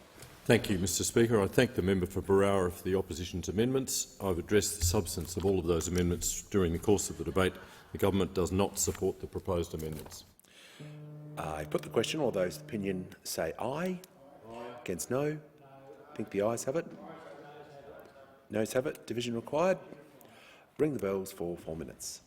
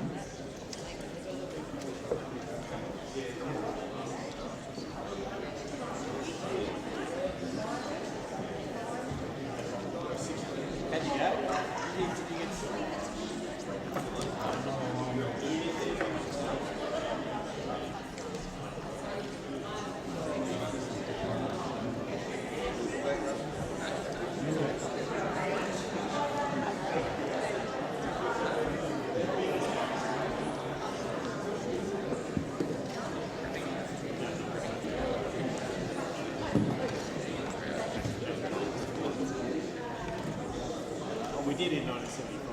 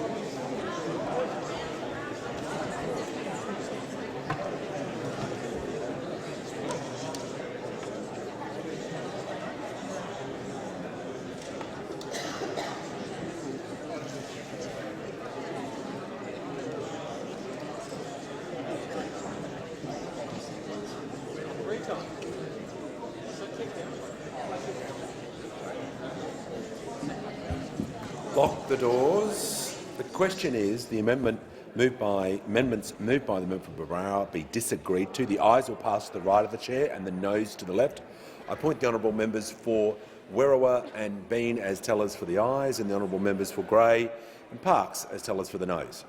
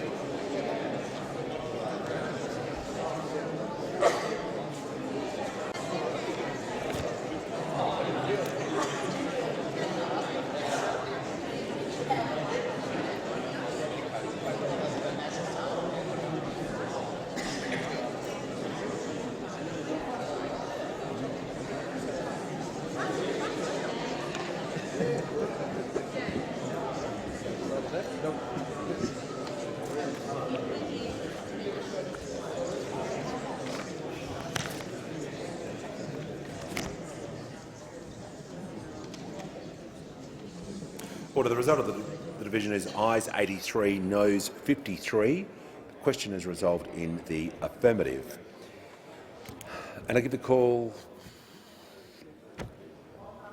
to the member for North Sydney. Thank you, Mr Speaker. I ask the Leave of the House to move amendments 1 and 2 as circulated in my name together. Is leave granted? Call the Attorney-General. Leave is granted. Give the call to the member for North Sydney. Thank you, Mr Speaker, and thank you, Attorney-General. I move amendments 1 and 2 as circulated in my name. The reality is there will always be powerful interests seeking to persuade the government of the day to downgrade the effectiveness of the National Anti-Corruption Commission. We need to ensure that as elected representatives we have a mechanism to watch the watchdog. I believe there is an opportunity to do something truly unprecedented in this place through the establishment of an independent commission by appointing a majority of non-government members to the Parliamentary Joint Committee overseeing the National Anti-Corruption Commission. Why? Because for an agency such as this to be beyond reproach, it must stand for and hold itself accountable to that which is larger than the government of any day. That is the entire parliament. I would like to see the bill amended on 2 elements, both of which would strengthen the National Anti-Corruption Commission's independence from the government of the day. The first of these is an amendment to ensure the chair of the committee is a non-government member of parliament, and the second, an amendment to ensure the approval of the appointments to the commission is subject to a special majority. During this debate, I have been a fierce and consistent advocate for the establishment of a multi-partisan, balanced parliamentary joint committee to perform the role of oversight of the National Anti-Corruption Commission. I commend the government for the inclusion of just such an independent committee in this bill. However, In its current form, the committee's independence has been overly compromised. The requirement that the chair be a member of the government and for that chair to hold the casting vote over commission appointments is a serious limitation upon the committee's true independence. I note in the Joint Select Committee's advisory report that the evidence provided by a range of expert witnesses supported just such a proposal. Witnesses at the inquiry argued that appointments should be subject to a vote requiring a special majority, or a majority including either at least one member of the opposition or both independents. I also note the Coalition Committee members indicated a supermajority vote in these circumstances would be a desirable bipartisan confidence in the positions of Commissioner and Inspector to make it essential. Strengthening the Commission's independence in this way would help limit any undue influence and ensure we are setting up an enduring legacy that will be in place long beyond any electoral cycle, both in the immediate future and over the longer term.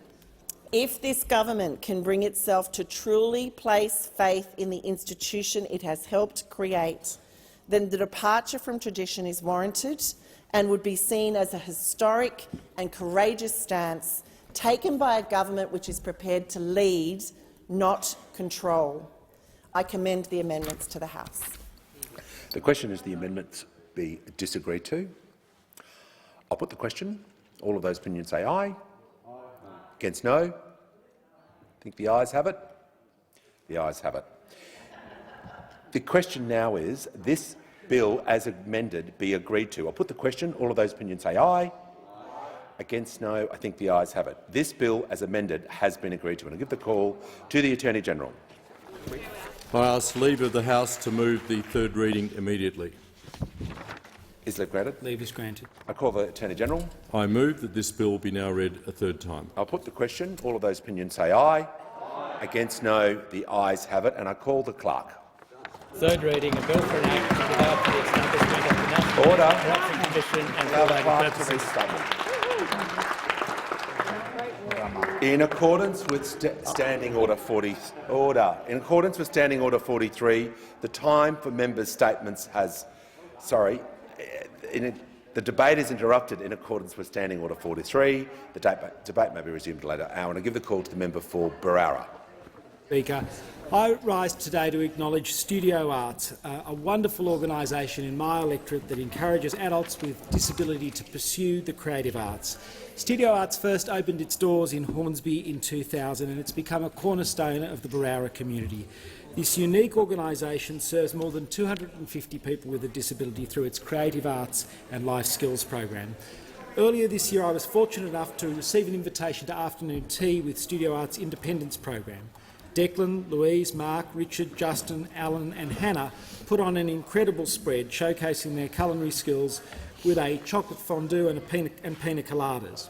I want to thank Studio Arts founder Wendy Escort for the absolutely generous invitation, and I extend my appreciation for her remarkable work and the work of the board, including Andrew Reeves, Simon Bryan, Dick Bryan and Doug Spencer. Another disability organisation in our community is Inala, which was founded in 1958 by families to provide great accommodation and improve the lives of people with disability every day. I went to their fair recently. I want to acknowledge their incoming CEO, Alexandra Davies, as well as Amanda Long, Bill Best, Ian Kopp, Jeremy Gibbs, Kimberly Holden, Judith Howard, Kim Nicholas, John Wilshire, Caroline Jones, Sam Holden and all the members of the Inala team who've just created an outstanding community. I commend the great work of disability organisations in my electorate for what they do to bring out the best in people's lives. Thank you. Member for Bruce. It's hard to imagine anything could be worse than the angry cookers who've turned Victoria's election into a Trump-like circus. The Angry Victorians Party, Kath Cumming, an MP who called for the Premier to be turned into red mist. It's the Sack Down Andrews Party, the founder of whom said, "I could have called it the Wacko Crazy Lunatics Party, but I didn't. Should have."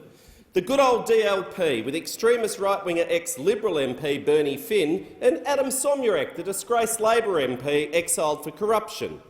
But even more worrying for sensible Victorians is that the Liberal Party has been taken over by extremists.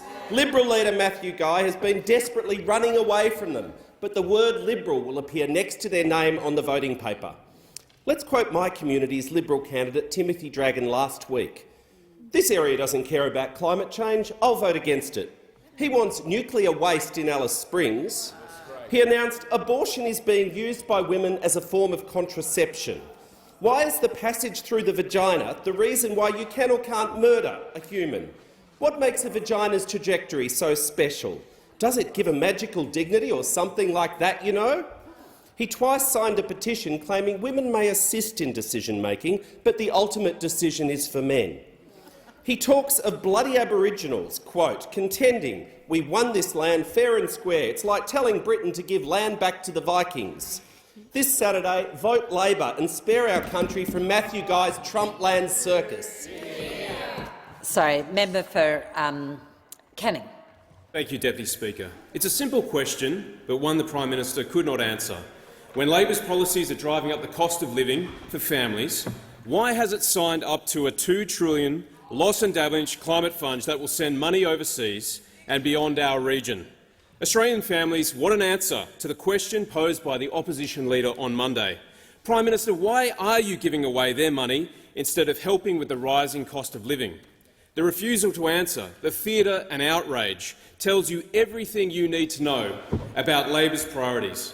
At a time when your grocery prices, interest rates and power bills are rapidly increasing, at a time when people in Canning need an urgent fix for our struggling hospital, at a time when the government has slammed the brakes on the Pinjarra heavy haulage bypass, putting lives at risk, the Prime Minister's focus is on how much we can pay foreign governments, possibly big carbon emitters like China, compensation for our own carbon emissions. This is after Labor has admitted its energy policy will cause electricity prices to go up 56% and gas up 44% over the next 2 years.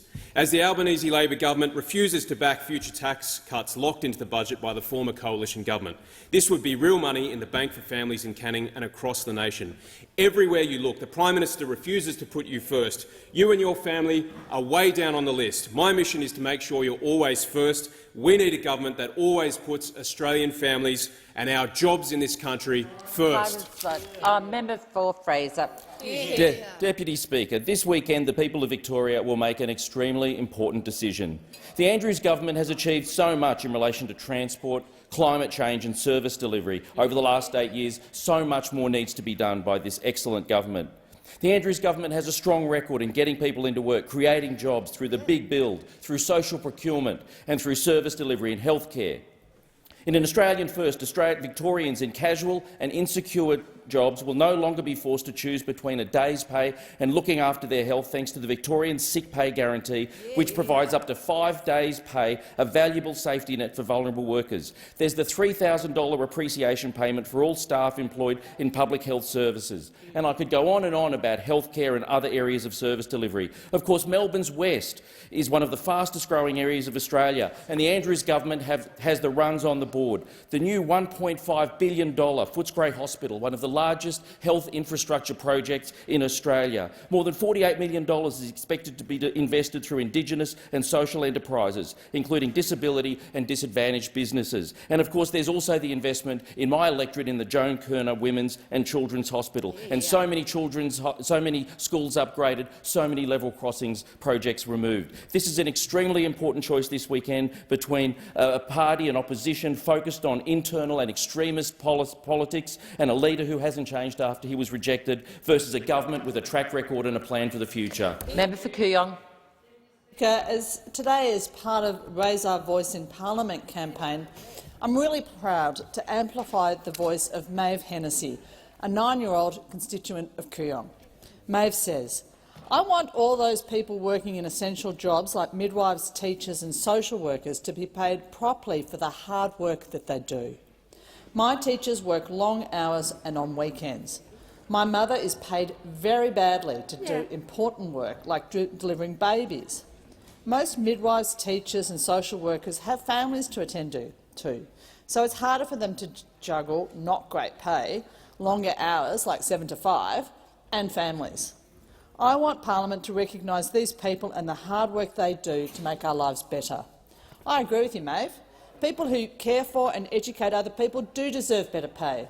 Recently, the Fair Work Commission accepted that workers in caring professions are undervalued, and that's likely because they're largely women. This contributes significantly to the gender pay gap. I will take every opportunity as your representative for Kooyong to work for legislative solutions to improve the pay and conditions for your mum, for your teachers and for all of those in caring essential jobs. Thanks for your words, Maeve, and thanks for sharing them with the 47th Parliament of Australia.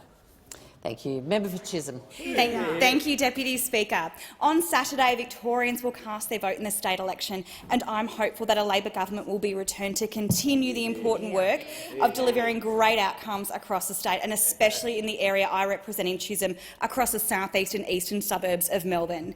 I've been proud to support the member for Box Hill, the member for Mount Waverley and candidate for Ashwood, the member for Oakley, the member for Mulgrave and the candidate for Glen Waverley in their campaigns. And I also really want to commend our local volunteers for their dedication too. Elections cannot be won without them. We have the new Victorian Heart Hospital in our community in Clayton thanks to a Labor government, upgrades to schools, ensuring our local area has excellent educational institutions, investments in community projects and organisations, and I really want to be able to continue the work in partnership with the Victorian Labor government. I know it's always Labor governments that deliver the vital infrastructure we need in our communities, whether that be at a state or a federal level. Our continuing partnership will mean we get significant upgrades to facilities at City Oval in Box Hill, that we get new pavilions and improvements at Mount Waverley Reserve and Mirrabooka Reserve, a suburban rail loop to connect our region, and collaboration on other very important community-led projects. I know just how hard all members and candidates have worked, how much they love and care for their communities, and wish them every success on Saturday. Thank you, Deputy Speaker. Thank you. Member for Brisbane. Speaker, today I rise to table this petition calling on the government to raise all income support payments above the Henderson poverty line. This petition has been considered by the Petition Committee and found to be in order. It features 2,766 signatures of people who are calling attention to the sad state of income support in this country, where the job seeker payment is 45% below the latest poverty line and youth allowance is 56% below the poverty line. Countries should be judged not on how they reward their wealthiest, but on how they care for the poorest. And poverty is a political choice. It's a choice that governments make, and the ramifications of this choice are far-reaching and devastating, not just for individuals and families, but for our society and economy as a whole. Higher rates of poverty mean more people struggling, higher rates of mental health issues and anxiety, less money to spend in local businesses and economies, and an unjust nation as a result. It is in the interest of all of us in this place and across this country, regardless of background or economic class, to eradicate poverty. In a wealthy nation like ours, nobody on income support should be regularly skipping meals because they cannot afford to eat. We need to work towards a guaranteed livable income, starting with raising the rate of job seeker and other income support payments to above the poverty line. Thank you. Member for McNamara.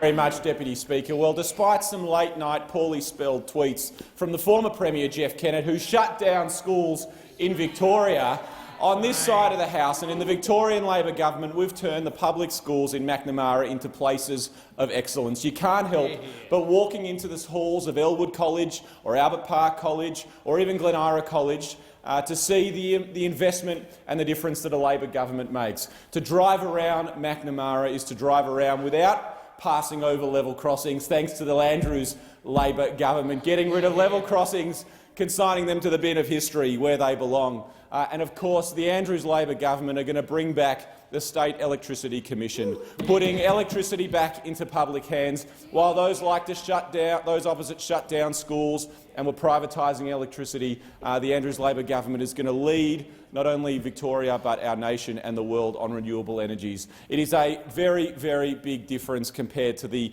bigoted anti-Semitic conspiracy theorists that those opposite and their mates in Victoria are hanging out with, and not just hanging out with, but pre-selecting, as well as preferencing in the upper house. It has been a long and sorry line of people that the Liberal Party have been associating with.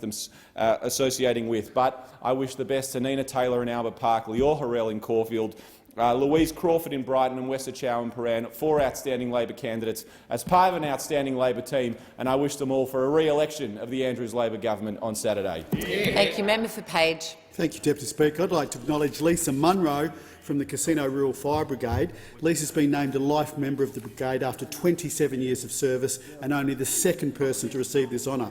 Passionate about fire fighting and fire safety, she's also fulfilled roles at the station such as acting captain, communications radio operator and coordinator, brigade secretary, treasurer and call-out officer. During the 17 Lismore flood, she worked 2 weeks straight hosing down muddy roads and private property. When she isn't fighting fires, she's provided education about fire safety by visiting schools, preschools, daycares and community events such as Casino Beef Week. She also travels to the Sydney Royal Easter Show as part of the New South Wales Rural Fire Brigade's education stall. Congratulations and thank you, Lisa, for all your passionate work in our community. Deputy Speaker, I'd like to acknowledge both the Grafton and Lismore Speedways as they start or have just begun their seasons. Good luck to Grafton Speedway promoters Nick and Cindy Corbett for the season open this weekend. Also a big thanks to Dave Mooney, Andrew Furt, Rex Green and Lee Harding. They put in many hours during the off-season to ensure the Speedway is ready for another season. And also a special shout-out to the Lismore Speedway. Has recently changed hands from David Lander to the new promoters Nick and Kim Sauer, and the track was severely damaged after the February flooding natural disaster.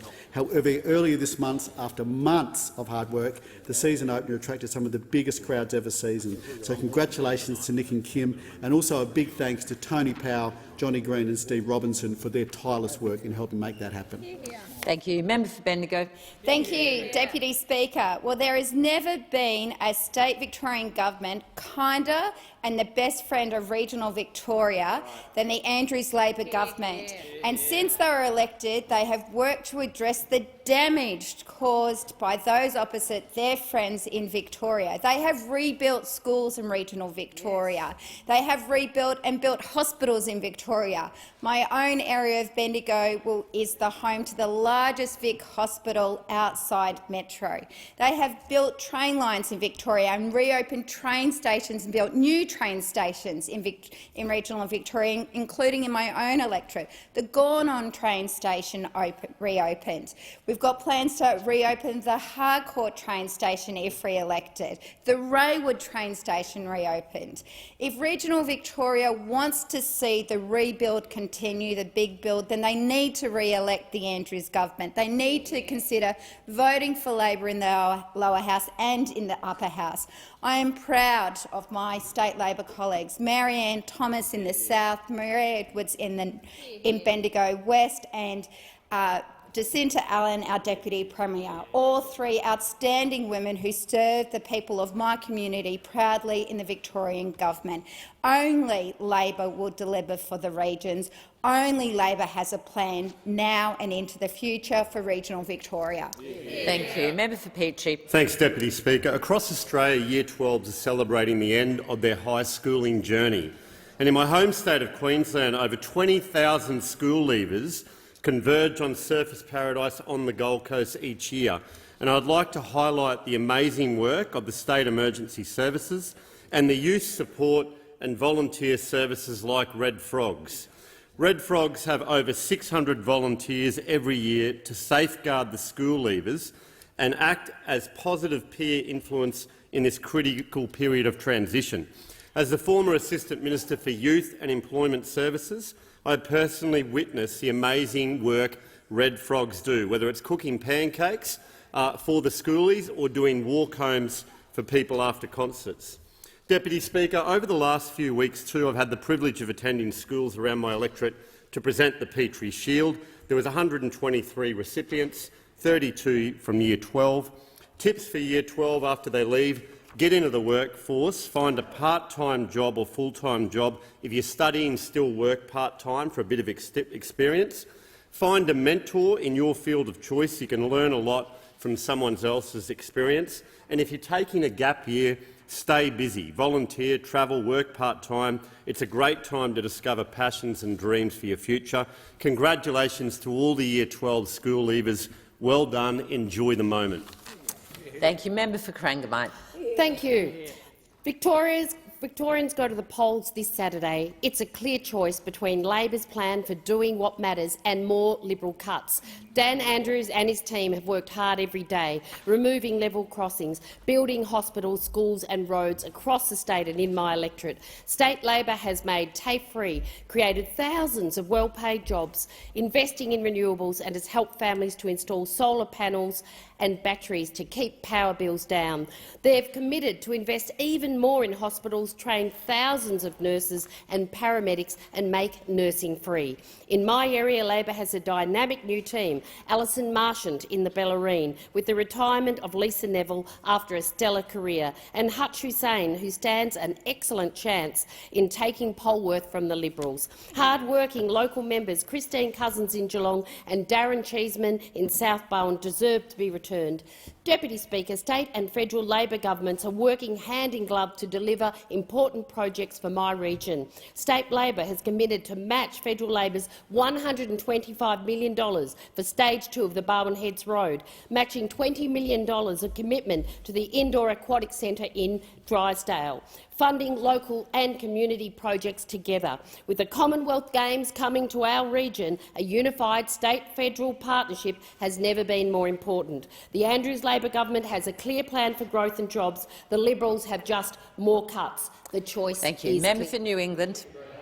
Madam Deputy Speaker, there's one thing that the Labor Party always says, but it is just not the truth. The gross debt for our nation is not $1 trillion.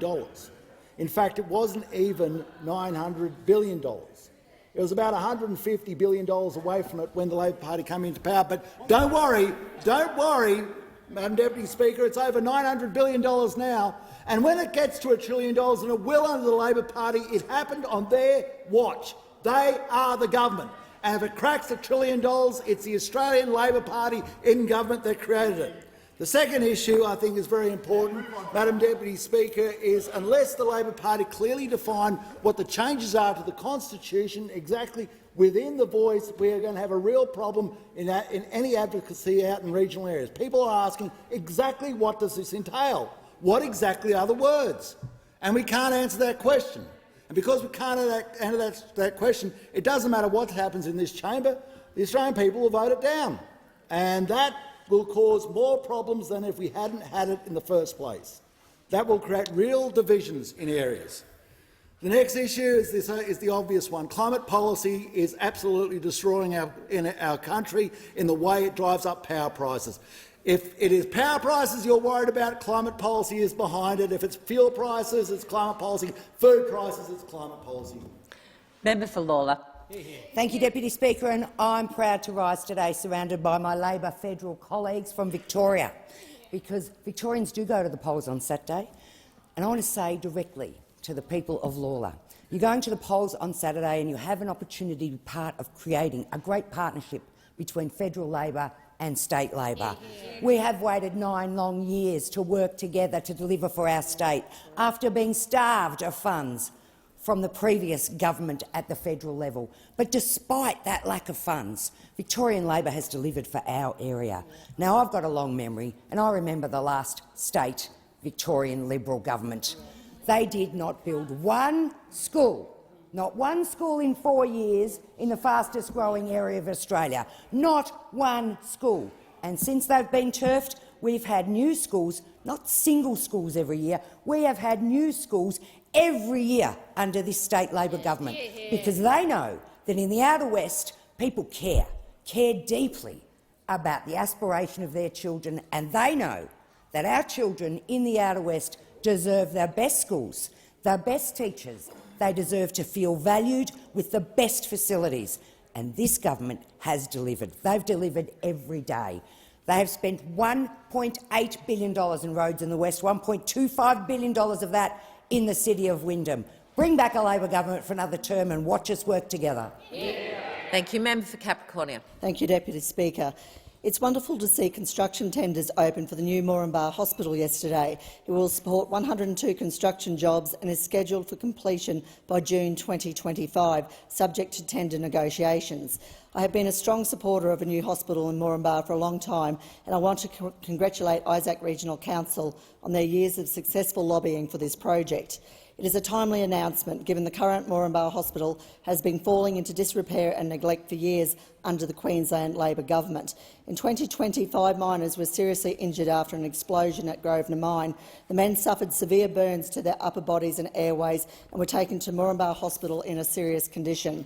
It was a miracle they survived. I was told of reports that the lack of staffing and equipment at the hospital was so severe it was by pure chance that there were off-duty paramedics in town for a conference who were available to help. Our nurses and doctors in CQ do amazing work in keeping the community healthy and safe. Labor's neglect of health services is disrespectful to them and the communities they claim to represent. The wealth of the nation comes out of central Queensland, and it seems like we must beg and borrow for every scrap of funding we can get from Brisbane and Canberra. Members in this place will be well reminded that Central Queensland is keeping the lights on for the nation, and ignore us at your own peril. The community uproar in Rockhampton over the funding delays to the Rocky Ring Road is a testament to that. Thank you. Thank you. Member for Jagga. Yeah. Thank you, Deputy Speaker. Well, over the past 8 years, we have seen time and time again that the Andrews Labor government has delivered for Victoria, and it's delivered for my communities in Jagga. Yeah. Whether it's record investments in infrastructure, making the big social policy reforms, or supporting local facilities and organisations, the Andrews Labor government has been doing what matters. And in my community, the strong advocacy of our local state MPs, Anthony Carbines, Colin Brooks and Vicky Ward, has led to important investments that benefit locals. The removal of the Rosanna level crossing and a commitment for the one at McLeod to go. The rebuilding of the public transport hub in Greensborough, including the train station and bus interchange. The Diamond Creek Trail extension. And, of course, countless upgrades to schools, kinders, sporting clubs and our community infrastructure. They aren't slowing down. They've got more to do. But of course we know there is and there was an alternative approach. We haven't forgotten the cuts we saw the last time the Liberals were in power in Victoria. In my community, this included trying to shut down the Greensborough TAFE. What a disgrace. And of course, from in this place, we remember the former Liberal government here, with a former Treasurer who was from Victoria but not for Victoria. Well, we've now got a Treasurer who wants to deliver for Victoria, deliver in partnership with a Labor government in Victoria. We need the Andrews government re-elected so that we can work together to deliver for Victoria. Thank you. Member for Farrer. Australian families are struggling through significant and worsening cost of living pressures. Australians are feeling the pinch at the gas pump, at the checkout and in their mailbox when monthly power bills and mortgage repayment notices arrive. The price of everything is going up, and this Labor government continues to make a bad situation worse. The Prime Minister misled the Australian people at the last election. The Prime Minister promised 97 times before the last election that families and businesses would see a $275 cut to their power bills. But the government's own budget says electricity prices will rise by 56% and gas prices by 44%. At Labor's campaign launch in Perth, the Prime Minister promised that he would deliver cheaper mortgages. But today, the typical mortgage costs $1,140 a month more than it did in May. Many Australians voted for Labor on the basis of these promises, and they are owed an apology for these very promises being so brazenly broken. Labor is now ramming radical industrial relations laws through this parliament, and of the millions of small businesses right across Australia, the Small Business Minister has confirmed that not a single one supports Labor's extreme agenda. This is a Prime Minister incapable of dealing with the significant challenges facing Australia. Time. Member for Hawke. Deputy Speaker, over the last 8 years, the Andrews Labor government has delivered reform and infrastructure right across the state of Victoria.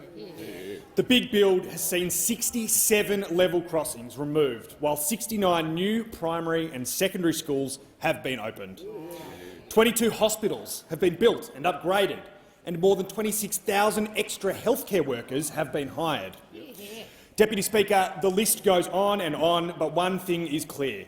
Only Labor is getting on with doing what matters.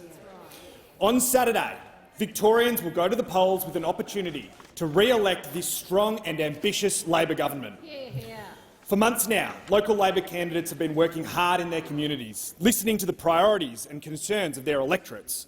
With the support of thousands of dedicated volunteers and, despite some unusually wet weather, these extraordinary candidates have been knocking on doors, they've stood at local shopping strips and visited community groups, talking to Victorians about Labor's plan for our great state. I would like to particularly applaud my local Labor candidates, Steve McGee in Melton, Michaela Settle in Eureka and Josh Bull in Sunbury. They have all served with dedication and passion as representatives of our community, and I look forward to continue working with them long into the future as we continue to deliver as a state and federal Labor governments for our people in Hawke. Give the call to the member for Lindsay. Thank you, Mr. Speaker. I rise to recognise every single person in my community who is doing it tough. They're feeling the pressure at the petrol pump, when they turn on their lights, when they're cooking their dinner for their families, when they're paying their mortgages. And I particularly know because they have come to me, so many small businesses, the cafe owners, the small manufacturers, they've come to me to tell me that they are concerned. They get threat of rolling down the shutters as the unions roll into town, with the industrial relations laws getting rammed through this parliament. Cafe owners who are struggling to find workers when trade is slowing because the cost of living, when people can't afford to buy their lunches, to pay for their dinners, and that threat to buy those coffees each day. We have a problem. Manufacturers in my electorate of Lindsay, those manufacturers, Aussie manufacturers that we want to back, that we want to get behind, are paying 300% more on their energy bills. 300% more, and they're telling me that they're going to be out of business by Christmas. And it is a shame. It is shameful that Aussie manufacturers are facing these costs that will mean 200 workers will be out of a job potentially next year in one of my local manufacturers in Lindsay. The government needs to be listening because my manufacturers, my small businesses, don't think you are. We'll give the call to the member for Holt. Thank you, Speaker. This Saturday, my fellow Victorians will be heading to the polls for the state election. The only way we can ensure a positive future for our great state is by re-electing a Victorian Labor government. I am blessed to have four fantastic Labor MPs, Pauline, Gary, Jordan and Sonia, who represent our communities of Holt in our state parliament. Not only are they great individuals, they're great members who always bat for their communities.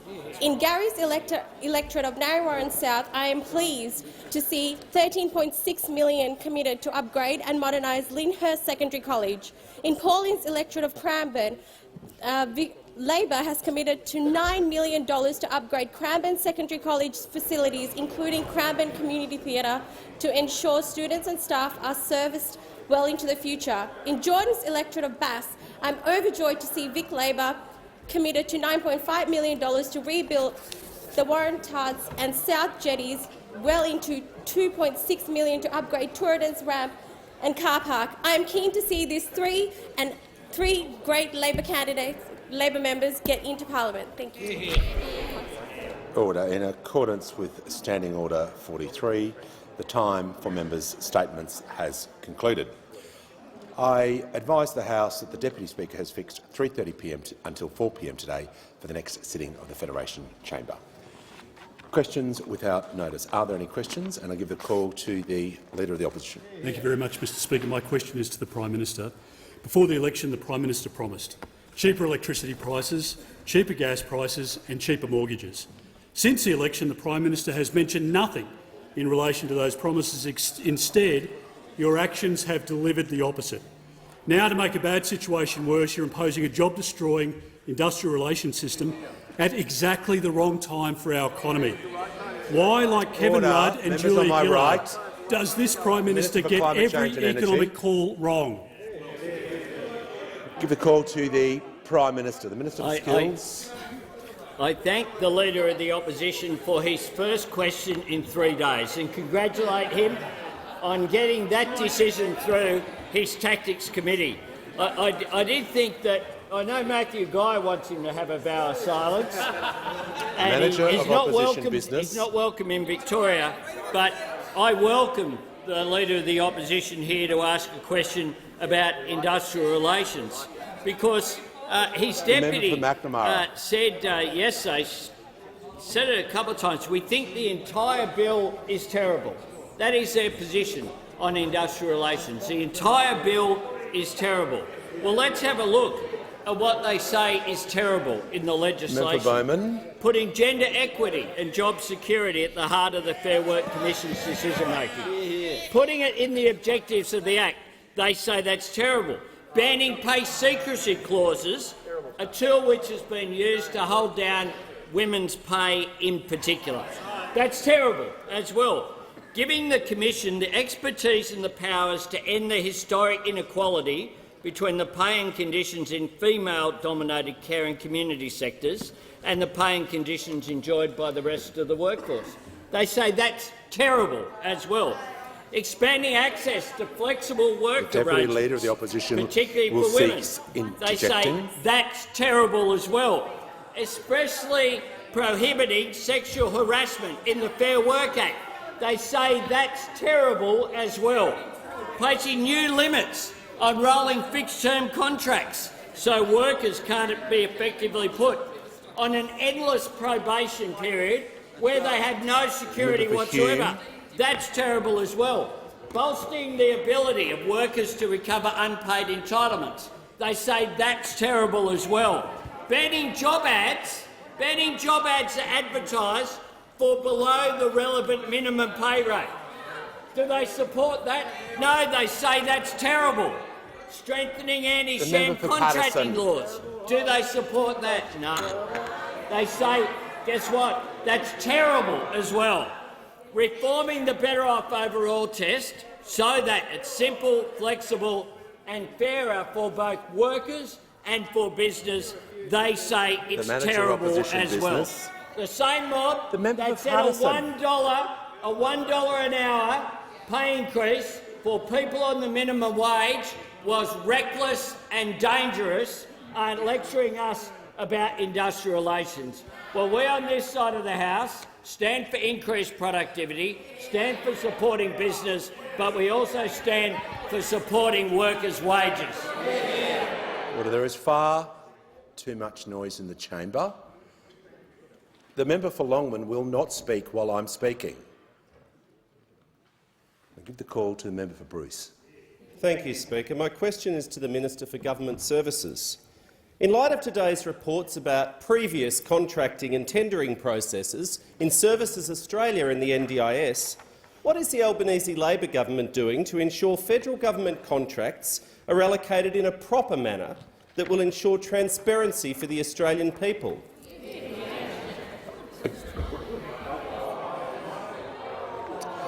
Order. Members on my right. The Minister for the National Disability Insurance Scheme will take a seat for a moment. I will hear from the Manager of Opposition Business. Well, on the point of order goes to the proper content of the question. The minister can be asked about matters for which the minister is responsible in public administration, but not about the practice of the previous government, which is expressly what this question went to. I'll hear from the Leader of the House.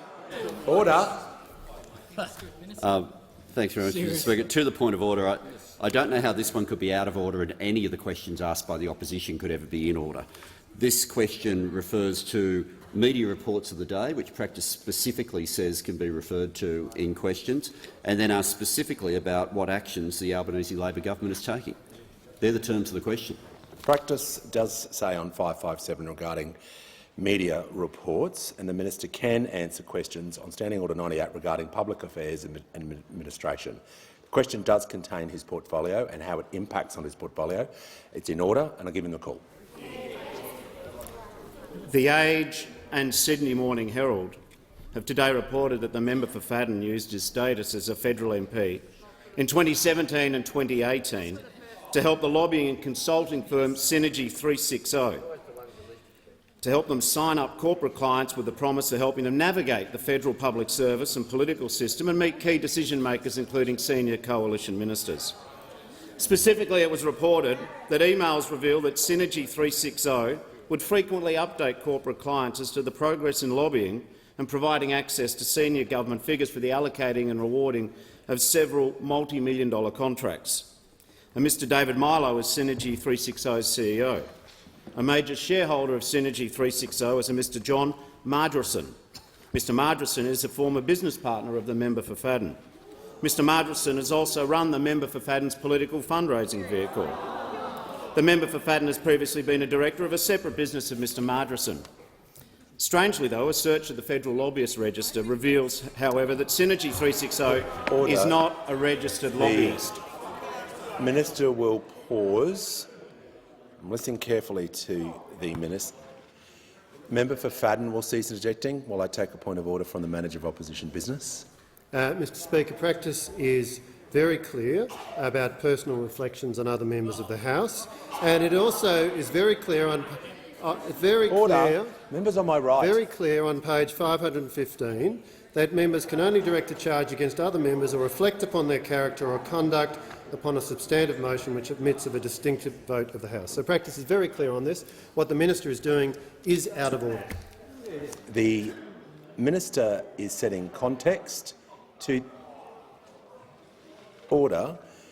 I am going to ask him to relate the question regarding the part of his portfolio. He has set the context.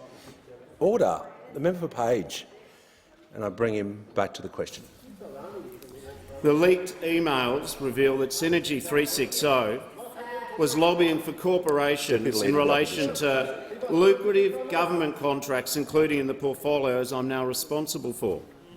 Therefore, this morning, I have asked the CEO of Services Australia and the CEO of the National Disability Insurance Agency to immediately and thoroughly investigate any of the contracts awarded to these companies and individuals named in these reports, to assure me and the Australian people that the process was entirely above board and appropriate. And in conclusion, I just want to say to Australians listening to this, the Albanese government believes that the job of an MP is to work for your constituents, not your former business partners. Further, we believe that when there is clear lobbying, as revealed by the emails, companies are required to be on the lobbyist register. This is not an option. But most importantly, using public office as a politician to enrich your private friends and mates, including political donors, is not a shade of grey. Whether you are a backbencher or a frontbencher is not a defence. If and when public office has been used to enrich private mates, it is corruption. The order. The member for Bass has the call. Thank you, Mr Speaker. My question is to the Minister for Small Business. Minister, under Labor's extreme industrial relations changes, small and medium businesses will need to pay between $14,000 and $75,000 when dragged into compulsory multi-employer bargaining.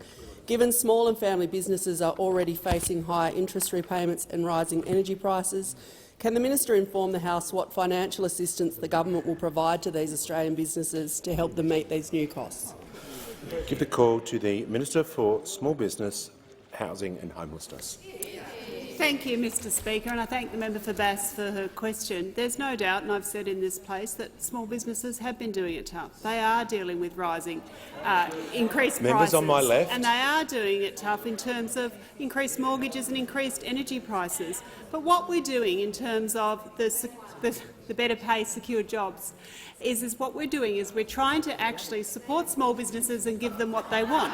What we're doing here is giving them access to enterprise bargaining that will improve the Leader of the Nationals will productivity, cease interjecting. that will improve productivity and give businesses the benefit of negotiating with their employees. And indeed, when you go to the regulatory impact statement, Mr Speaker, and you do keep reading, it says, and I'm going to quote from it, Mr Speaker, it says, the significant benefits of being covered by an enterprise agreement and the costs that may be associated with remaining covered by a modern award outweigh the additional costs for businesses to engage in the new multi-employer bargaining streams. Not to mention, Mr Speaker, that most small businesses will go into the cooperative stream, where they'll be able to get off-the-shelf type products, and it will cost them very, very little, and that's where we think most small businesses will go. Order. When the House comes to order, the member for Moncrieff will cease interjecting. There's far too much noise. I want to be very clear with the House. There must be silence when questions are being asked. Ministers are entitled to answer questions in silence as well. I'm not mucking around today. I'll give the call to the member for Bendigo. Thank you, Speaker. My question is to the Treasurer. How is the Albanese Labor government working with investors to address some of the nation's big economic challenges? Give the call to the Treasurer. Thanks very much, Speaker, for the call, and thanks to the member for Bendigo for her second question this week. She's now asked as many questions in 4 days as the member for Humes asked me in more than 4 weeks. Mr. Speaker, members on my left, Treasurer has the call and will be heard in silence. Thank you, Mr. Speaker. When we have our fair share of economic challenges, and we have our Member fair share, Petrie is warned. when we have our fair share of economic challenges in this country, and we have our fair share of constraints on the budget, it's more important than ever that governments work with investors in our economy to try and satisfy some of our big national economic objectives. And there are ways that we can do that to ensure that investors get good returns for their investors and for their members when it comes to super funds, at the same time as we do address some of the big economic challenges which have been left unattended for too long in this country. And that's why tomorrow, for the first time, the Treasurer's Investor Roundtable will be convened in Sydney. And what the Investor Roundtable will do, it will bring together the 4 big banks, Macquarie, the industry funds, the retail funds, BlackRock and Blackbird, the Future Fund, representatives of the state treasurers and others, to begin to deal with and take advantage of some of the big challenges and opportunities that are in our economy right now. And around the table in Sydney tomorrow, there will be trillions of dollars of funds under management ready to find ways to get good returns at the same time as we address some of these challenges. And the first order of business tomorrow will be the government's housing accord. And I pay tribute to the Housing Minister for her work on the housing accord as part of our broader sweep of housing policies, which are so important to dealing with one of the biggest economic challenges we have around housing affordability. And the challenge is, when it comes to this particular part of the housing market that the housing accord will address, is when we've got low unemployment in this country, we need to make it easier for people to live near where the jobs and opportunities are being created. At a time of low vacancy rates and high rents, we need to make it easier. And so I welcome the interests of the big investors in this country, super funds, institutional investors, the banks and others, as we try and work together and come together to deal with this big economic challenge. And if we make progress here, and I'm confident that we will, there's nothing preventing us from turning to some of the other challenges in our economy, whether it's the energy challenges in energy markets which have been left to us, whether it's challenges in data or digital, whether it's recognising the opportunities in critical minerals and advanced manufacturing. There's a big opportunity here. Big investors in this country want to work with the government wants to work with them, and we'll be getting on with it. Before I call the member for Griffith, I'd like to inform the House that present in the gallery today are representatives from the Queensland Parliament. On behalf of the House, I welcome the Honourable Curtis Pitt, the Speaker of the Legislative Assembly, the Honourable John Paul Lambrook, Shadow Minister for Seniors, Communities and Disability Services, and Dr Christian Rowan, the Shadow Minister for Education, Shadow Minister and the Arts. A very warm welcome. Give the call to the member for Griffith. Thanks, Mr Speaker. My question is to the Minister for Resources. Minister, you have previously said you supported Australia exporting coal beyond 2050, and this week the boss of the Oil and Gas Corporation fracking the giant climate bomb in the Northern Territory's Beetaloo Basin said they would be able to pump gas for, quote, hundreds of years. Minister, does the government still support exporting coal beyond the middle of this century, and do you support the pumping of gas for hundreds of years? I give the call to the Minister for Resources. Thanks, Mr Speaker, and I thank the member for Griffith for his question. The truth is, and the Prime Minister said this and this government has always said this, the decision about whether coal will be bought or exported from this country and bought by others. We made it in boardrooms right around the world, but particularly in North Asia. It won't necessarily be made by us. This is an export industry that indeed has been operating in this country since, I believe, 1801. Yeah. This is a long-term industry that supports tens of thousands of people and communities right up and down the East Coast, and to disregard them, as you tend to do, Member for Griffith and your comrades, is disingenuous to those communities. And I think order. The Minister of Resources will just pause on the. I'll hear from the member for Griffith on a point of order. Just on relevance, Mr Speaker, just trying to find out if the government supports exporting coal, not baseless accusations about the Greens' policy on coal and gas. That is not a point of order or how a point of order should be taken. Because the member is new, I will let that one slide. The minister is being relevant. It is not an opportunity to restate a question or to make another statement. Give the call back to the minister. Thank you, Mr Speaker. I was just pointing out to the member for Griffith the history of this country and the very important export industry of this country, and it will remain a future export industry of this country. The member would do well, along again with his friends and colleagues, to maybe visit some of the communities up and down the East Coast so they could see exactly the hard work that goes into the coal export industry. We have members here, the member for Hunter, indeed, that was a former coal miner and worked in the coal industry. I've been down a long wall coal mine with him, and I can see the very hard work and the communities this supports. As for gas exports in this country are very important to this country, not only to towns like Karratha and Onslow and Broome, indeed Darwin. They're also very important to our regional neighbours. We know that countries across North Asia depend upon Australia for their energy security.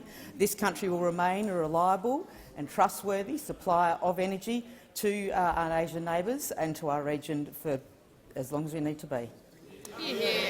Give a call to the member for Lyons. Thank you, Speaker. My question to the Prime Minister.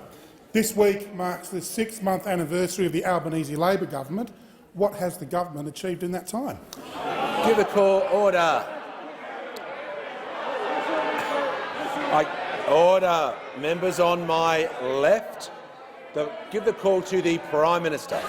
I thank the member for Lyons. Order. The Prime Minister reports. There is far too much noise. There is far too much noise. The question was heard in silence. The Prime Minister will be heard in silence. When the House comes to order, the member for Deakin is warned. Give the call to the Prime Minister. I thank the member for Lyons for that insightful question, and I do say that 6 months ago this week I stood at the Canterbury Helston Park RSL and I promised that after a wasted decade this government wouldn't waste a day, and we haven't. From day one we've got on with the job of building a better future for Australians, the better future that Australians voted for.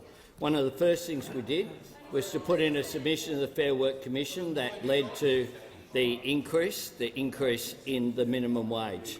To keep up with a 5.1% inflation rate, the Fair Work Commission granted 5.2%, and we welcome that. We put in a submission for a pay rise for aged care workers, something that those opposite failed to do during their decade in office. We've already passed legislation to make childcare cheaper this week, making a difference for over 1 million Australian families. We've passed legislation to make medicines cheaper, the first time in 75 years of the PBS that medicines have actually been made cheaper.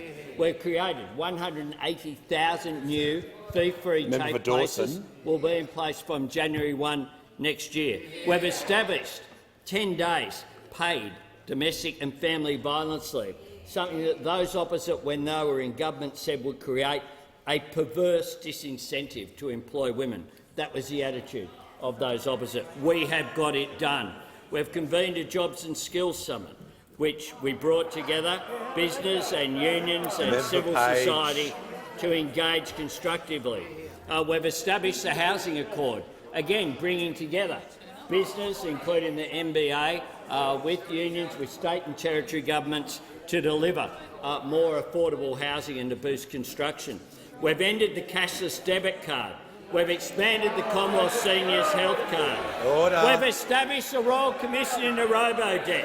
We've delivered the regional first home buyers guarantee. We've passed our climate change bill and rejoined the world effort to tackle climate change. We're advancing a voice to Parliament and constitutional recognition. We've set about repairing our international relations that have been trashed by those opposite. And in these final weeks, there's more to do. Today, very hopeful that we will pass through this House the legislation to establish a National Anti-Corruption Commission.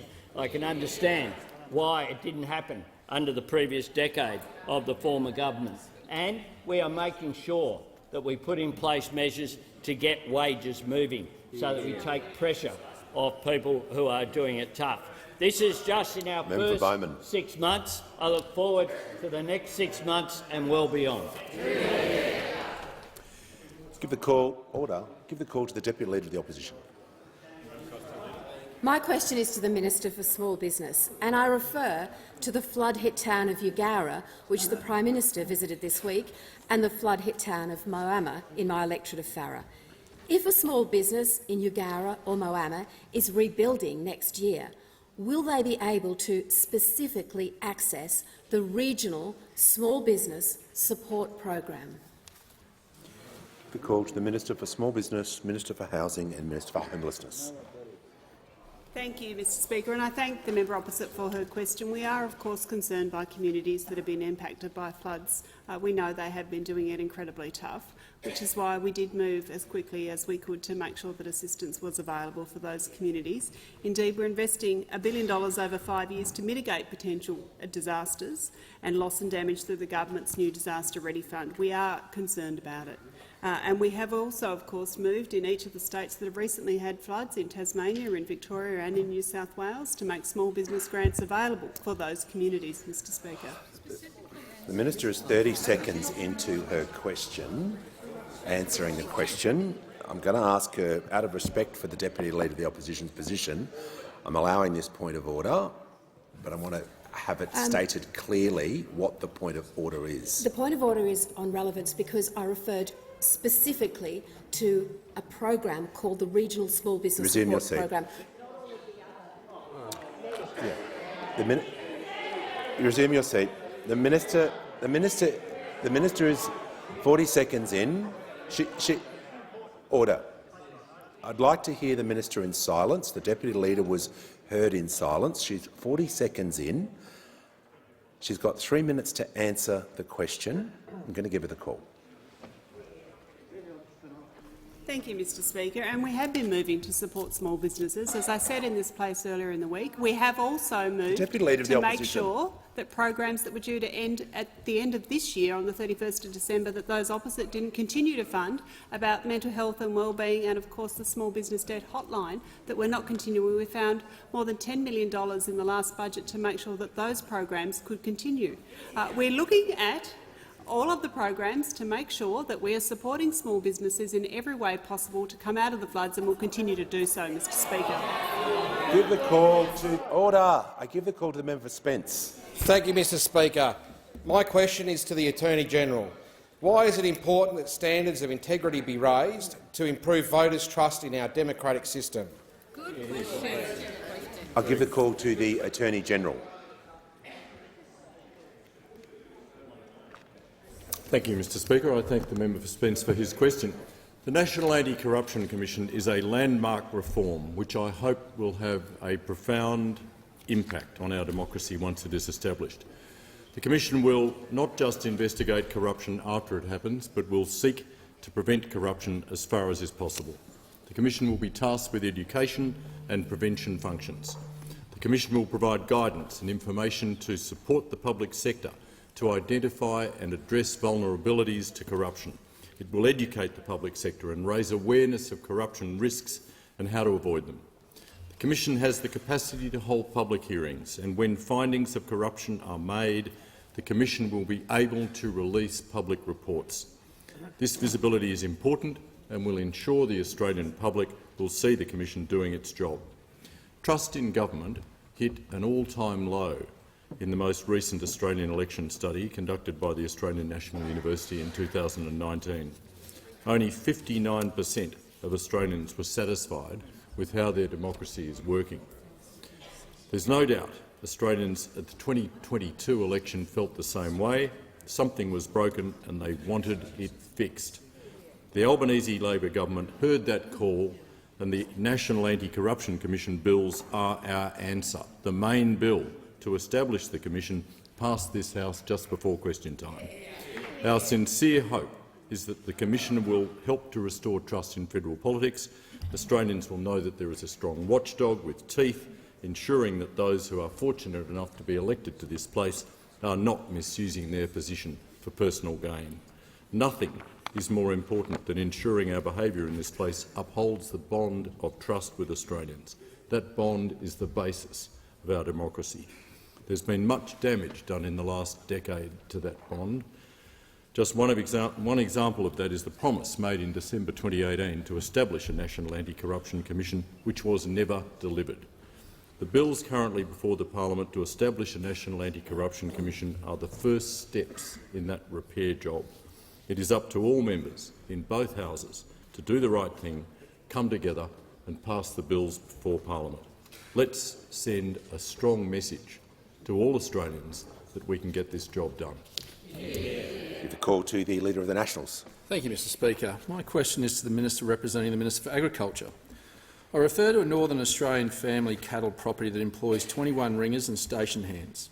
Under Labor's industrial relations changes, if a representative for cattle ringers and station hands from that property successfully applies to the Fair Work Commission to bargain a single interest employer agreement, could all similar family cattle properties in Northern Australia be forced into multiple employer bargaining?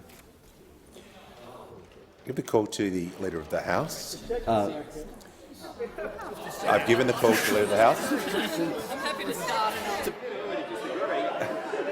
The manager will resume his seat.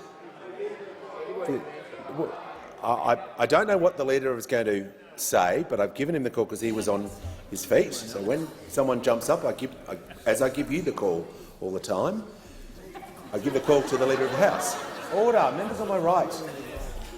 Thank you very much, Mr Speaker. Just on a point of order, the question goes specifically to the interaction of businesses with a piece of legislation that is entirely within a different portfolio. Happens to be mine, but this question is directed to the wrong minister.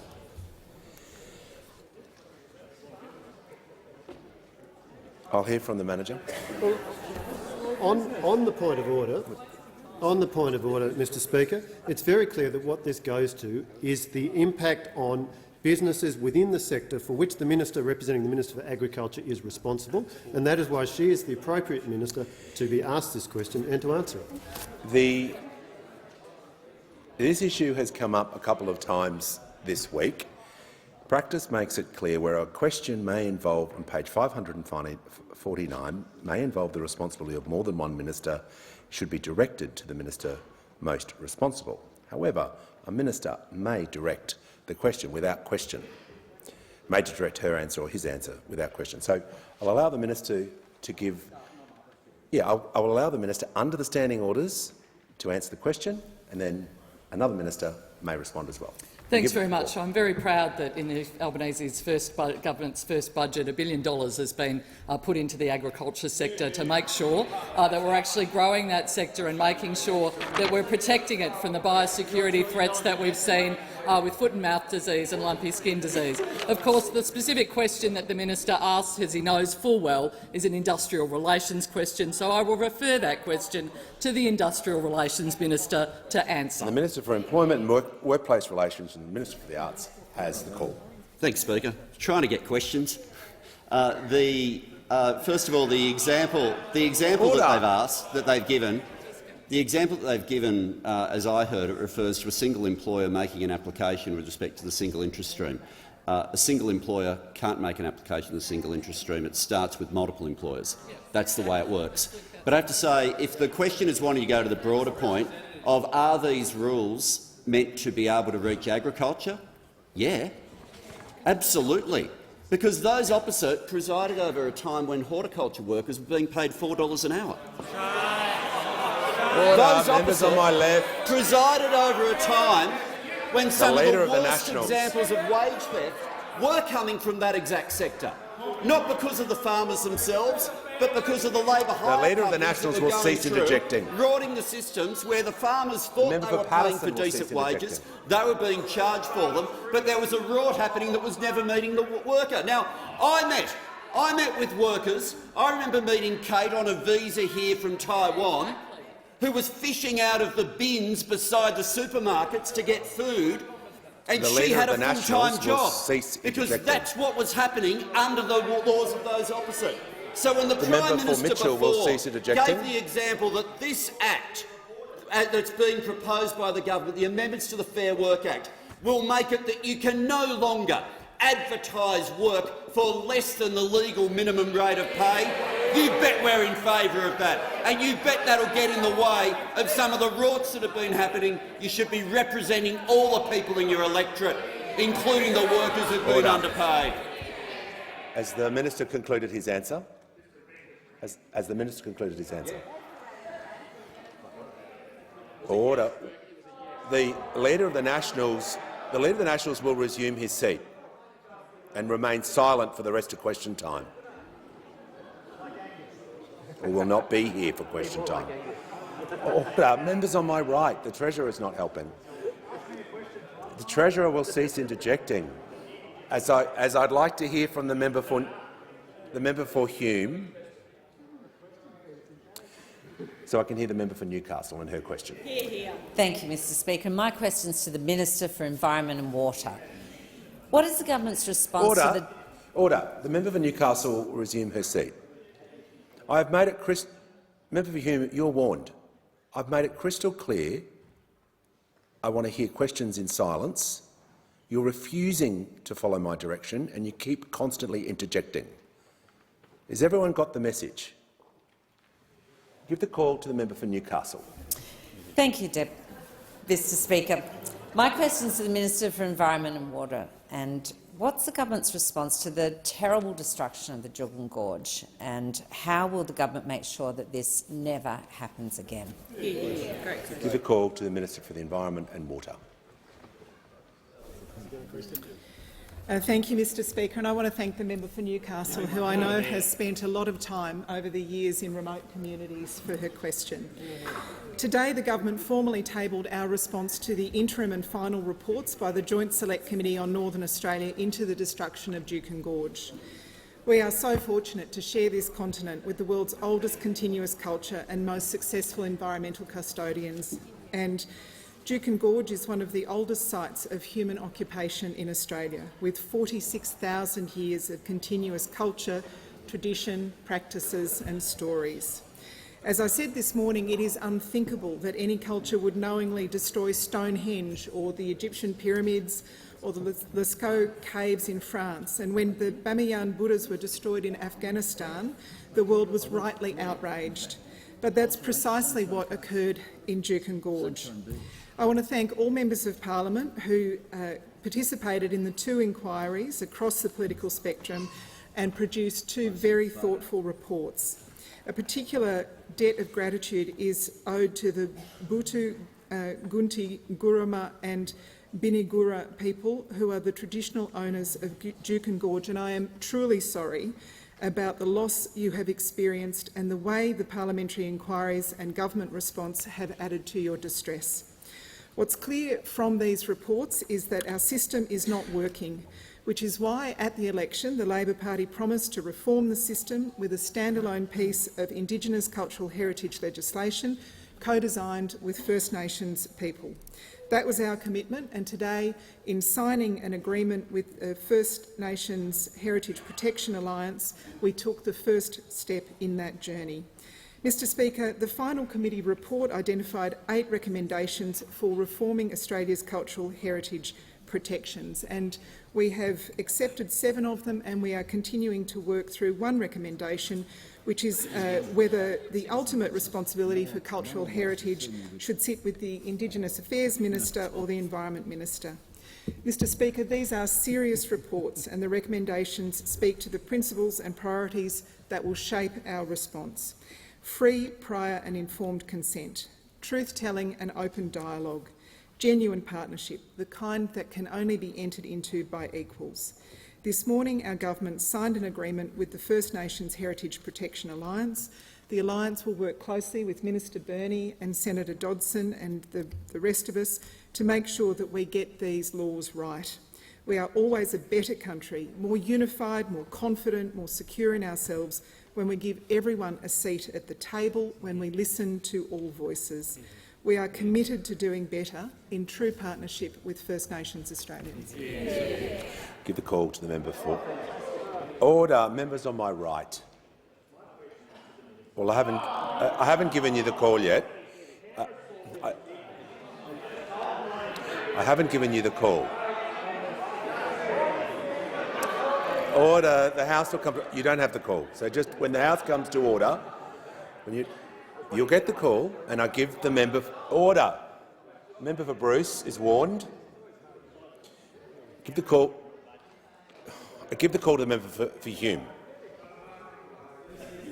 My question is to the Minister for Small Business.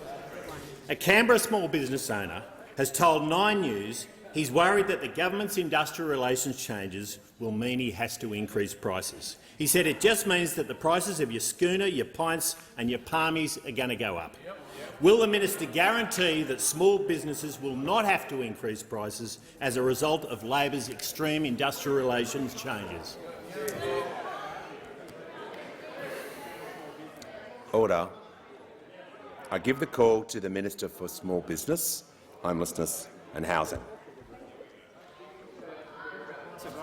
Thank you, Mr Speaker, and I thank the member opposite for his question. Small businesses, as I said, have been doing it tough, and we do know that they are facing rising increases in their costs. We do know that they are dealing with rising energy prices and that they are dealing with rising interest rates.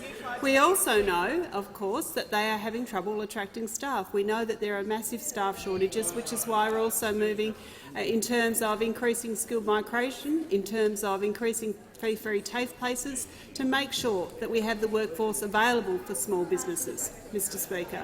We're also, Mr Speaker, of course, we are changing industrial relations laws to make it easier, simpler and cheaper for small businesses to be able to engage in enterprise bargaining. That is what we are doing. We want to make sure that small businesses get the benefits for the productivity increases that come from bargaining with their employees. That is what the Secure Jobs Better Pay is all about. It's also about making sure that the workers in these positions are able to get their first pay rise in almost a decade. Has the Minister concluded her answer? She's concluded her answer.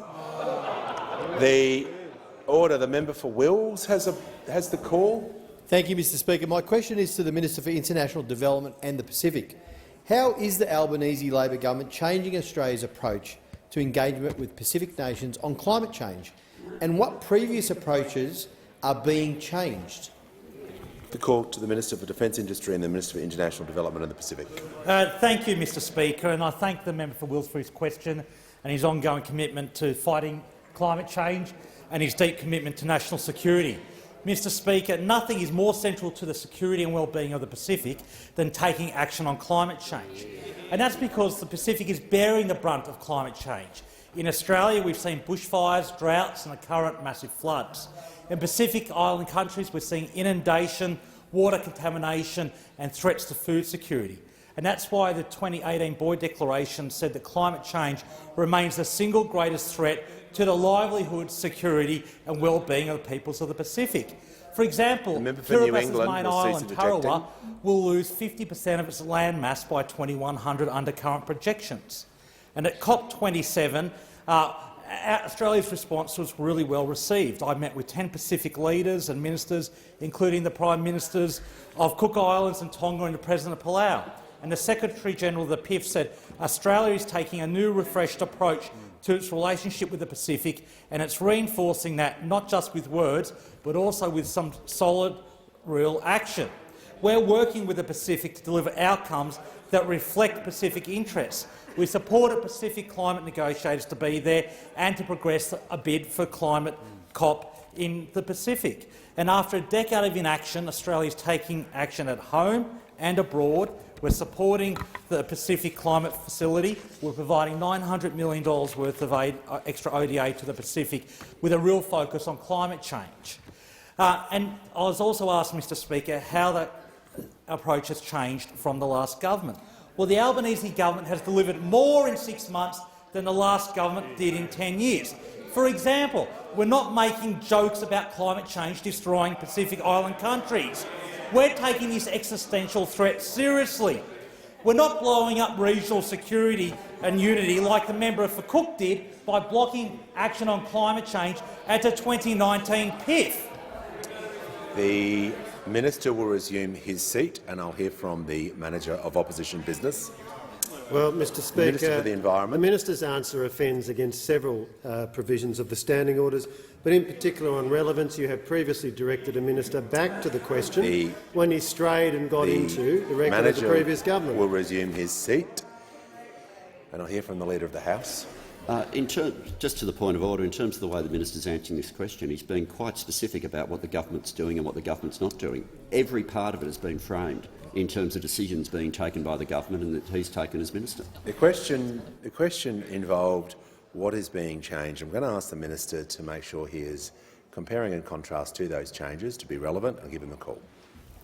Thank you, Mr Speaker. And in contrast to the last government, which blocked climate action, which led to Fiji Prime Minister Bainimarama saying that the former Prime Minister's actions were insulting, condescending and would drive the Pacific to countries other than Australia, the new government is supporting action on climate change, is supporting the Pacific. Because, Mr Speaker, the opposition likes to claim they're strong on national security, but being weak on climate, being weak on the Pacific means they're weak on national security.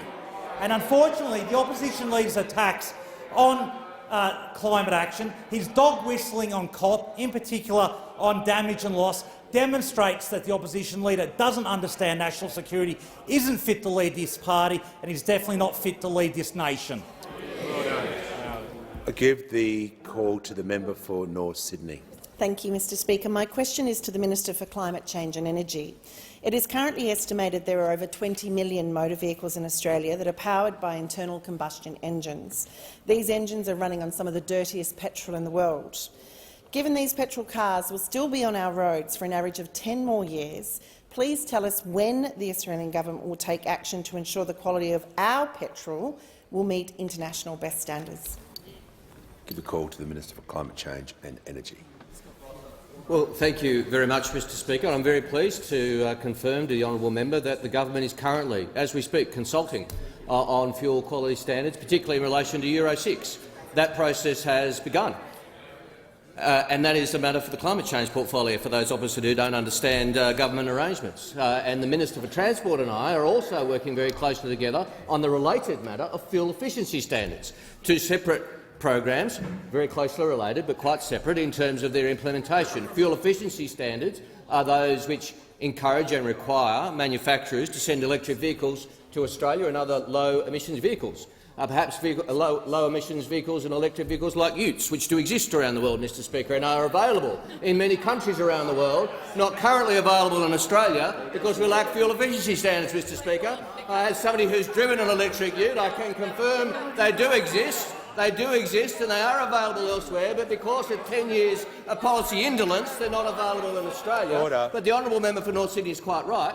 As well, while that transition is occurring, there will be many internal combustion engines in Australia. It is important that our fuel efficiency standards are best practice and our fuel quality standards are best practice. This government is, in its first 6 months, has started the process of reviewing both. It is important that we consult with manufacturers, with motoring groups. I met with motoring groups, as did the Minister for Transport just yesterday, and talked about exactly these two matters in the normal consultative and methodological Minister will resume his seat.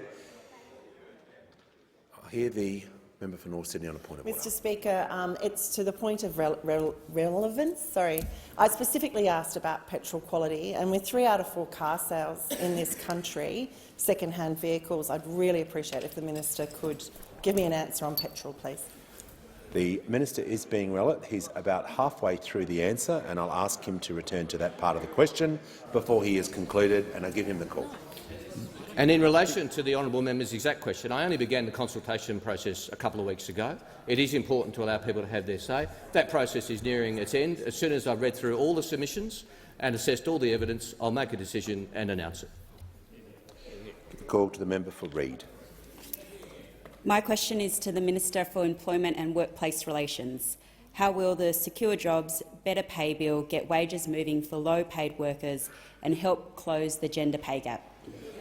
Call to the Minister for Employment and Workplace Relations and the Minister for the Arts. Thanks so much, and I thank the member for Reid for her question and for her strong commitment on getting wages moving, and in particular on closing the gender pay gap. We had a comment from only today from Senator Cash, where she said this legislation will do nothing to get wages moving. That's the claim, nothing to get wages moving. If I just go through some of the evidence that's there and some of the changes that are in this bill, ending pay secrecy clauses gets wages moving. Pay secrecy clauses have been used deliberately to prevent workers from finding out what other workers are earning. It has been used deliberately within workplaces where the men are earning more than the women. You end pay secrecy clauses, you have an impact on getting wages moving. Strengthening the rights to flexible work. In terms of getting wages moving, particularly when it comes to closing the gender pay gap, it should not be this way, but it is a reality in Australia still that women have a disproportionate share of caring responsibilities in this country, and that is what happens far more commonly. When you have a situation that you have at the moment, where when someone asks for flexible work, for example, that they can't do a roster change, which if they went ahead with would mean there was no one to pick up a 3-year-old from childcare or early childhood education at a particular time, and they say, I can't deal with it. At the moment, if the employer says no, they have no further right of recourse. And this leads women in that situation to insecure work and lower paid work. That's what happens. You make sure that people have stronger rights to flexible work, you help get wages moving. But multi-employer bargaining also helps get wages moving. And notwithstanding the comments from the member for Longman about this being the sort of bill that would be promoted by socialist and communist governments, I might remind him of that great socialist and communist who now heads the OECD, where the OECD has said multi-employer arrangements are necessary to negotiate targeted raises in female-dominated and low-paid sectors. The OECD has also said collective bargaining can be mobilised to negotiate wage increases and better working conditions and can represent a powerful tool in addressing the gender wage gap. Now, I don't know if he's now going to go home and check for a Matthias under the bed or something like that, the great communist who used to be the finance minister for this country. But the reality is what those opposite are opposing is they are opposing measures that close the gender pay gap. The Deputy Leader of the Opposition. They are opposing measures that get wages moving. And the businesses that those opposite keep wanting to deny, like early childhood education centres, small businesses, there's more than one. There's more than saying, oh, can you name an early childhood centre? The way they behaved on the Cheaper Childcare Bill. Order. When the House comes to order, I'll hear from the Manager of Opposition Business. My question is to the Minister for Small Business.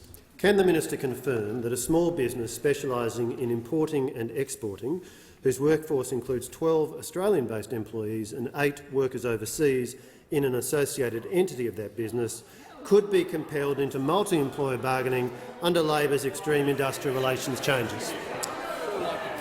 Order. Before I call the Minister, that question was clearly directed to the Minister but contains the responsibilities of another minister. But I'll give her the call, and if she wishes to transfer the question under practice, she is able to do so. I just want to remind members that it's very clear for ministers, whoever they are, to transfer answers to another minister. And I'll give her the call. The Deputy Leader of the Opposition is constantly interjecting. Order. Members on my right. By her position, which I respect, she is entitled to certain latitude, but that latitude is really pushing against the wall at the moment. And I give the minister the call. Thank you, Mr Speaker, and I thank the member opposite for that question. Of course, as he well knows, it is the responsibility of the Workplace Relations Minister, but I would say, Mr Speaker, he well knows that more than 2 million businesses will be exempt from the provisions that they're so concerned about there in terms of the single interest stream bargaining provisions. More than 2 million businesses in Australia will be exempt from this provision, and I'm happy to hand over to the Minister for Workplace Relations in terms of this particular question. Does the Minister for Employment, Workplace Relations and Minister for Arts give him the call? I wish they'd direct them to me. Australian workplace laws covers Australian businesses and the people who are employed in Australia. Give order. The Manager of Opposition Business, and give the call to the member for Lingiari. Thank you, Speaker. My question is to the Minister for Regional Development, Local Government and Territories. Minister, how does the Albanese Labor government budget deliver for regional Australia? I give the call to the Minister for Regional Development.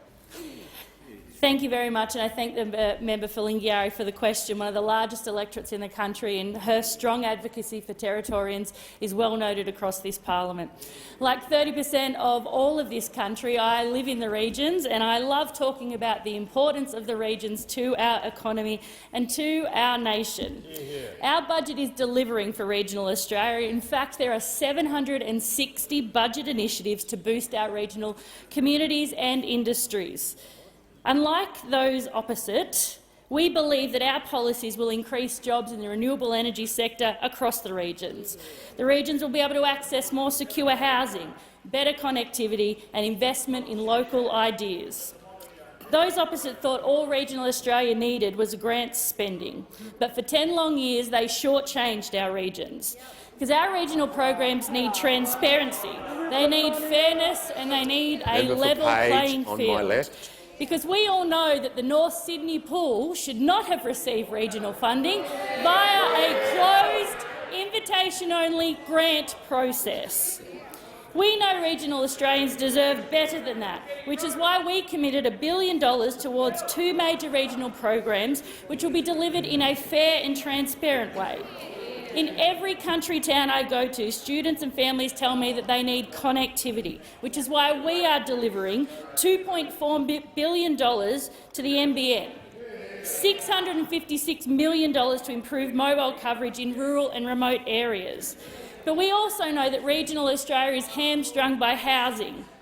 The chef, the childcare worker, fruit pickers all need a roof over their head before they can take up a job in our region. That's why this government has taken up the challenge.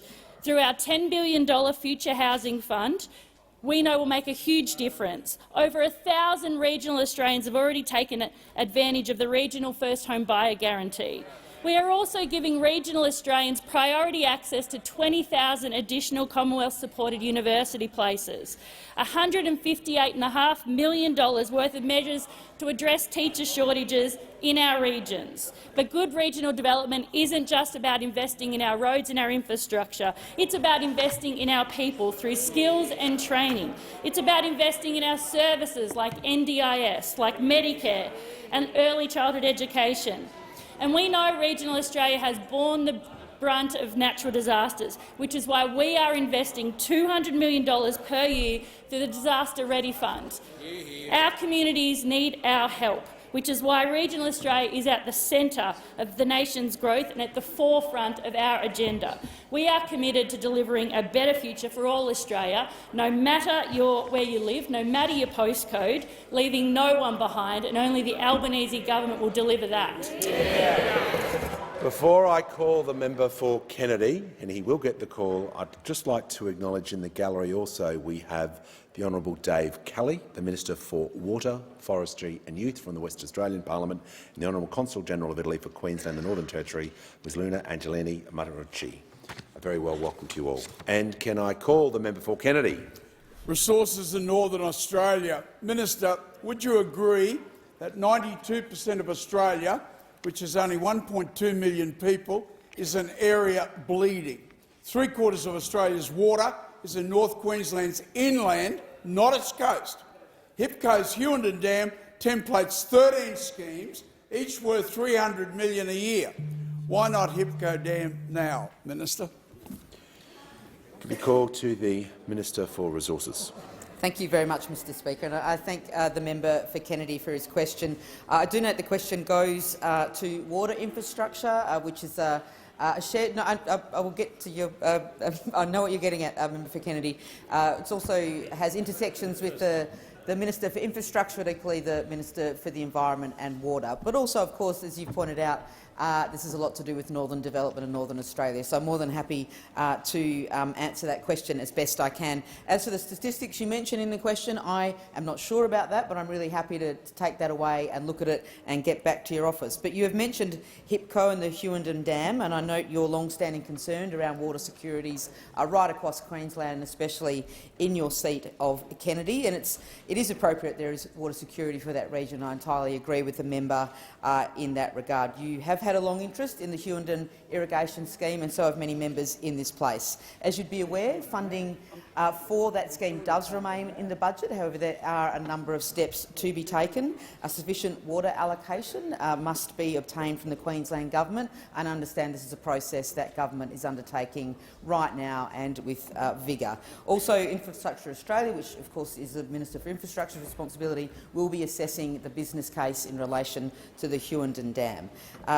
We are, as always, as a government, happy to engage with any member of this parliament on any of their requests for water infrastructure and other infrastructure, particularly those in the Northern Australia seats, on any project they think has value and can add to the economic and social development of the North. I'm really happy. As you know, a member for Kennedy, we have spoken on many times on many of the projects that are of benefit to Northern Australia, and I know all relevant ministers will continue to do the same. This government is more than happy to engage actively and look at projects that are brought forward, but they do need to be supported by a proper business case, and they really need to be engaged with the state and territory governments involved, because governments need to work together to make projects like the Hughenden irrigation project, the HIPCO project, go ahead. And I thank the member for Kennedy again for his question. The Minister has concluded her answer. Is it relating to the question or something else? I don't want it to be interpreted that I've bypassed the brilliant and gracious lady who is the Minister for Water. But I just think it's more northern development, that's all. I thank the member for Kennedy.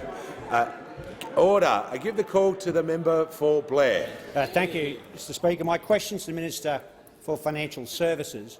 How is the government protecting consumers without stifling innovation in the buy now, pay later industry? Give the call to the Assistant Treasurer and Minister for Financial Services.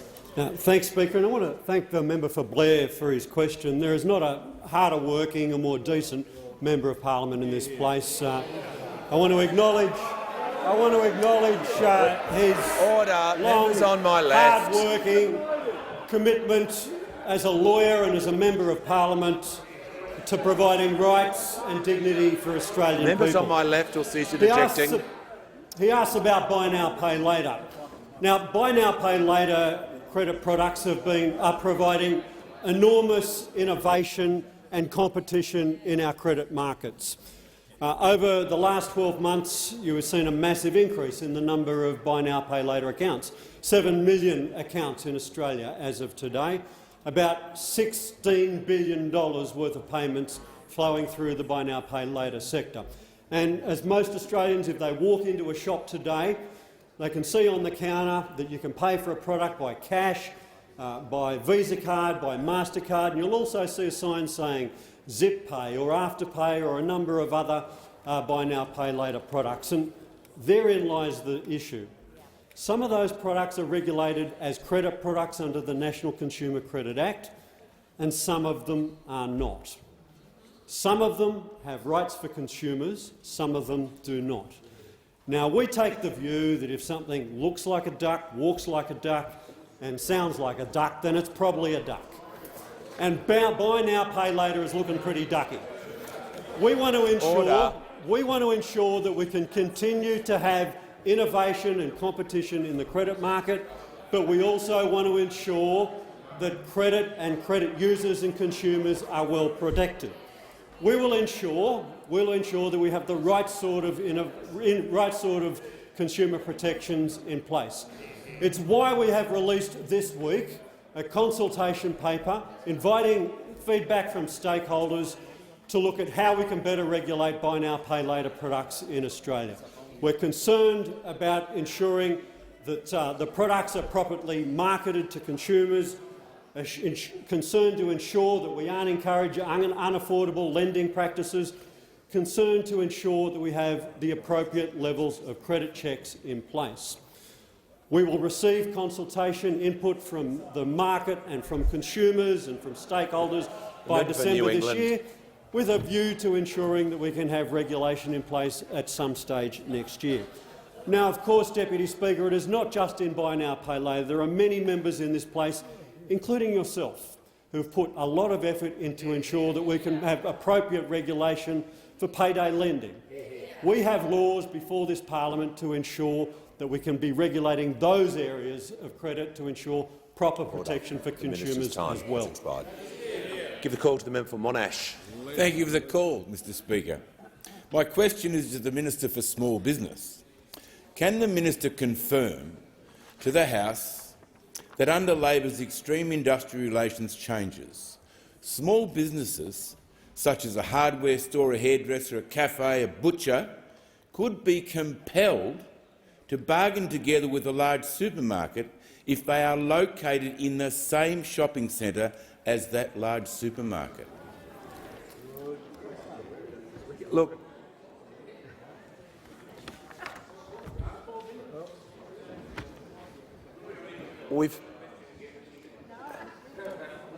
No, I don't want the question again. The question is clearly directed to the wrong minister. With industrial relations, I'm just saying if the minister chooses to have someone also supplement the answer because it's not directed for her responsibilities under the standing orders, I'll invite the minister. I'm not ruling the question out of order, but I'll invite the minister to take the question. Thank you, Mr Speaker, and I do thank the member opposite for his question. As I have said clearly in this place, more than 2 million businesses will be exempt from the single interest stream that the member is referring to in terms of the Industrial Relations Bill. Can we also remind the Leader of the House, Opposition Mr. will cease Speaker, interjecting. The minister will be heard in silence, just as the member for Monash was heard in silence. The Leader of the Opposition, the Leader of the Opposition is warned. I can't be clearer. When a minister is on her feet, within barely seconds into the answer, it is unacceptable for the yelling, for the interjections. And give her the call. And as I have said earlier in the week in this place, Mr Speaker, there are other thresholds that need to be met. And one of those is, of course, that the Fair Work Commission would need to say that they have the same single interest. And that would not be the case in the example that the member actually refers to. Give a call to the member for Hunter. Thank you, Mr Speaker. My question is to the Minister for Communications. What is the Albanese Labor government doing to address mobile black spots and improve communications resilience? Give a call to the Minister for Communications. Thank you, Mr Speaker, and I thank the member for Hunter for his question. I recently had the pleasure of spending time with him and his electorate to see the range of communications initiatives benefiting the Hunter community. Mr Speaker, improving connectivity is a top priority for the Albanese government. High-quality, reliable communication services play a vital role for the economic and social inclusion of communities, and especially for safety for those living and working in regional Australia as well as in our outer suburbs. That's why Labor took to the election our Better Connectivity Plan for rural and regional Australia. And true to our commitment, our budget boosted regional telecommunications funding by $800 million compared to the last budget of the previous government. Now, a critical element of our plan is $400 million to expand mobile coverage and improve the resilience of mobile networks and communication systems during natural disasters. This stream includes $100 million dedicated to resilience measures, which will help deliver improvements to the reliability of networks and their ability to withstand and recover more quickly from natural disasters. Mr Speaker, it's useful to understand what this can mean in practice. Right now, as honourable members across the chamber are well aware, there are communities across the country who are in the midst of devastating floods. Many constituents of those honourable members will be struggling to connect to the internet or get a mobile signal to contact their loved ones, to call for help or to receive emergency information. Our resilience measures will help to remedy just that. This includes improved reliability of backup power sources for telco facilities, and these include innovative battery and solar solutions. We will also focus on increasing the diversity of transmission routes, meaning that critical sites will be connected to the network through more than one path. So if one path fails, it's less likely to bring down the entire site. My department has also commenced consultation on the Improving Mobile Coverage round of the Mobile Black Spots program, and this progresses our election commitments to address mobile coverage and capacity issues in 54 locations where inadequate service had been identified by communities, local councils and mobile carriers. And, Mr Speaker, we committed $39.1 million to further rounds of the peri-urban mobile program, which will deliver increased coverage and capacity in our rapidly growing outer suburban areas. Our investment will also expand the program to urban areas with a population of over 100,000, and these include areas like Geelong, Wollongong, Cairns and Newcastle. Mr Speaker, the Albanese government is committed to better connectivity for Australians because good connectivity isn't simply a nice-to-have. It is an essential service for our economy, our quality of life and, most of all, for the safety of our citizens. The call to the Prime Minister. Thanks, Mr Speaker. I ask that further questions be placed on the notice paper. And, Mr Order. Speaker, can I acknowledge the 32 members of the ADF parliamentary program that have been working with MPs and senators here this week? They're up there in the gallery. I think it's appropriate if all members give them a bit of a thank you.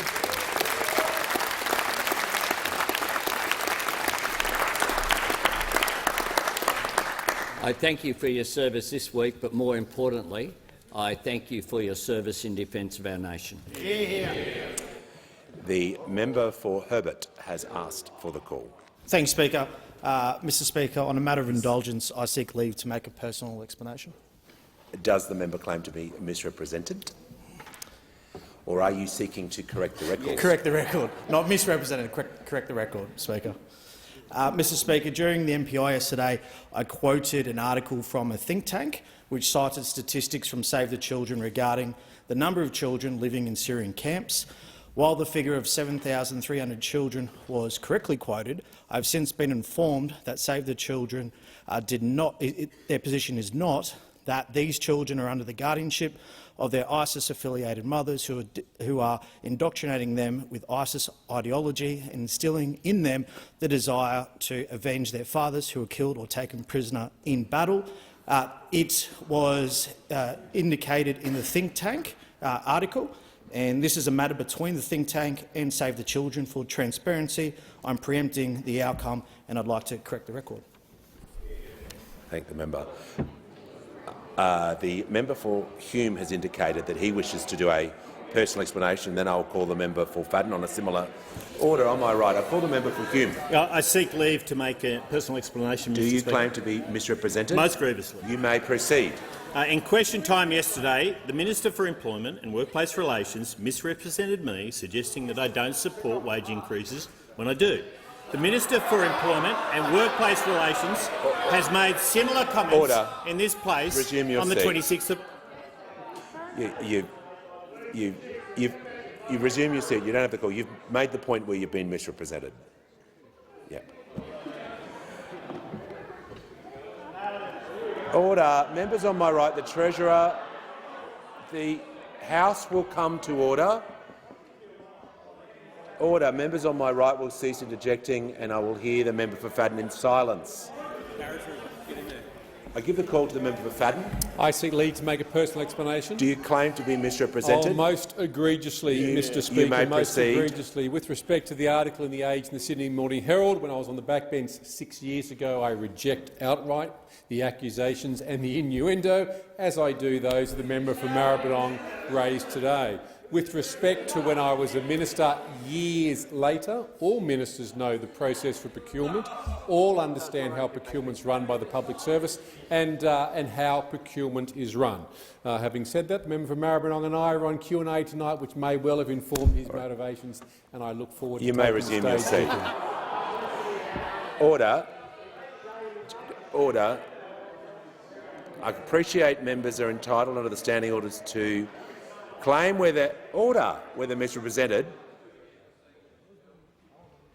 For the benefit of all members, when we come back next week, I will explain very clearly on Monday the precise way of doing that, because there are too many examples where people are taking advantage of that standing order. And I remind all members, when it comes to misrepresentation, to follow practice. Give the call to the Leader of the House will resume his seat. The member for Petrie is claiming. No. I'd like clarification from you as Speaker in relation to Standing Order 90. The member will resume his seat. Is the member asking me a question? The time to do that is immediately post-question time. And on administration, not standing orders. So if you have a question regarding standing orders, I'm happy for you to write to me and I'll respond to the member directly. Give the call to the Leader of the House. Speaker, documents are tabled in accordance with the list circulated to honourable members today. Full details of the documents will be recorded in the votes and proceedings.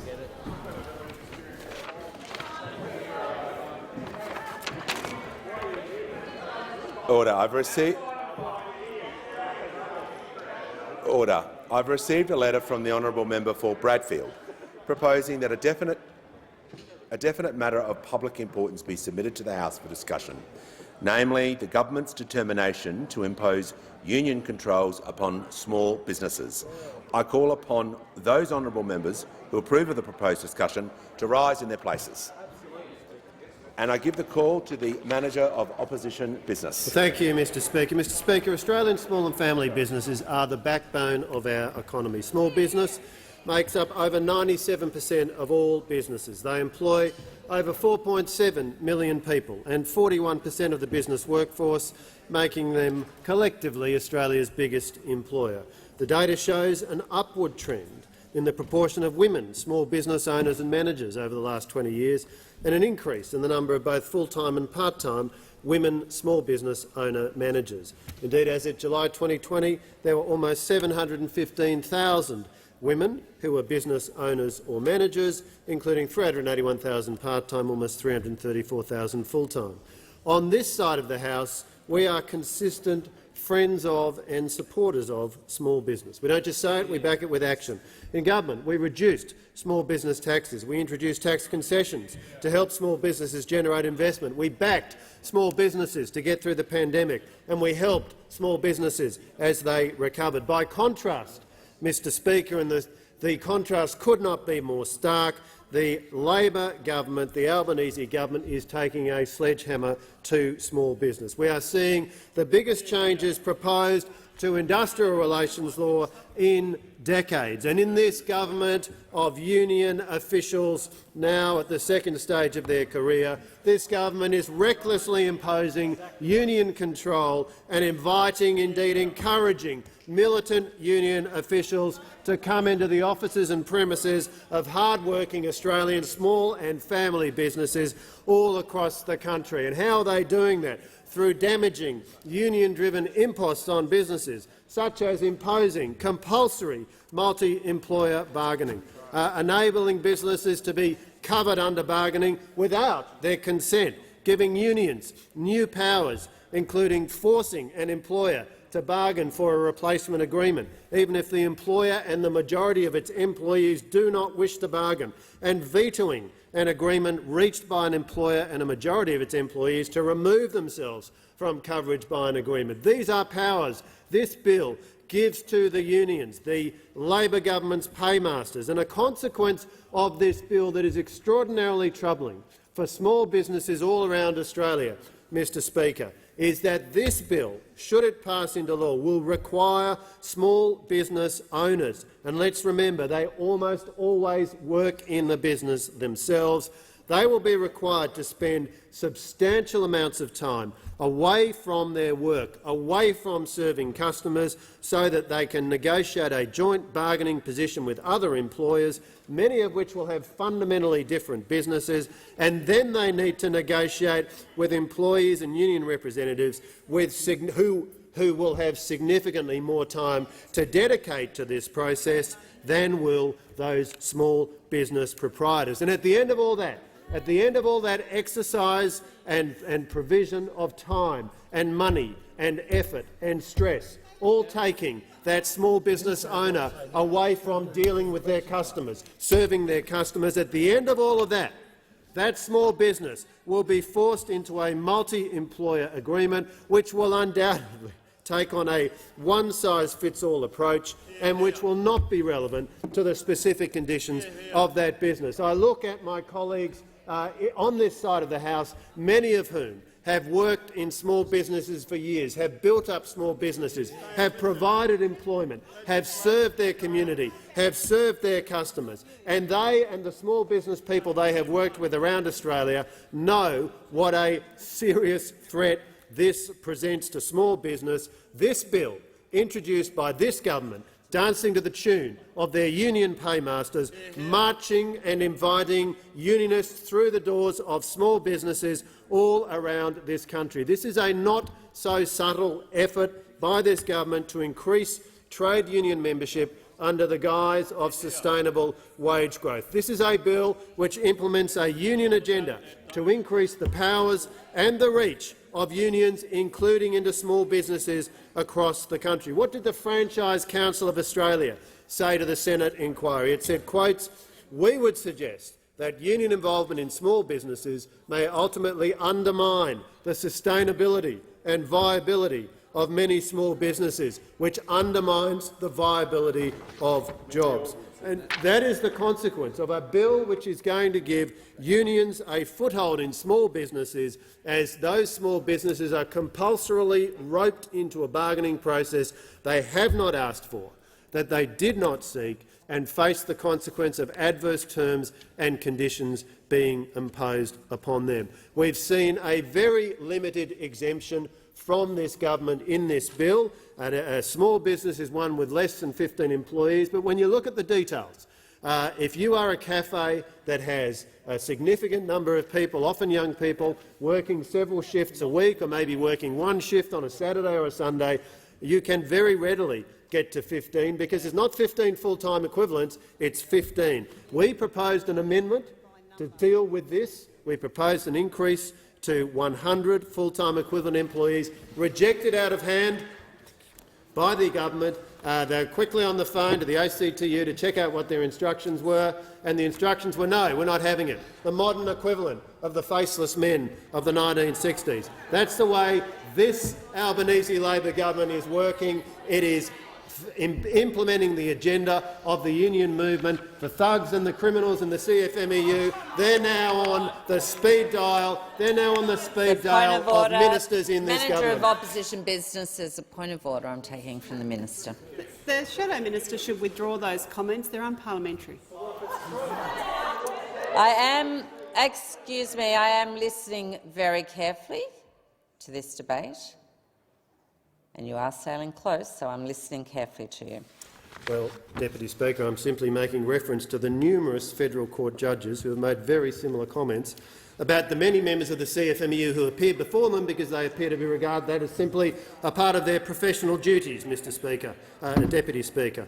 Now, Deputy Speaker, the insistence of the Albanese Labor government and the union movement in having a broad range of employers bargain together is particularly troubling for small and medium businesses. And it is no surprise that small business representatives have lined up to express their very grave concern. National employer associations, including the Council of Small Business Organisations of Australia, are very clear in saying that the expansion of multi-employer bargaining and the provision in this bill, quotes, fails to articulate clear parameters around where multi-employer bargaining would be available in either the supported bargaining or single interest streams, and undermines the system of enterprise bargaining that has delivered many significant benefits to Australia over several decades. And when the Minister for Small Business was asked in question time today about whether it was the case that small businesses that found themselves in a shopping centre together with a large business such as one of the large supermarkets would be captured by the common interest test in the legislation, which specifically talks about a common geographical location, she asserted that they would not, which flies in the face of everything that has been said about these provisions at every stage of this process. Now, Deputy Speaker, this bill has been rushed. It's been rushed. The whole process has been highly unsatisfactory, but what the government has admitted in the documents, in the regulatory impact statement, is that a typical small to medium business could face charges of between $14,000 and $75,000. Now, it could indeed be more than that, Mr. Speaker, Deputy Speaker, I should say. It could be more than that, Deputy Speaker, because the source for this estimate is the author of an article on a website called authentic.com.au, Benjamin J. Harvey, described on his website as, quotes, a cross between business strategist, modern-day spiritual healer and self-development expert. Benjamin Harvey is as comfortable working with shamans to strategists, psychics to sales reps, healers to homemakers, Buddhists to businessmen and meditators to mediators. Now, Deputy Speaker, this is the rigour with which this government has prepared these cost estimates. They've done a bit of Googling. They've come up with a man who describes himself as a modern-day spiritual healer, and they've said, oh, right, we'll whack that number. And why have they done that? Because they don't really give a rat's. They really do not care how much small business is going to have to pay. They're not troubled about it at all. But the reality is small business around this country face very significant costs, very significant burden of time, of distraction. They are being taken away from what is their passion, which is serving their customers. They're being taken away from their passion, which is providing stable and secure employment to their employees who have often been with them for decades and they regard as family members. This is an extremely disappointing expansion of union power into small businesses across Australia. I give the call to the Minister for Small Business. Thank you, Deputy Speaker. And can I say after that, Speaker, I mean, what a load of rubbish his speech was. Absolute rubbish. We are concerned about small businesses, Deputy Speaker. We are concerned that small businesses have had a tough time coming out of the global pandemic and dealing with natural disasters. We are concerned that they're having to deal with rising energy costs. We are concerned that they are dealing with inflation and supply chain issues, as well as the staff shortages that I talked about earlier. We are concerned, and that is why we're supporting them. That is why we are making sure that small businesses are getting the support they need, because we know that when small businesses do well, the Australian economy is doing well and the Australian people are doing well, Deputy Speaker. We've taken action to deliver support for small businesses to become more resilient and more competitive. And we're doing it in many ways, and we're delivering on many of our election commitments as we do so, Deputy Speaker. We've updated the Commonwealth procurement rules, which will mean small businesses get a bigger slice of the $70 billion in contracts that the Australian government spends every year with a 20% target. It's something that those opposite failed to do during their 9 years in government. We've also passed legislation to make unfair contract terms illegal, so small businesses can negotiate fairer agreements with big businesses. Again, something those opposite talked about for years but did not deliver on in the entire time that they were in office. 9 years they were in office and they didn't deliver on it. As part of the budget, we also committed to provide $15 million for small business owners across Australia to access free mental health and financial counselling support, and as I said today, also the small business debt hotline support money that was in the budget. That is a program that those opposite, in their budget earlier in the year, had ending on the 31st of December. But we made sure that those businesses are getting the support they need in tough times. That is what we're doing. We know how important these programs are for small businesses because I spoke to a small business owner in my electorate.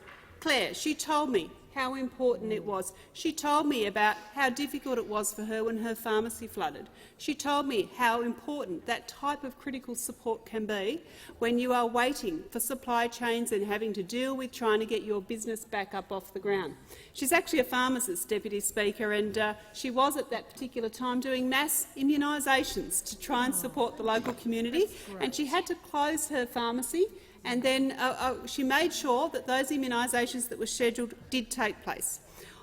We make sure that the programs that are required are there, and that's why we're also delivering $62.6 million in energy-efficient grants to eligible small and medium businesses to help rising costs. We know that they need some support in terms of adapting and getting more energy-efficient appliances and systems into their small business. And this week, we introduced bills into the House to implement the Skills and Training Boost and the Technology Investment Boost. These are incentives that will help small businesses to train and upskill their employees and improve their digital capacity, Deputy Speaker. These are worth more than $1.5 billion, and the measures are backdated to the 29th of March to make sure small business owners receive the full benefits. I'll also be meeting with state and territory business ministers next month. Again, another thing that those opposite failed to do for almost a decade, Deputy Speaker. I mean, you would have thought it would make sense to get the state ministers in the room with the federal ministers and talk about how we work together to remove some of that burden on small businesses together. But no, they couldn't do that. They couldn't do that. As I said, we do know that small businesses have been doing it tough. And we also, of course, have got new funding for measures already put in place by our government, including $18.6 million to help small businesses adapt and build resilience through digital technology. And they sit alongside our other wider agenda that will benefit small business. For instance, small businesses, as I said today, will benefit from our increase in skilled migration to assist with the staff shortages. We'll provide a one-off income credit to older Australians to give them the opportunity to work and keep more of their money, immediately boosting the number of job seekers. Again, small businesses will be able to benefit from this, and will accelerate the delivery of 465,000 additional fee-free TAFE places, with 180,000 to be delivered in 2023. And this will help get more skilled job workers into the job market quicker. And of course, our cheaper childcare and our expanded paid parental leave will mean that it will be easier for families, but also it will increase workforce participation, again meaning that more people will be able to work in small businesses to help assist with the staff shortages that they are experiencing. And, Deputy Speaker, yes, we are making changes to industrial relations. It is a system that the Council of Small Business Organisations of Australia has described as, and I quote, inaccessible and, I quote, intimidating for small businesses. We are making these changes because we believe modernising the workplace bargaining system and in getting wages moving. And we're doing it because we know that small businesses will benefit from the productivity gains of negotiating directly with their employees. Everybody wins in that situation, Deputy Speaker. But we have put in safeguards. We do have in there an exemption for more than 2 million small businesses, those with a number of employees who are 15 or fewer, to make sure that we're not putting an additional burden on very small businesses, Deputy Speaker. And of course, we've had an inquiry into that legislation, and the Senate committee has made 8 recommendations, and one of those is for us to look at just increasing that 15 to 20, and we have said that we will look at that and we will continue negotiating and talking. We have had a lot of discussion with small businesses, with workers in small businesses and with peak organisations about this bill. Yesterday, we had the Deputy Leader of the Opposition, who also happens to be the Shadow Minister for Women, say the whole bill is terrible, Deputy Speaker. The whole bill, the entire thing. We need to remind those opposite, as the Prime Minister did today, that it's designed to help close the gender pay gap. I mean, you would have thought those opposite learned something with all these tills over here, Deputy Speaker. You would have thought, you know, you've got the Shadow Minister for Women who says it's terrible, that she'd want to ensure that the work of women no longer remains undervalued, underpaid and insecure, because that's what the bill fixes, Deputy Speaker. It also has pay equity provisions for the Fair Work Act to strengthen access to flexible work arrangements, again benefiting those workers that have caring responsibilities, many of them women, predominantly women. And importantly, the bit that really gets me, of course, is that the bill will implement Recommendation 28 of the Respect at Work, aimed at preventing sexual harassment in the workplace. And for the Shadow Minister for Women to go out and say the whole bill is terrible when it contains implementing that recommendation, I think says a lot about what is happening on the other side of the House, Deputy Speaker. Our bill will send a clear message to every worker in every workplace that sexual harassment will not be tolerated, and I would have thought it's something those opposite would have supported, Deputy Speaker, but apparently not. Apparently not. According to the Deputy Leader, the whole bill is terrible. The whole bill. There are changes that I would have wanted to see when I was working in my first full-time job in a small business, Deputy Speaker. We wanted to make WorkSafers safer for women. I remember my first experience, Deputy Speaker, and can I say it's about time that modern workplaces caught up. That's all I want to say about it in this place, but I remember it, Mr. Deputy Speaker. And it's a pity that the Shadow Minister over there thinks these provisions are just terrible. We've heard a lot of noise from those opposite this week. There's been a wall of noise coming over every day. If only they'd use that energy when they're in government to actually deliver more for small businesses. If only, Deputy Speaker, that they had actually done what they said they would do. But no, it took our government to do things like legislate unfair contract terms. It took our government to increase support for critical programs that provide mental health support and the debt hotline for small businesses. It took our government to do those, to add to the Commonwealth procurement rules so that small businesses get a better share. Many of these things weren't delivered by those opposite because, of course, we know that they were far too busy over on the other side with a whole range of other things, Deputy Speaker. But can I say, we know that small businesses are at the heart of communities. We do support them. We're going to continue to provide support for small businesses. We want to make sure that every small business in every community right across Australia continues to prosper. We're going to make sure that every decision we make, that small businesses are at the heart of it, just like we have the entire 6 months we've been in government so far. I look forward to delivering for small businesses right across the country. Yeah.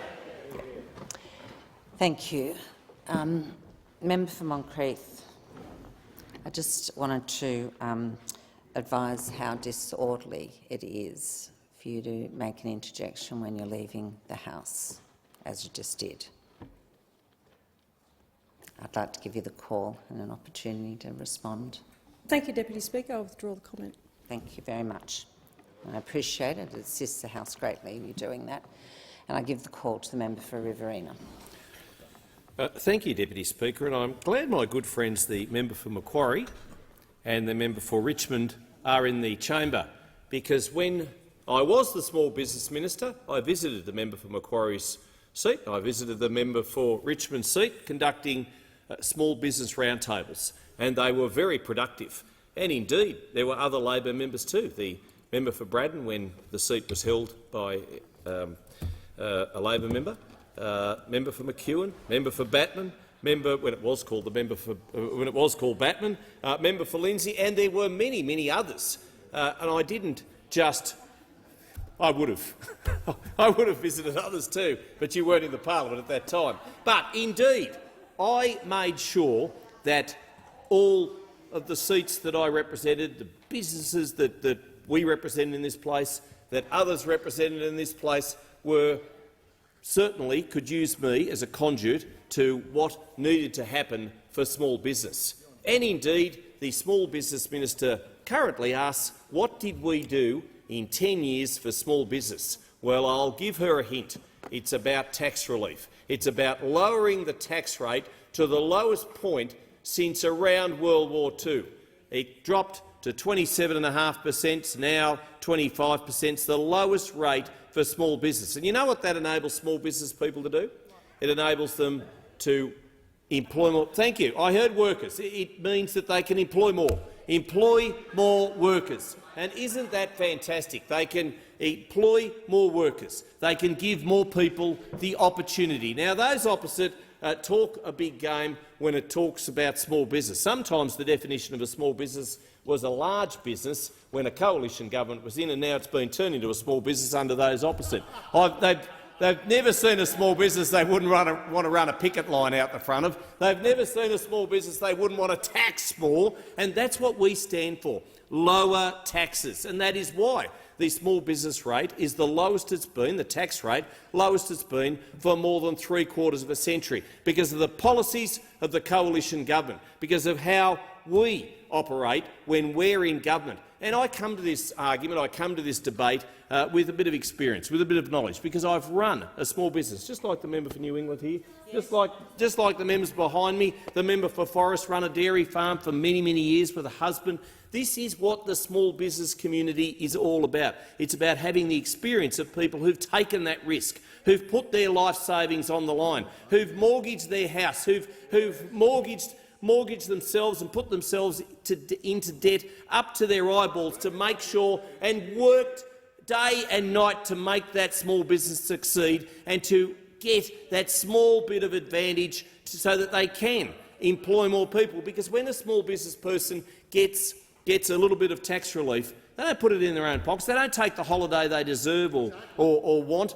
What they do is they employ more people. They reinvest it in their small business. But those opposite wouldn't understand that, because those opposite, most of them have never run a small business. Yes, they've worked for an ALP member. Yes, they've worked for a union apparatchiks. That's what they are when they come to this place, in the main. But we come from a business background. We understand. Well, I appreciate there's probably one or two aberrations to that, but in the main, most of them are union apparatchiks. And I've been a union member for 21 years, so you can wave your arms all you like. I've been a member. I bet you there's not many members opposite who've been in a union for longer than 2 decades, are there? No, I have. I've been a member of a union for more than 2 decades, and you might laugh, but I have. So I understand there is a balance. But the balance doesn't mean that we get unions running the show. The balance doesn't mean that we get unions, as in the industrial relations legislation, running small businesses into the ground.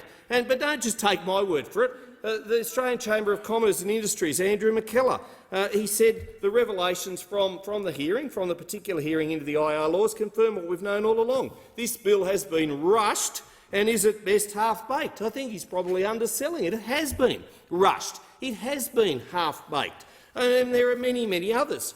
And we saw the NFF warn that the government's IR changes will lead to increased industrial action in the agriculture sector, which could cripple supply chains and lead to food shortages. We don't need that. We're already under enough pressure. Communities and families and businesses are already under enough pressure without the warnings that are coming loud and clear, but those opposite just chose not to heed.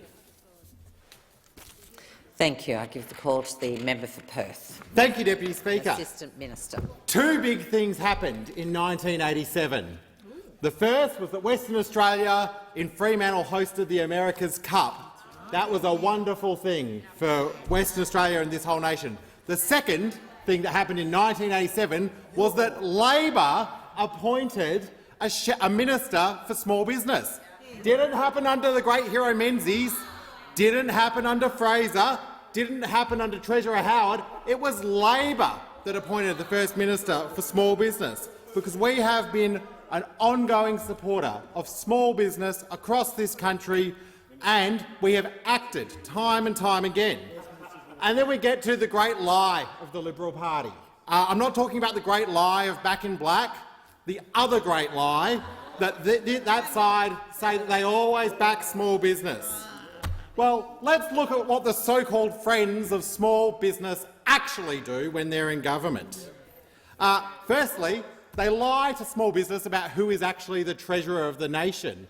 They give small business secret ministries in resources. They leave small businesses of Australia who pay tax, they leave them with $1 trillion of debt. They leave small business with $1 trillion of debt to pay back. Now let's look at what they do for small businesses in the car industry. When they were last in office, they closed the car industry, closing down small businesses who were reliant on the car industry. And then you think about our small businesses who have to trade with our Pacific neighbours. And this side, that side I should say, choose to elect a leader who jokes about the Pacific Islands drowning. But the list goes on. You won't be surprised. When it comes to people who are in small business who need to put their children into childcare, they had to pay 41% more because of the incompetence of the other side.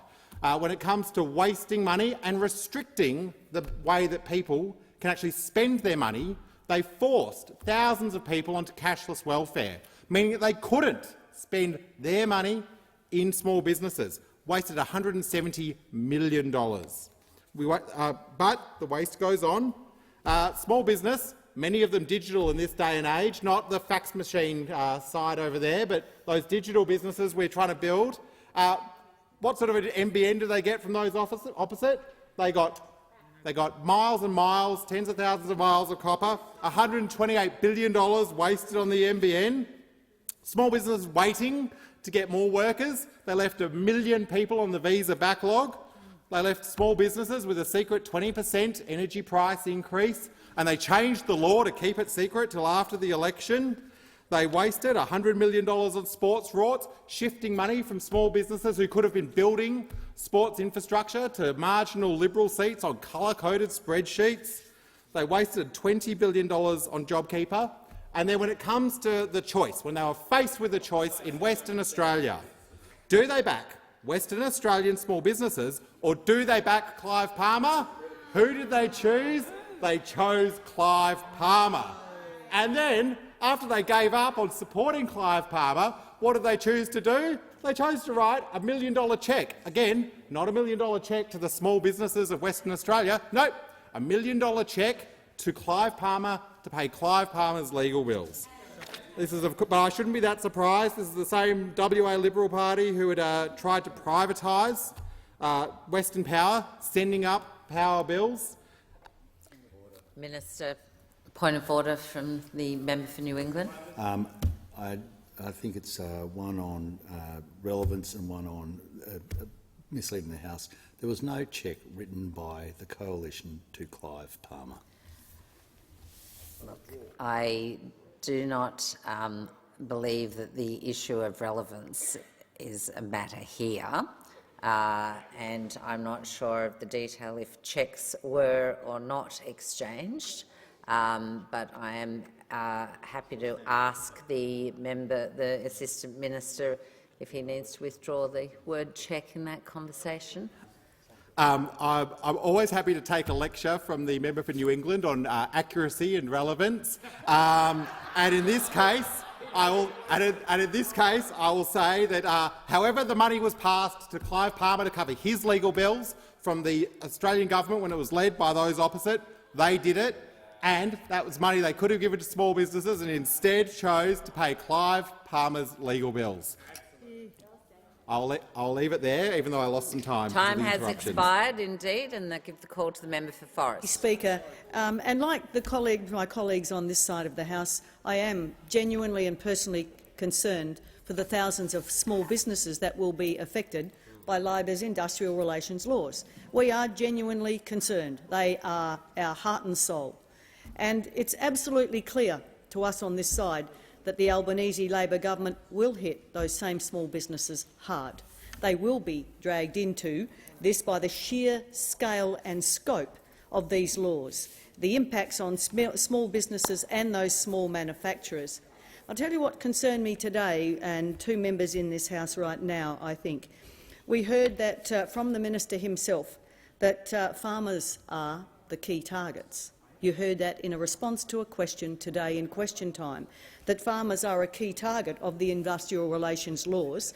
And we look at our agricultural sector, whether it's the dairy sector, whether it's cattle or feedlots, in the horticulture and viticulture, who provides the food, the fibre and feeds enough 60 million people around the world, as well as what we do here in Australia, 25 here and 60 million in total. But these are what we heard today, the targets for Labor's industrial relations laws.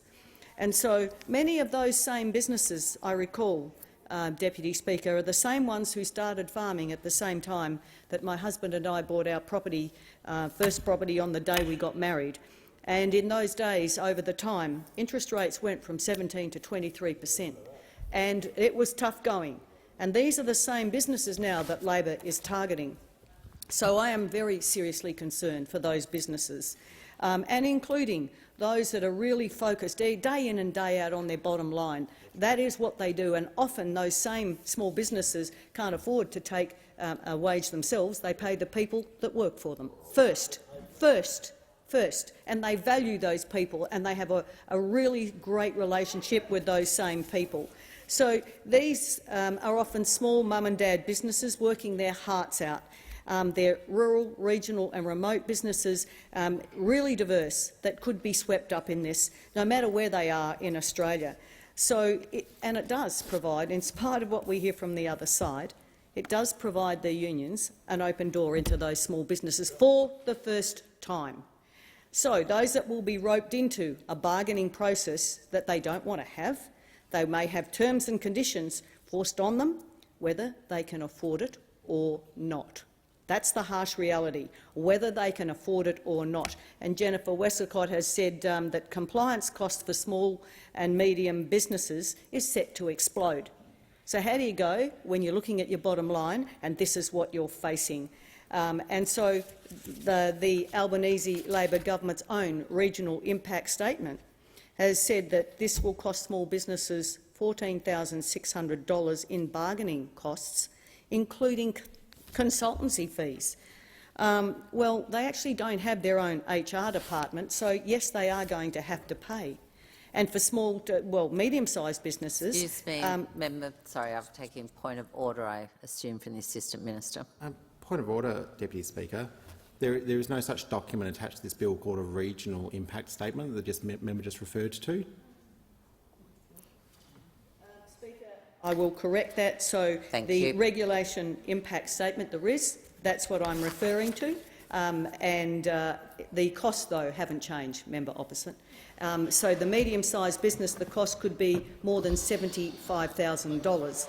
So, businesses out there, the small to medium businesses, but small ones in particular, really will be affected by this. So they will be forced to pay more anyway, because even if you happen to fall below that threshold, because the same sector is being forced to pay more, how do you attract workers when the businesses around you, maybe in the same town, have to pay more for the same workforce?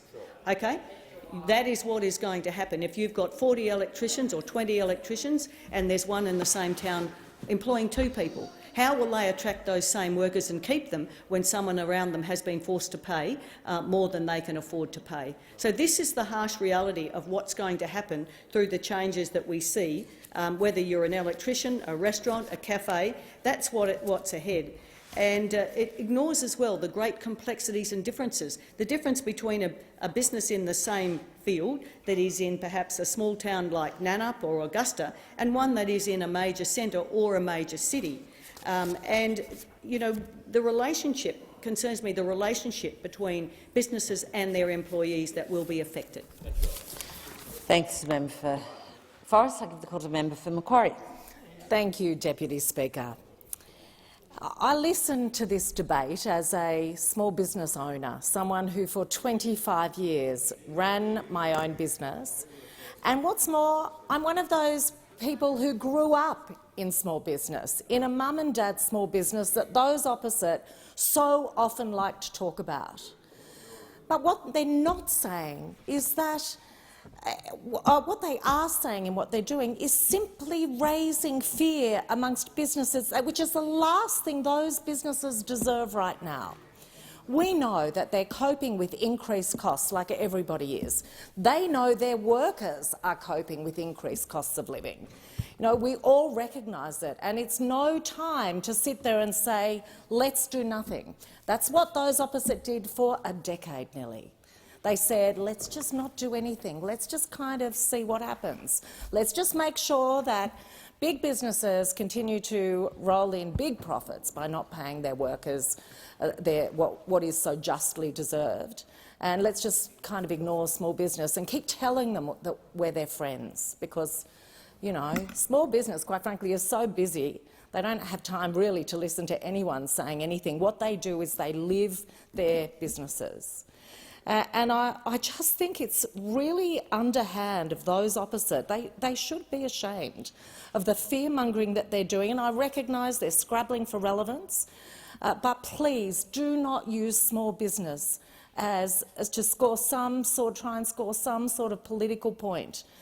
You know, we know on this side that businesses have dealt with a lot over the last nearly decade. In my electorate, they've dealt with fire, the biggest fire from a single ignition point that the world has ever seen, and businesses suffered, not because they caught on fire, not because they burnt, but because smoke kept their customers away.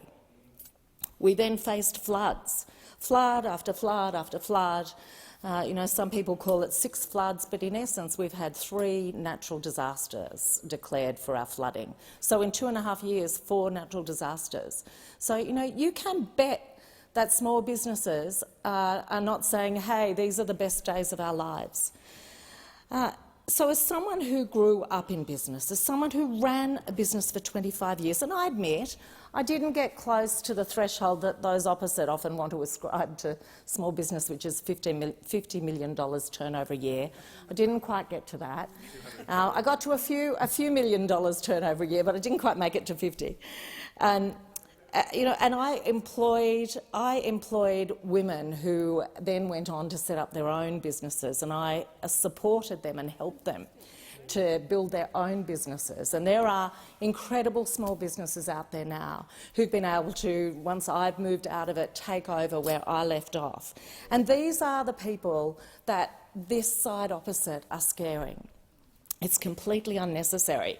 I mean, I think that we've heard today one of the biggest letdowns for small business was the decision that those opposite made on NBN to turn it from something that was going to provide universal access to fibre for nearly everyone and nearly every small business into this hodgepodge, which personally for my business totally took away the possibility of growing the way I had hoped to from my base in the Blue Mountains. I've had offices in the Sydney CBD, in King Street and in that Sydney CBD sector for many, many, many years.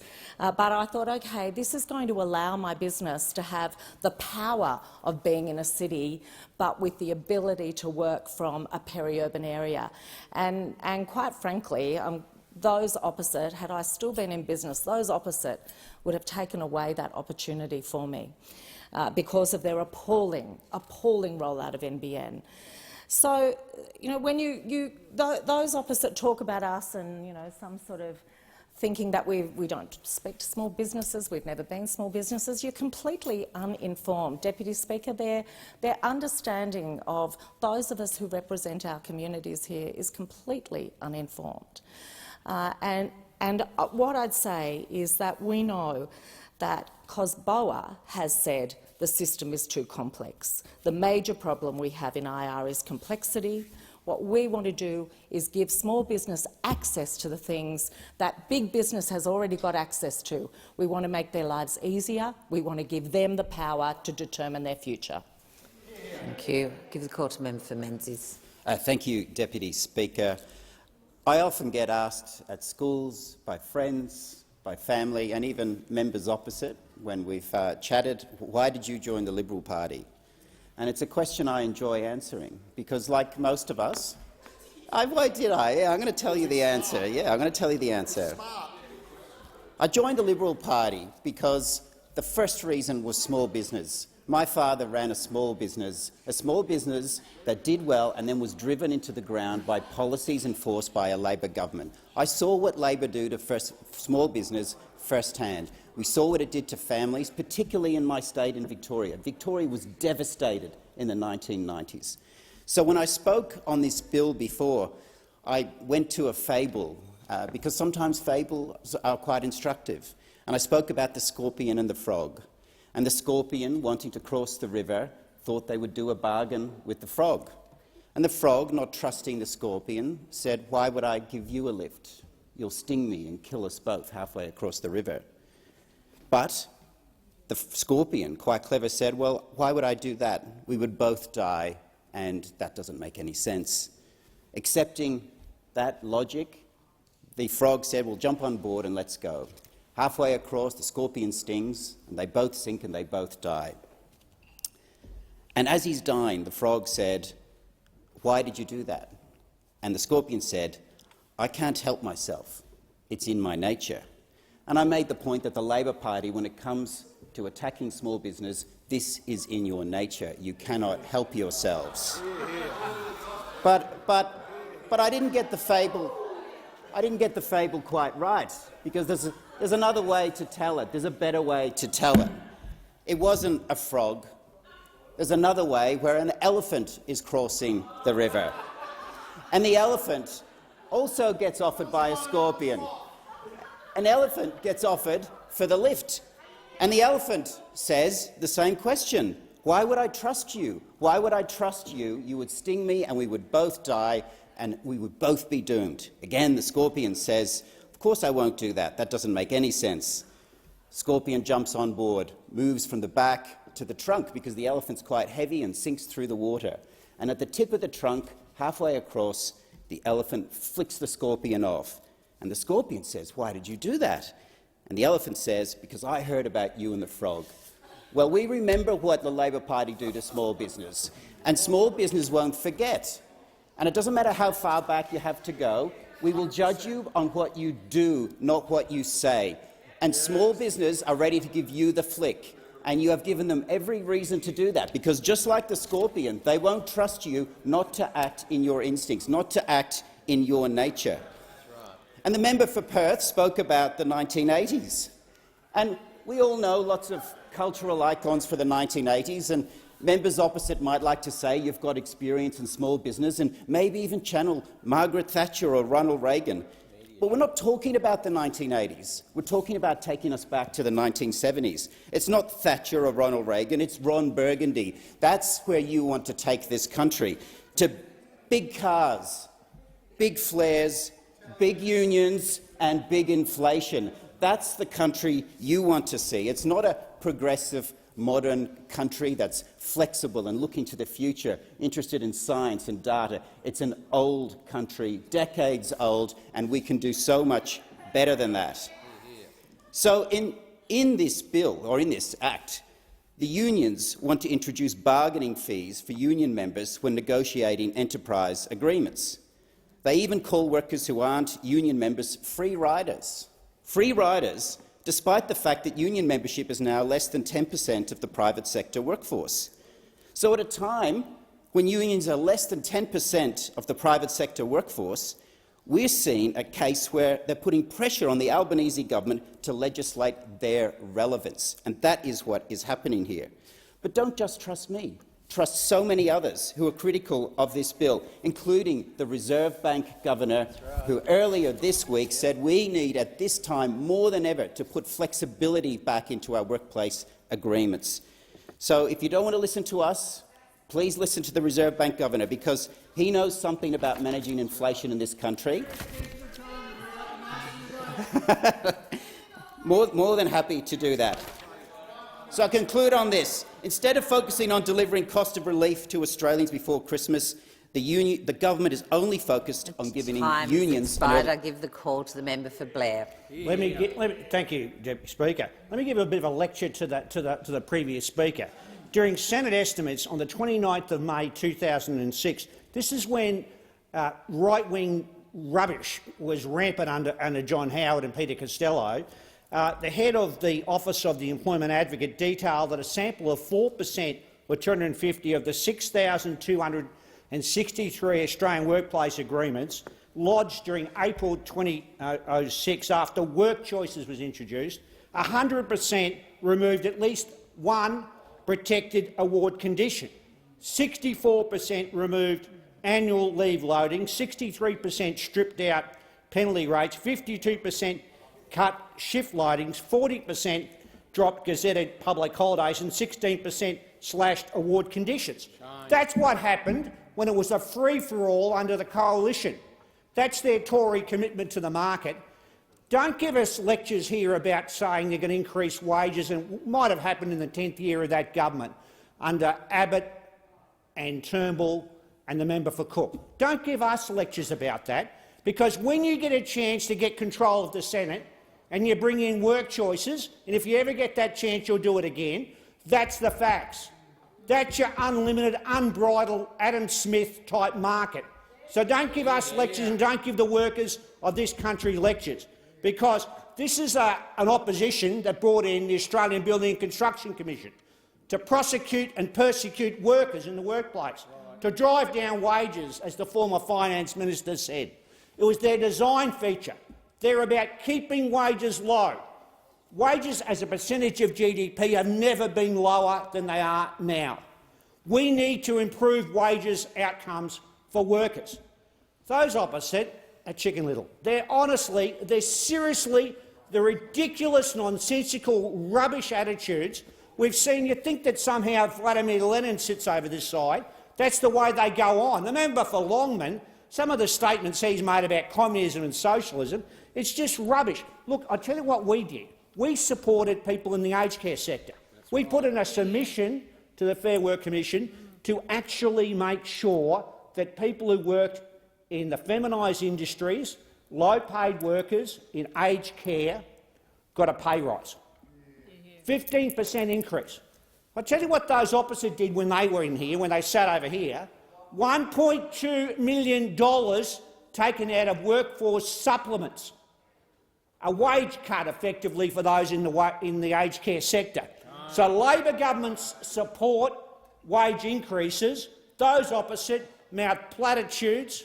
It's just simply rubbish the way they go on about it. They mouth platitudes that somehow the market will magically and mysteriously lift it up. I mean, they've had 9 years in government to increase wages. There wasn't a MyEFO, a budget, where the wages outcome subsequent was at least level or better than the Treasury papers.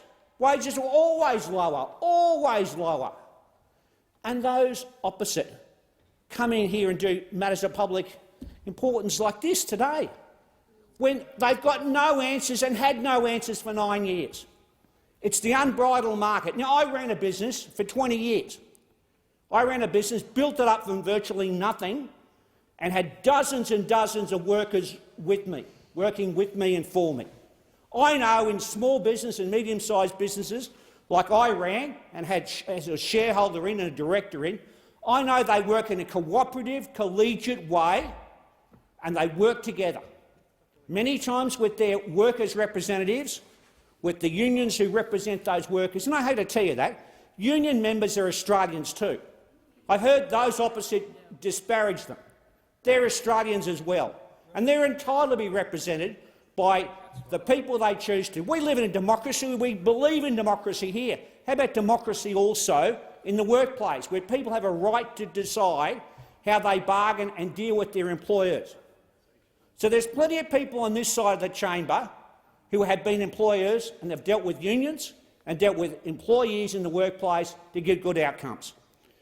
This matter of public importance is simply an opposition looking for relevance, not able to find their feet. We see it in question time every day. If they had answers during this particular debate, they would have given it to them.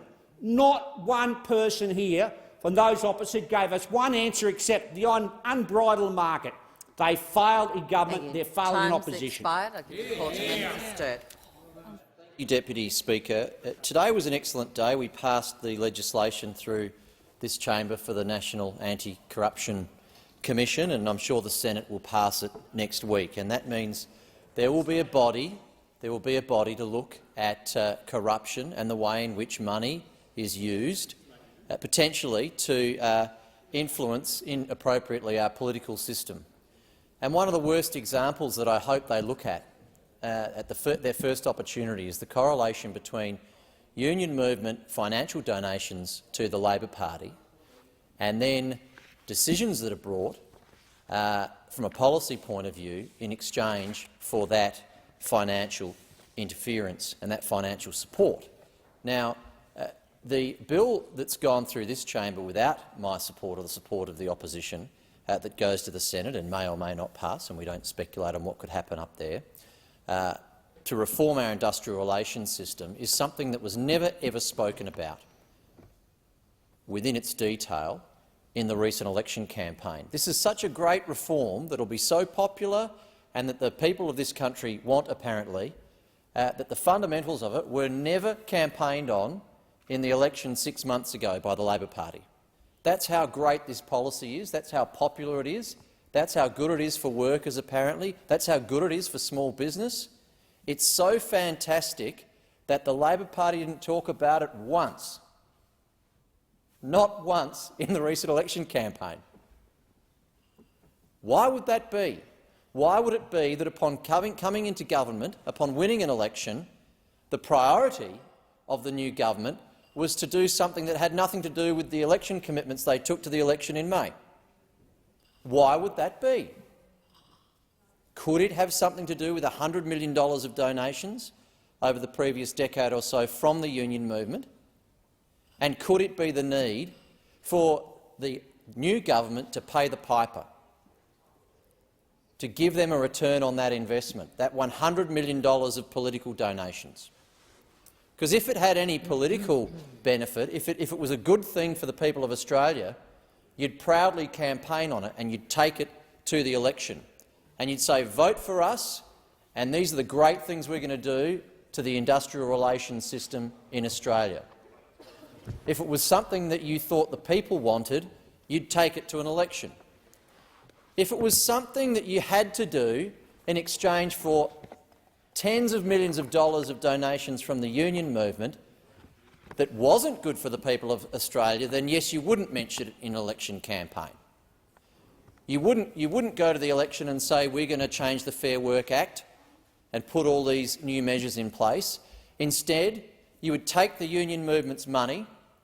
You would say, look, I need this money to win an election, so I better take that money from you.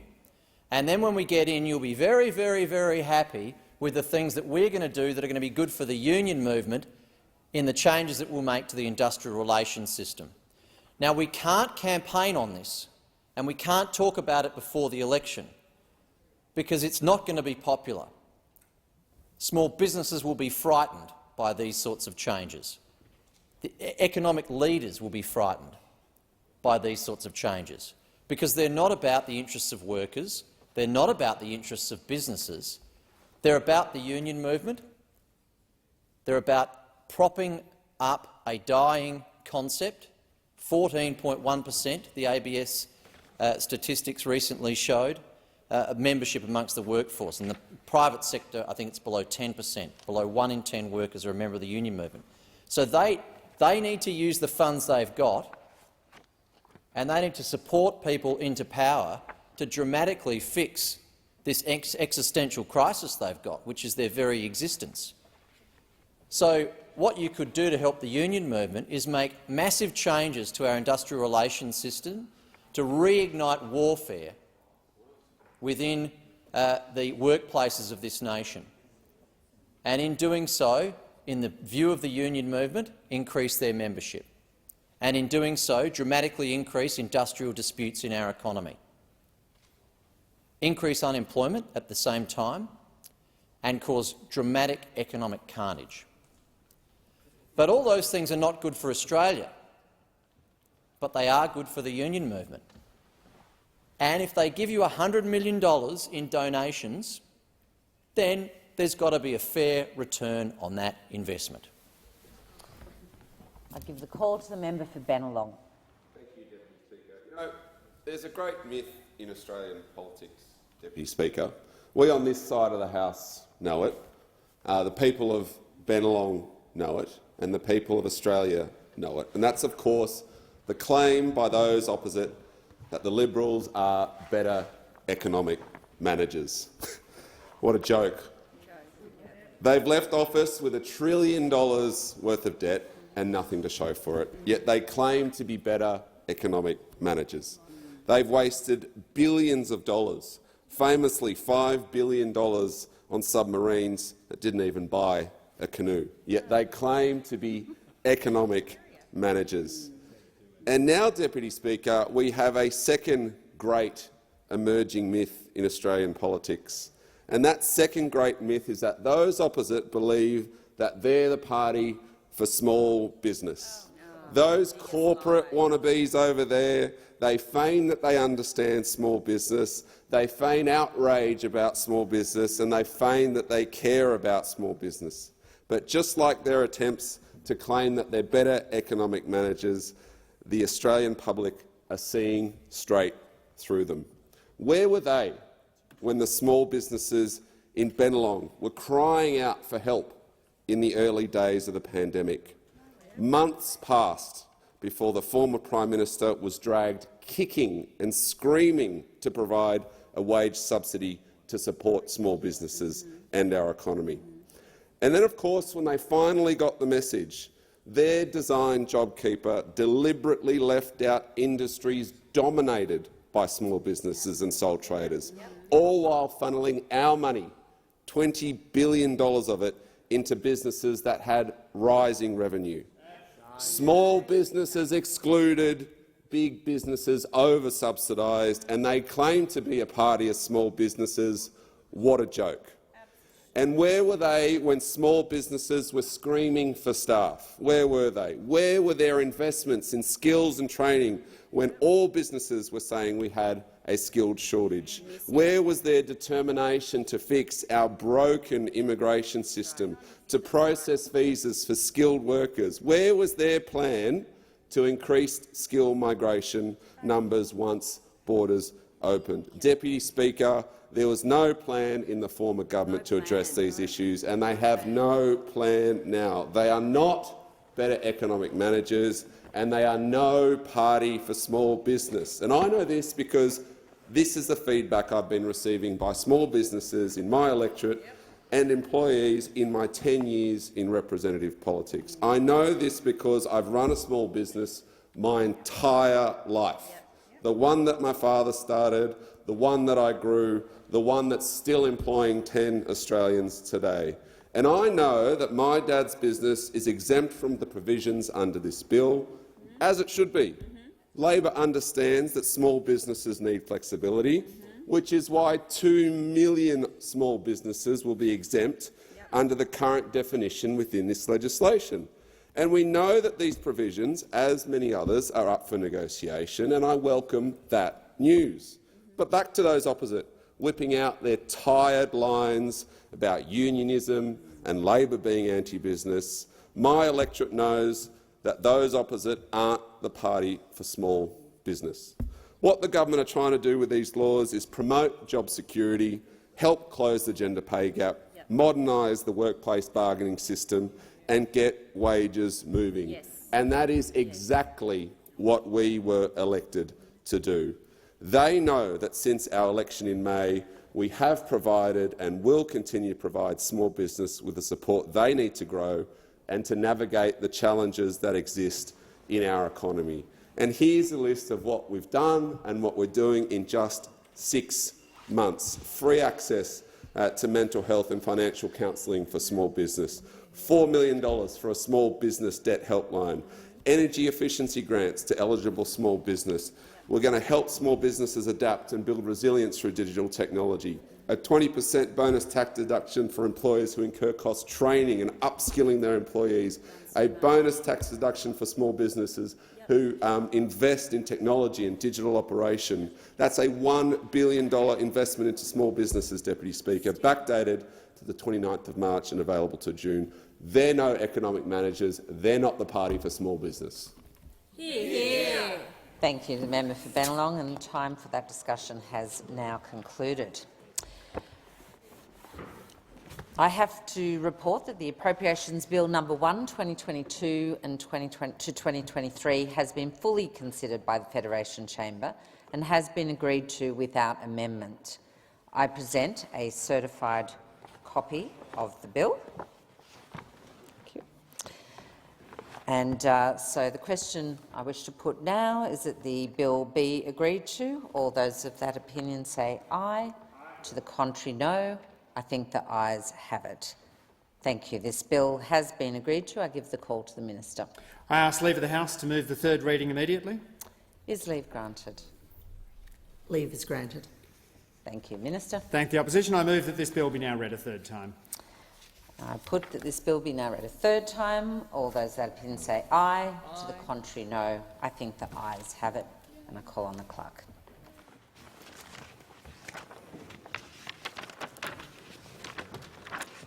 Third reading. The bill for an act to appropriate money out of the Consolidated Revenue Fund for the ordinary annual services of the government and for related purposes. Thank you. I have to report that the Appropriation Bill No. 2 of 2022 to 2023 has been fully considered by the Federation Chamber and has been agreed to without amendment. I present a certified copy of the bill. Thank you. And the question now is that this bill be agreed to. All those of that opinion say aye. To the contrary, no. I think the ayes have it. The bill has now been agreed to, and I give the call to the Minister. I ask leave of the House to move the third reading immediately. Is leave granted? Leave is granted. Minister. Thank the opposition. I move that this bill be now read a third time. And I'll put the question that this bill be now read a third time. All of those with that opinion say aye. To the contrary, no. I think the ayes have it. And I call on the clerk. Third reading. A bill for an act to appropriate money out of the Consolidated Revenue Fund for certain expenditure and for related purposes. Thank you. I have a report that the Appropriation Parliamentary Department Bill No. 1, 2022 to 2023 has been fully considered by the Federation Chamber and has been agreed to without amendment. I present a certified copy of the bill. Thank you. And so the question is that this bill be now agreed to. All those of that opinion say aye. To the contrary, no. I think the ayes have it.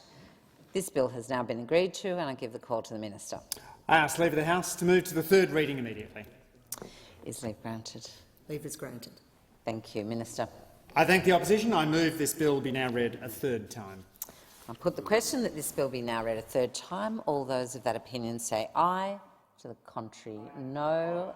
I think the ayes have it, and call on the clerk. Third reading. The bill for an act to appropriate money out of the Consolidated Revenue Fund for expenditure in relation to the parliamentary departments and for related purposes. Thank you. I have received a message from the Senate informing the House that Senator Cadell has been appointed a member of the Joint Standing Committee on Electoral Matters, and that Senator Cadell, perhaps, has been discharged from the Parliamentary Standing Committee on Public Works, and that Senator Van has been appointed as a member of the committee. And also returning bills without amendment or requests. I do not propose to read these messages, which will be recorded in the votes and proceedings. The following message from the Senate has been received, and the Senate has passed a bill for an act to amend the law relating to the protection of the sea and for related purposes, and transmits it to the House of Representatives for its concurrence. I call on the clerk. First reading. The bill for an act to amend the law relating to the protection of the sea and for related purposes. Minister? Somebody's moving that a second reading be made in order of the day, perhaps? Thank you. That is all right.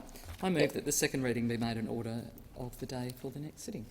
Thank you, and I will put that to the House. All those of that opinion say aye. To the contrary, no. I think the ayes have it. And the following message from the Senate has been received. The Senate returns to the House of Representatives a bill for an act to establish the High Speed Rail Authority and for related purposes, and informs the House that the Senate has agreed to the bill with the amendments in the annexed schedule. The Senate requests the concurrence of the House in the amendments. Minister. Thank you, Deputy Speaker. I move that the amendments be considered immediately. I put the question, the amendments be considered immediately. All those that opinion say aye. To the contrary, no. I think the ayes have it. I understand that it is the wish of the House to consider the amendments together. Minister. Thank you, Deputy Speaker, and I wish to move that the amendments be agreed to. I want to thank particularly Senator Pocock for his engagement on this legislation in good faith. His office has engaged constructively with myself and my office staff, and I'd like to thank him very much for that. Senator Pocock has proposed a number of amendments that I can advise the government will be supporting. These amendments relate to ensuring that appointments to the board of the High Speed Rail Authority and the position of CEO are the result of a merit-based process, as well as an amendment concerning the disclosure of the interests of board members to the Minister in accordance with the Public Governance, Performance and Accountability Act 2013. As I've already made very clear, the board of the High Speed Rail Authority has to be a skills-based board. It's a really complex and important project for the nation, and I'm absolutely determined that the government does appoint the board on merit. I'm also very grateful that Senator Pocock did take into account the issues around gender equity and the importance of getting far more women on boards, particularly in my portfolio. I thank him for understanding and engaging that as well. It is important to note that this is a very different approach to the board appointments that were made under my portfolio from the previous government. It's one that I am in the process of trying to clean up, particularly when it comes to Infrastructure Australia, and I know the Attorney-General is trying to deal with it in relation to this Administrative Appeals Tribunal. It is important that boards are based on merit, so we agree with the amendments and commend them to the House. Thank you. So the question is that the amendments be agreed to. All those of that opinion say aye. To the contrary, no. I think the ayes have it. Thank you. And I call on the clerk.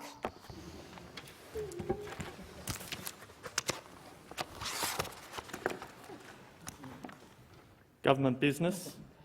Order of the day number 2, National Anti-Corruption Commission Consequential and Transitional Provisions Bill 2022. Consideration in detail. Thank you. The House will now consider the bill in detail. I understand it's the wish of the House to take the bill as a whole. The question is that the bill be agreed to. I give the call to the Minister. Thank you, Deputy Speaker. I present a supplementary explanatory memorandum to the bill. Thank you. Attorney-General.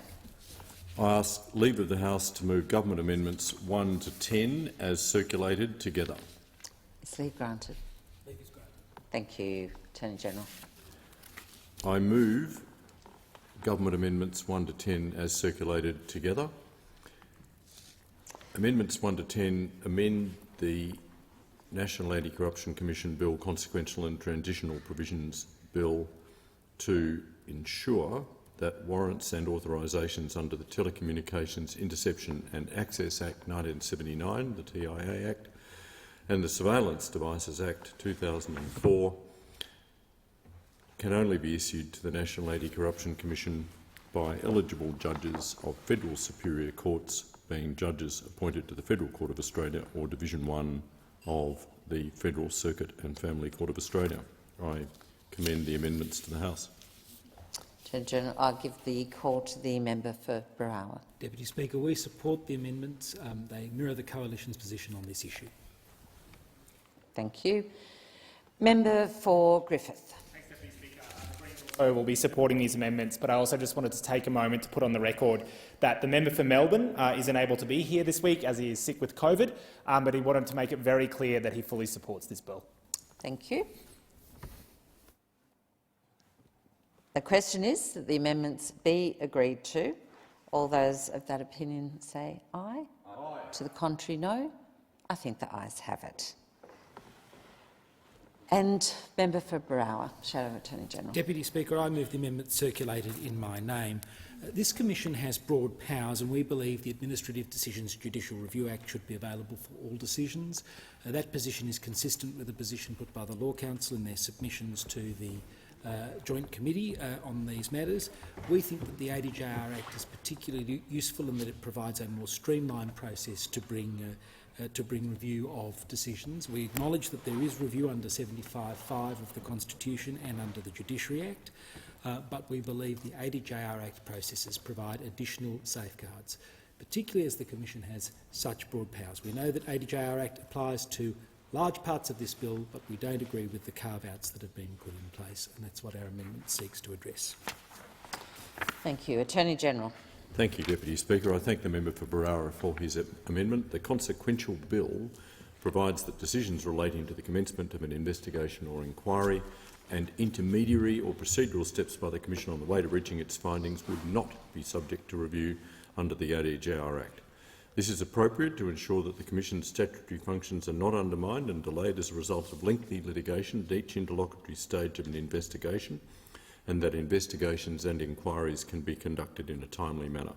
A person may still seek judicial review of these intermediary or procedural decisions under the Judiciary Act 1903 or in the High Court's original jurisdiction.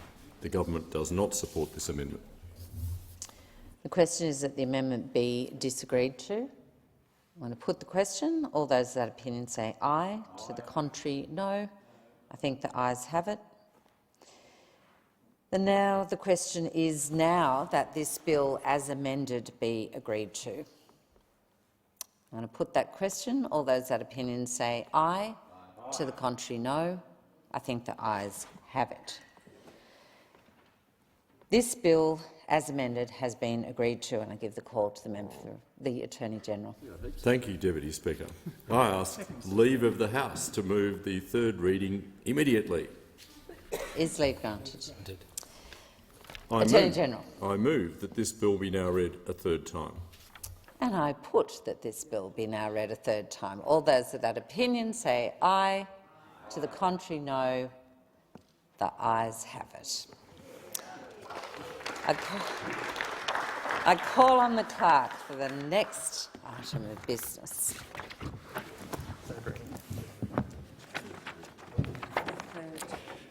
Third reading. Yes, sorry, clerk. My apologies. Yes. Third reading. The bill for an act to deal with consequential and transitional matters arising from the enactment of the National Anti-Corruption Commission Act 2022 and for other purposes.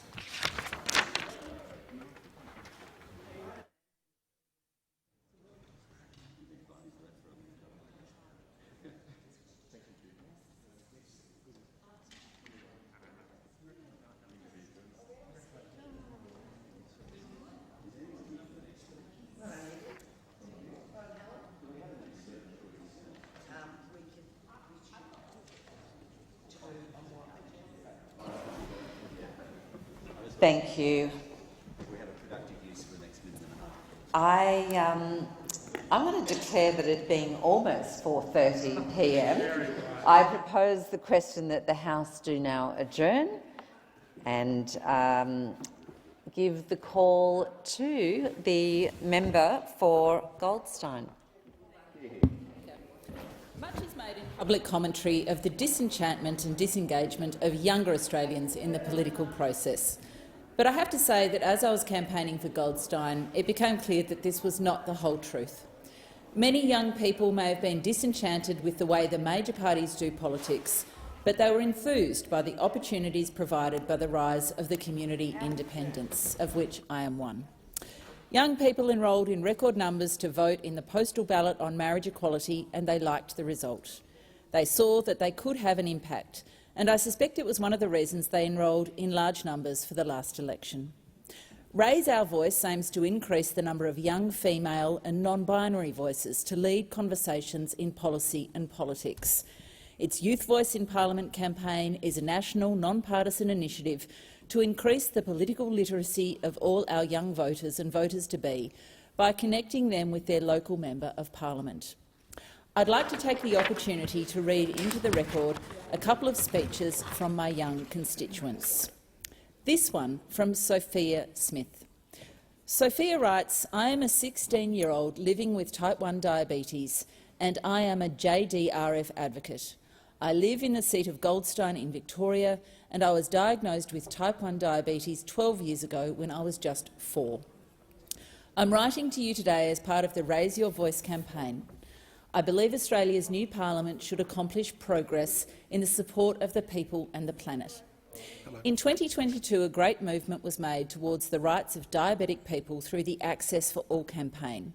Thank you to all members who voted to support this life-changing initiative. This development allows teens like me to see a wider possibility in their future, as well as the 750 other members of Goldstein affected by type 1 diabetes, including my uncle and my dad. However, this generous support should not stop here. We're still fighting to push for a world without type 1 diabetes. We ask the parliament to continue to back progress towards a cure by supporting medical research.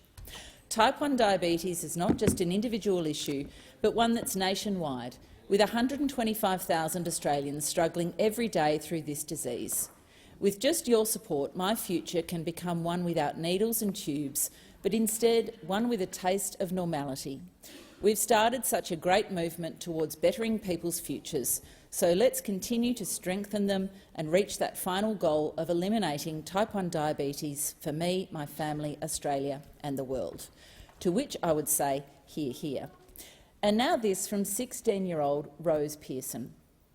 While much of the world has mourned the Queen, a woman lucky enough to be born into a position of power, wealth and privilege, Australia has people rotting in what are essentially prison cells. As Australians, we pride ourselves on providing a fair go for all, but this nation is deeply flawed in deciding those worthy of humane treatment.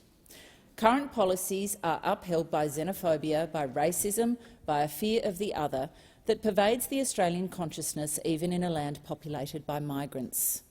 Asylum seekers are sent back out into unsafe waters, locked up in offshore detention where the processing lasts years. There are people who've been imprisoned for decades and lost years of a normal life. They have no access to our courts of law because our laws would recognise that they're innocent of their conviction, that they deserve freedom and have the same right to life as you and me. Australia accepts a mere 12,500 refugees each year. Consider our participation in global conflicts, in environmental destruction. Surely, as a developed nation, we have a duty to uphold, a duty acknowledged in our signing of the 1951 UN Convention. We have obligations to an international community, yes, but more than that, we have an obligation to our country to make the sorts of choices that align with the values we so pride ourselves on having. I implore you to change things for the better, to put our nation, Australia, on the right side of history. For the better, on the right side of history, I couldn't have put it better myself. Thank you to Rose and to Sophia for your contribution to the public debate in this place. Thank you, Mr Speaker. The question is the House to now adjourn, and I'll give the call to the honourable member for Boothby. Thank you, Mr Speaker.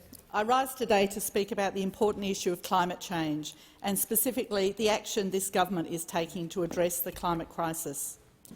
This week the House has heard from the Minister for Climate Change and Energy about his role representing the Australian government, accompanied by the Minister for International Development and Pacific and the Assistant Minister for Climate Change and Energy at this month's 2022 United Nations Climate Change Conference of the Parties, or COP27, held in Sharm el-Sheikh in Egypt. The contrast between the actions of this government and those of the previous government when it comes to climate is enormous. While those opposite had to be dragged kicking and screaming to support a goal of net zero emissions by 2050, in the short time that we have been in government, we have already legislated a target of 43% emission reduction by 2030, on the way to net zero by 2050. The Minister commented that the target being legislated was welcomed as providing certainty to industry and investment. At the conference, as the ministers reported, there was a concerted push by some countries to water down the global community's ongoing commitment to limit global warming to 1.5 degrees. And I'm proud to be able to tell my constituents in Boothby, who I know care deeply about this issue, that our government's representatives worked very intensively with our allies like the UK, New Zealand, the US, Canada, the EU and the Pacific nations to resist any move to water down that target. I know that many of my constituents are concerned about the impacts of climate change, particularly on developing countries who are already facing the worst effects and are often the worst placed to deal with them. And that's why I'm proud of Australia's role in negotiating for the establishment of a loss and damage fund to support vulnerable countries hit hard by climate disasters. Our government also committed to a number of pledges and alliances, including the Green Shipping Challenge, to advance global actions to set the shipping sector on an emissions reduction pathway that aligns with the Paris Agreement goals. The Forests and Climate Leaders Partnership to focus on voluntary actions to halt and reverse forest loss and land degradation by 2030. Global Offshore Wind Alliance to create a global driving force for the uptake of offshore wind. The Ocean Conservation Pledge to conserve or protect at least 30% of our ocean waters under our respective jurisdictions by 2030. The Net Zero Government Initiative to achieve net zero emissions from national government operations no later than 2050, which lines up with our net zero APS target of 2030. And these are all really important international pledges to show that Australia is a good partner. We're working with our international partners to directly address the causes of climate change. Of course, Mr Speaker, it's not just on the global stage that the government is playing a responsible role in tackling climate change. We are doing so at home. And for me, that starts in Boothby. And that's why I'm so excited that the government's budget included our commitment to establish a community battery in Boothby, in Edwardstown, to enable more Boothby residents to benefit from the take-up of renewable energy. And I've had the pleasure of a couple of conversations with the Minister in the last couple of days about how that's progressing. We are cutting taxes on electric vehicles to make them cheaper. And we're also establishing a disaster-ready fund to ensure communities in Boothby and across Australia are effectively equipped and resourced to both prepare for and respond to extreme weather events, which are becoming more common and more severe due to climate change. And it's why I will not stop fighting in this place and within this government to ensure our government takes a leading role addressing climate change locally and globally. Mr Speaker, while we haven't had the terrible floods that we've seen in the last few months hitting the eastern states, I know that the residents in Boothby see that, and we had a terrible storm 2 weeks ago, the likes of which we haven't seen for many years. So it does appear that climate change is affecting us now. And I'd like to acknowledge the many groups and individuals in my community who campaigned, petitioned, agitated and ultimately voted for a government that will deliver real climate change action. Without your efforts and your support, we would not have a government, an Albanese Labor government, committed to real action to address climate change, representing our country in global forums such as COP. Together we can take action to address climate change and to deliver a better future for all our children. We hear you, we thank you. Order. The question is the House to now adjourn. I give the call to the honourable member for Groom. Speaker, we've had time now to digest the Albanese government's first budget, and like many Australians, certainly many small businesses in my community, I'm still left with many questions. Speaker, just before the election, the Prime Minister promised Australians that they would be better off under a Labor government. But the reality is, as Christmas approaches, the typical Australian family will be at least $2,000 worse off. They're facing increased mortgage payments, higher grocery bills, electricity prices and sky-high fuel costs. All the things that households were worried about are still going to happen. Labor said they had a plan to bring down the cost of living, but 6 months on from their election, all Australians have is a growing list of broken promises and a budget which ignores that pain. This budget was absolutely a missed opportunity to help households through this tough time.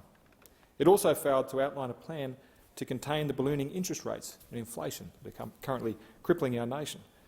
Labor instead fell back on its old routine of higher taxes and even higher spending. There was no short-term plan to reach or even approach a budget balance, and no long-term plan to reassert the role of productivity and lower taxes in driving growth and real wages. What this budget did, Speaker, was leave the heavy lifting of addressing inflation to the Reserve Bank. As we all know, the only hammer that they have to hit with this is higher interest rates. At his recent public hearing in front of the Economics Committee, the Reserve Bank Governor, Philip Lowe, could not have been clearer on the need for monetary and fiscal policy to work together during this tough time, and that if they didn't, this would prolong the pain being felt by Australian households. It's not just the RBA Governor. This is something that central bankers around the world have been calling for. Unfortunately, their warnings were clearly not heeded by the Treasurer, who's waved the white flag on using fiscal policy to address the pressures on inflation. Instead of a comprehensive plan to consolidate the strong economic and budget position with the growing deficits and no medium-term fiscal strategy for balanced budgets, instead of delivering economic growth, stronger than spending growth, of $142 billion of extra taxes and likely more to come. Instead of a productivity agenda, we have union red tape, more big government and cuts to employment, innovation and small business programs.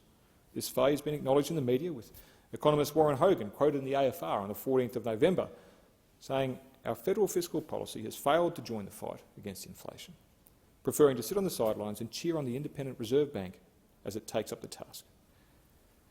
The budget itself does a very good job of admiring the problems created by this failure. The budget shows that cheaper mortgages that Labor promised before the election will not happen. The budget shows that the $275 reduction in energy prices that Labor promised before the election will not happen. And the budget shows that real wage growth that Labor promised before the election will not happen. Professor Stephen Hamilton from the ANU's Tax and Transfer Policy Unit has said the budget delivers the weakest economic and fiscal strategy of any government since the Charter of Budget Honesty was established, and the exact opposite approach of a responsible economic manager. Hamilton, no relation, also notes the government is actively driving the budget deeper in structural deficit. It would appear the Treasurer is leaving the heavy lifting of addressing inflation to the RBA. The budget does not make the Reserve Bank's job to contain the rising inflation any easier. Already a family with a $750,000 mortgage is now paying more than $1,200 extra every month on their repayments compared to May this year. And this whilst Goldman Sachs expects the cash rate to increase 5 more times in the next 6 months. No wonder we've seen the Reserve Bank, the ANZ and the Commonwealth Bank of Australia, among others, now forecast end-of-year inflation to be higher than what was contained in the budget. They've seen the budget, they've assessed it, and they're now acting on their belief that the government is making a bad situation worse.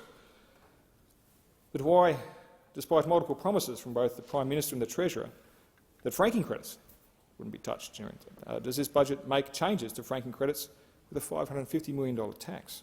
On the 4th of March 2022, the Prime Minister promised Perth radio listeners that when it came to franking credits, Labor, quote, are not touching them. Just weeks later, he told the ABC, quote, we won't be having any changes to that franking credits regime. The Treasurer, Jim Chalmers, told Queenslanders that when it came to tax, we won't be doing franking credits. I couldn't be clearer than that. But in the budget, there is a new tax on franking credits. Budget paper number 2 contains an unannounced $550 million grab on retirees and Australian investors, and Treasury officials have confirmed to the Senate that this change alters the franking credits regime as it has functioned for decades. The Australian people deserve answers to some of these questions. They simply can't wait another 7 months for Labor's second budget to see if they can come up with a workable solution for households and important tax relief. The question is the House do now adjourn. We give a call to the honourable member for Swan. Thank you, Mr Speaker. Today I want to pay respect to Dawn Hurst, my husband's grandmother and my children's great-grandmother. You see, tomorrow Dawn turns 98. In some families, there's a larger-than-life matriarch that holds the family together and creates an inextricable link and friendship between their children, which is passed down from generation to generation. Both my grandmother and my husband's grandmother are incredible matriarchs. Dawn, or Nana, as my husband calls her, is a compassionate, sensible, steadfast, thrifty and community-minded woman. She holds herself with gravitas and has an incredible intellect. In fact, her and her daughters played Scrabble once a week until her mid-90s. Dawn has a thirst for knowledge and was homeschooled until the age of 9 before she moved in with her grandparents to go to formal school. She relished the opportunity to socialise with girls her own age and have access to more books to read. She devoured the books and, in fact, was caught reading books by candlelight in bed. She was swiftly told off and was banned from reading books for a week. My family did not grow up doing crosswords and playing Scrabble. My excuse is that I love numbers and struggle with words. But upon reflection, I have no excuse to not play Scrabble. You see, Dawn finished her formal schooling at 14, which was the norm for country girls in the 1930s. Despite not completing high school, Dawn is the epitome of a lifelong learner. I think that missing out on formal education made Dawn want to make sure that her children had the education opportunities that she did not. I know that Dawn is proud of the jobs that her children got, which was to help other people. Anne Bennett worked as a tax consultant. Bev Hurst, a prolific primary school teacher. Carol Wiles ran early childhood education centres. Steve Hurst, a mechanic doing roadside assistance. And Jeff Hurst, my father-in-law, a Uniting Church minister. Many here in this place would know that my story would not be possible if it was not for a Whitlam Labor government. Similarly, for Dawn and her children, their success was because of a Whitlam government. Following on from this, people would not be surprised to learn that Dawn is a card-carrying member of the Labor Party. Labor believes that where you live, whatever your income and whatever your gender, should not hold you back from getting an education. I hope that Dawn is proud that I am part of a government that's introduced 180,000 fee-free places at TAFE and allocated more than 20,000 university places for students from disadvantaged backgrounds. Dawn taught her children to be kind, busy, useful, and really just get on with things. And the truth is, my father-in-law puts other father-in-laws to shame. When he visits Perth, he helps with cooking, shopping, dishes, fixes things around the house, and he actively plays with my kids. Because of the man that my father-in-law is, you can only imagine the kind of husband that I have, and I could not do this job without the support of my husband or the broader Hurst family and the legend that Dawn has created. Dawn cares deeply about her community, and this was seen through her volunteer work, which included Meals on Wheels, community food and pastoral visits. She's worked prolifically and was recognised by a local council as Citizen of the Year. For me, I remember when I met Sam's aunties, uncles and Nana, also known as the formidable Dawn Hurst. The Labor and community values were obvious to me, and it helped me understand what made my husband the incredible man that he is, but also I had a sense of belonging and knew that this family would become my extended family. Dawn, you're an incredible woman. Thank you for the legacy that you've built. And the other thing that I'll also note is that when Dawn took the time to write her biography, she started by acknowledging the ongoing connection of the Nauru people in her hometown and acknowledged the disruption caused by colonisation. I see this as an important piece of truth-telling as we look towards the upcoming referendum on constitutional recognition for our First Nations people, and I think we can count on Dawn's support for this. So, Dawn, on the final day before your 98th birthday, I hope you have a wonderful birthday, and thank you for the legacy that you've built. And this legacy is something that will continue for future Hurst generations. I thank the member and wish Dawn a very happy birthday. The question now is at the House to adjourn. I'll give a call to the honourable member for Deakin. Well, thanks, Mr Speaker. As a proud Victorian born and bred, never did I think that our great state would have the worst government in our nation. Let's be clear. The Andrews government has overseen the most rotten and dark period in Victoria's history. Don't let Daniel Andrews get away with it.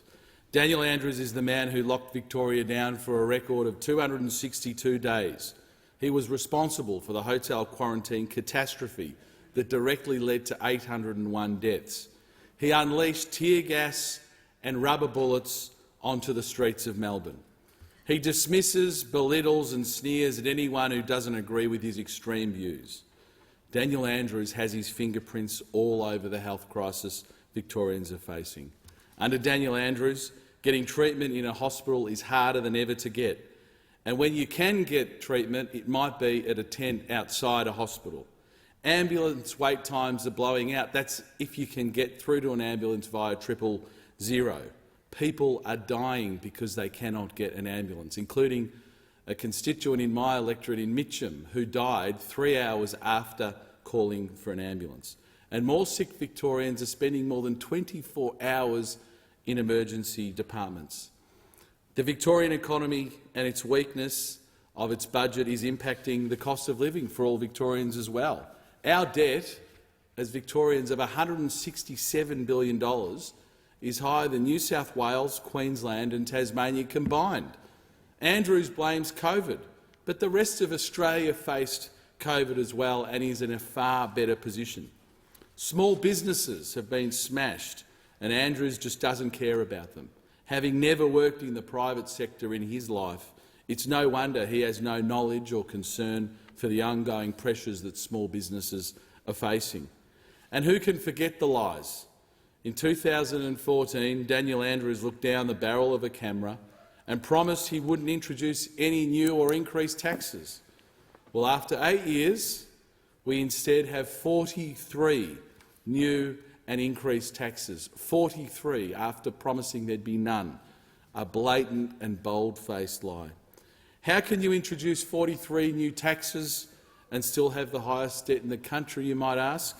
Well, one way is the criminal mismanagement of infrastructure projects, one of the worst being the $4.7 billion blowout on the so-called Westgate Tunnel project, not to mention the dirty deal with the Albanese government to cancel projects throughout the state to funnel into Daniel Andrews' pet project, the Suburban Rail Loop, which has a price tag that's gone from $50 billion originally now to $125 billion, and some are projecting will cost more than $200 billion and not be completed for 25 years. A project described by Macroeconomic Advisory as, I quote, the worst infrastructure project of all time. To fund these blown-out projects, we've consistently seen Labor ripping money out of the eastern suburbs of Melbourne. Thousands of commuters are reminded each and every day when they sit in traffic on the Eastern Freeway, they're reminded that Daniel Andrews wasted $1.3 billion not to build the East-West Link, a project that would be completed years ago at a fraction of the cost that it would cost to build today. We see road upgrades being cancelled throughout the east, including the Wellington Road upgrade, the Dorset Road upgrade, the Napoleon Road upgrade, and not to mention hundreds of millions of dollars ripped out of upgrading dirt roads in the outer east to funnel into Daniel Andrews' pet project of the Suburban Rail Loop. This Saturday, let's make sure Victoria gets a fresh start. Let's ensure that Daniel Andrews does not get away with it. The darkness, the terrible period that we've had under this Premier for the last 8 years doesn't have to continue.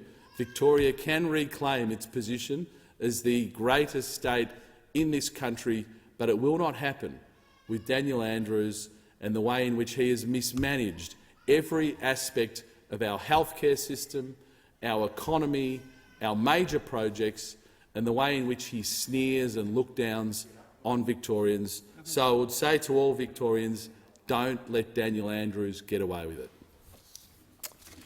The question is the House do now adjourn, and I give the call to the honourable member for Spence. Thank you, Mr Speaker. After this House adjourns, I, like many of us, will be returning to our electorates for a very brief moment before returning back to Canberra for the next sitting week. And tomorrow morning, in my electorate of Spence, I will be attending a memorial service at Pittman Park in Salisbury that has been organised by the Asbestos Victims Association of South Australia. This memorial ceremony is held here annually during National Asbestos Awareness Week. The reason why the memorial is held here is due to the fact that up until 1987, James Hardie owned and operated a plant not too far away from where we will have a minute of silence and then lay floral tributes. Those floral tributes are to honour the memory of the number of workers that were exposed to deadly asbestos fibres at that factory, along with their families that were exposed, simply by inhaling fibres in dusty clothes that were brought home after a long day's work. I will be there alongside representatives from the union movement, particularly Peter Berowra, the State Secretary of the AMWU, a union whose workers past and present dealt and continue to deal with asbestos exposure. Speaker, I also thank my colleague and electoral neighbour, the member for Mayo, for taking the opportunity to speak about this extremely important issue in this place yesterday. I look forward to seeing him at the ceremony tomorrow morning. Asbestos awareness and safety is a vitally important issue, and giving this issue the attention it deserves will save lives. Many people out there are still exposed to asbestos fibres from incorrect handling or not identifying building materials containing asbestos fibres while they undertake do-it-yourself and home renovation work. There's a common misconception that this is an issue of the distant past. It is just as relevant in 2022 as it was decades ago, back when people should have been informed about the risks but were allowed to mine it, manufacture it and handle it. Sadly, for some people it is already too late. For many out there, they don't even know this is the case. This is because asbestos fibres can take years for someone to become sick, whether it is by way of sustained exposure or by an acute exposure. The damage is done. For those that contract an asbestos-related disease, it causes a great deal of upheaval in their lives, their families' lives, and then there's the consequences to their health. And as we know, these consequences are ultimately grave ones. Many were simply not aware of the risks. Many had those risks assumed on their behalf by people and companies that knew but exhibited malevolent indifference to the health and safety of their workers, the customers or people that would come into incidental contact with their wares. Speaker, I would not want to know how I would react if I were in their shoes, but I don't think I could exhibit half the strength of some of the people I've met in my travels that have had their lives cursed by asbestos. Many out there have fought the good fight, seeking justice and, more importantly, making it their mission to make sure they've done their bit to prevent anyone else from going through what they have as a result of asbestos. That last quality is particularly what makes someone a true legend of the Labor movement, immortalised. These legends include people such as Bernie Banton, a man who fought James Hardie to the very end, for justice for himself and others. Terry Miller, who worked at the James Hardie plant in Elizabeth West, and Jack Watkins, who has a memorial named in his honour in Kilburn, South Australia, where another memorial service will take place tomorrow. Another legend is one I have the privilege of working with every single day. That person is my Chief of Staff, Matthew Worthall. He is not only my Chief of Staff, but he is also the Chairperson of South SA Asbestos Coalition, a Director of the Asbestos Disease Research Institute. Given this, he is, of course, a living victim of an asbestos-related disease. But, truth be told, Speaker, I think we could do with fewer legends out there to begin with, meaning fewer people have to suffer in the ways they have. And the best way of achieving that is ensuring that we continue to use the platforms we have available to us during Asbestos Awareness Week to get their message out to people, and I intend to do just that. Thank you. It being 5 p.m, the House stands adjourned until 10 a.m. next Monday.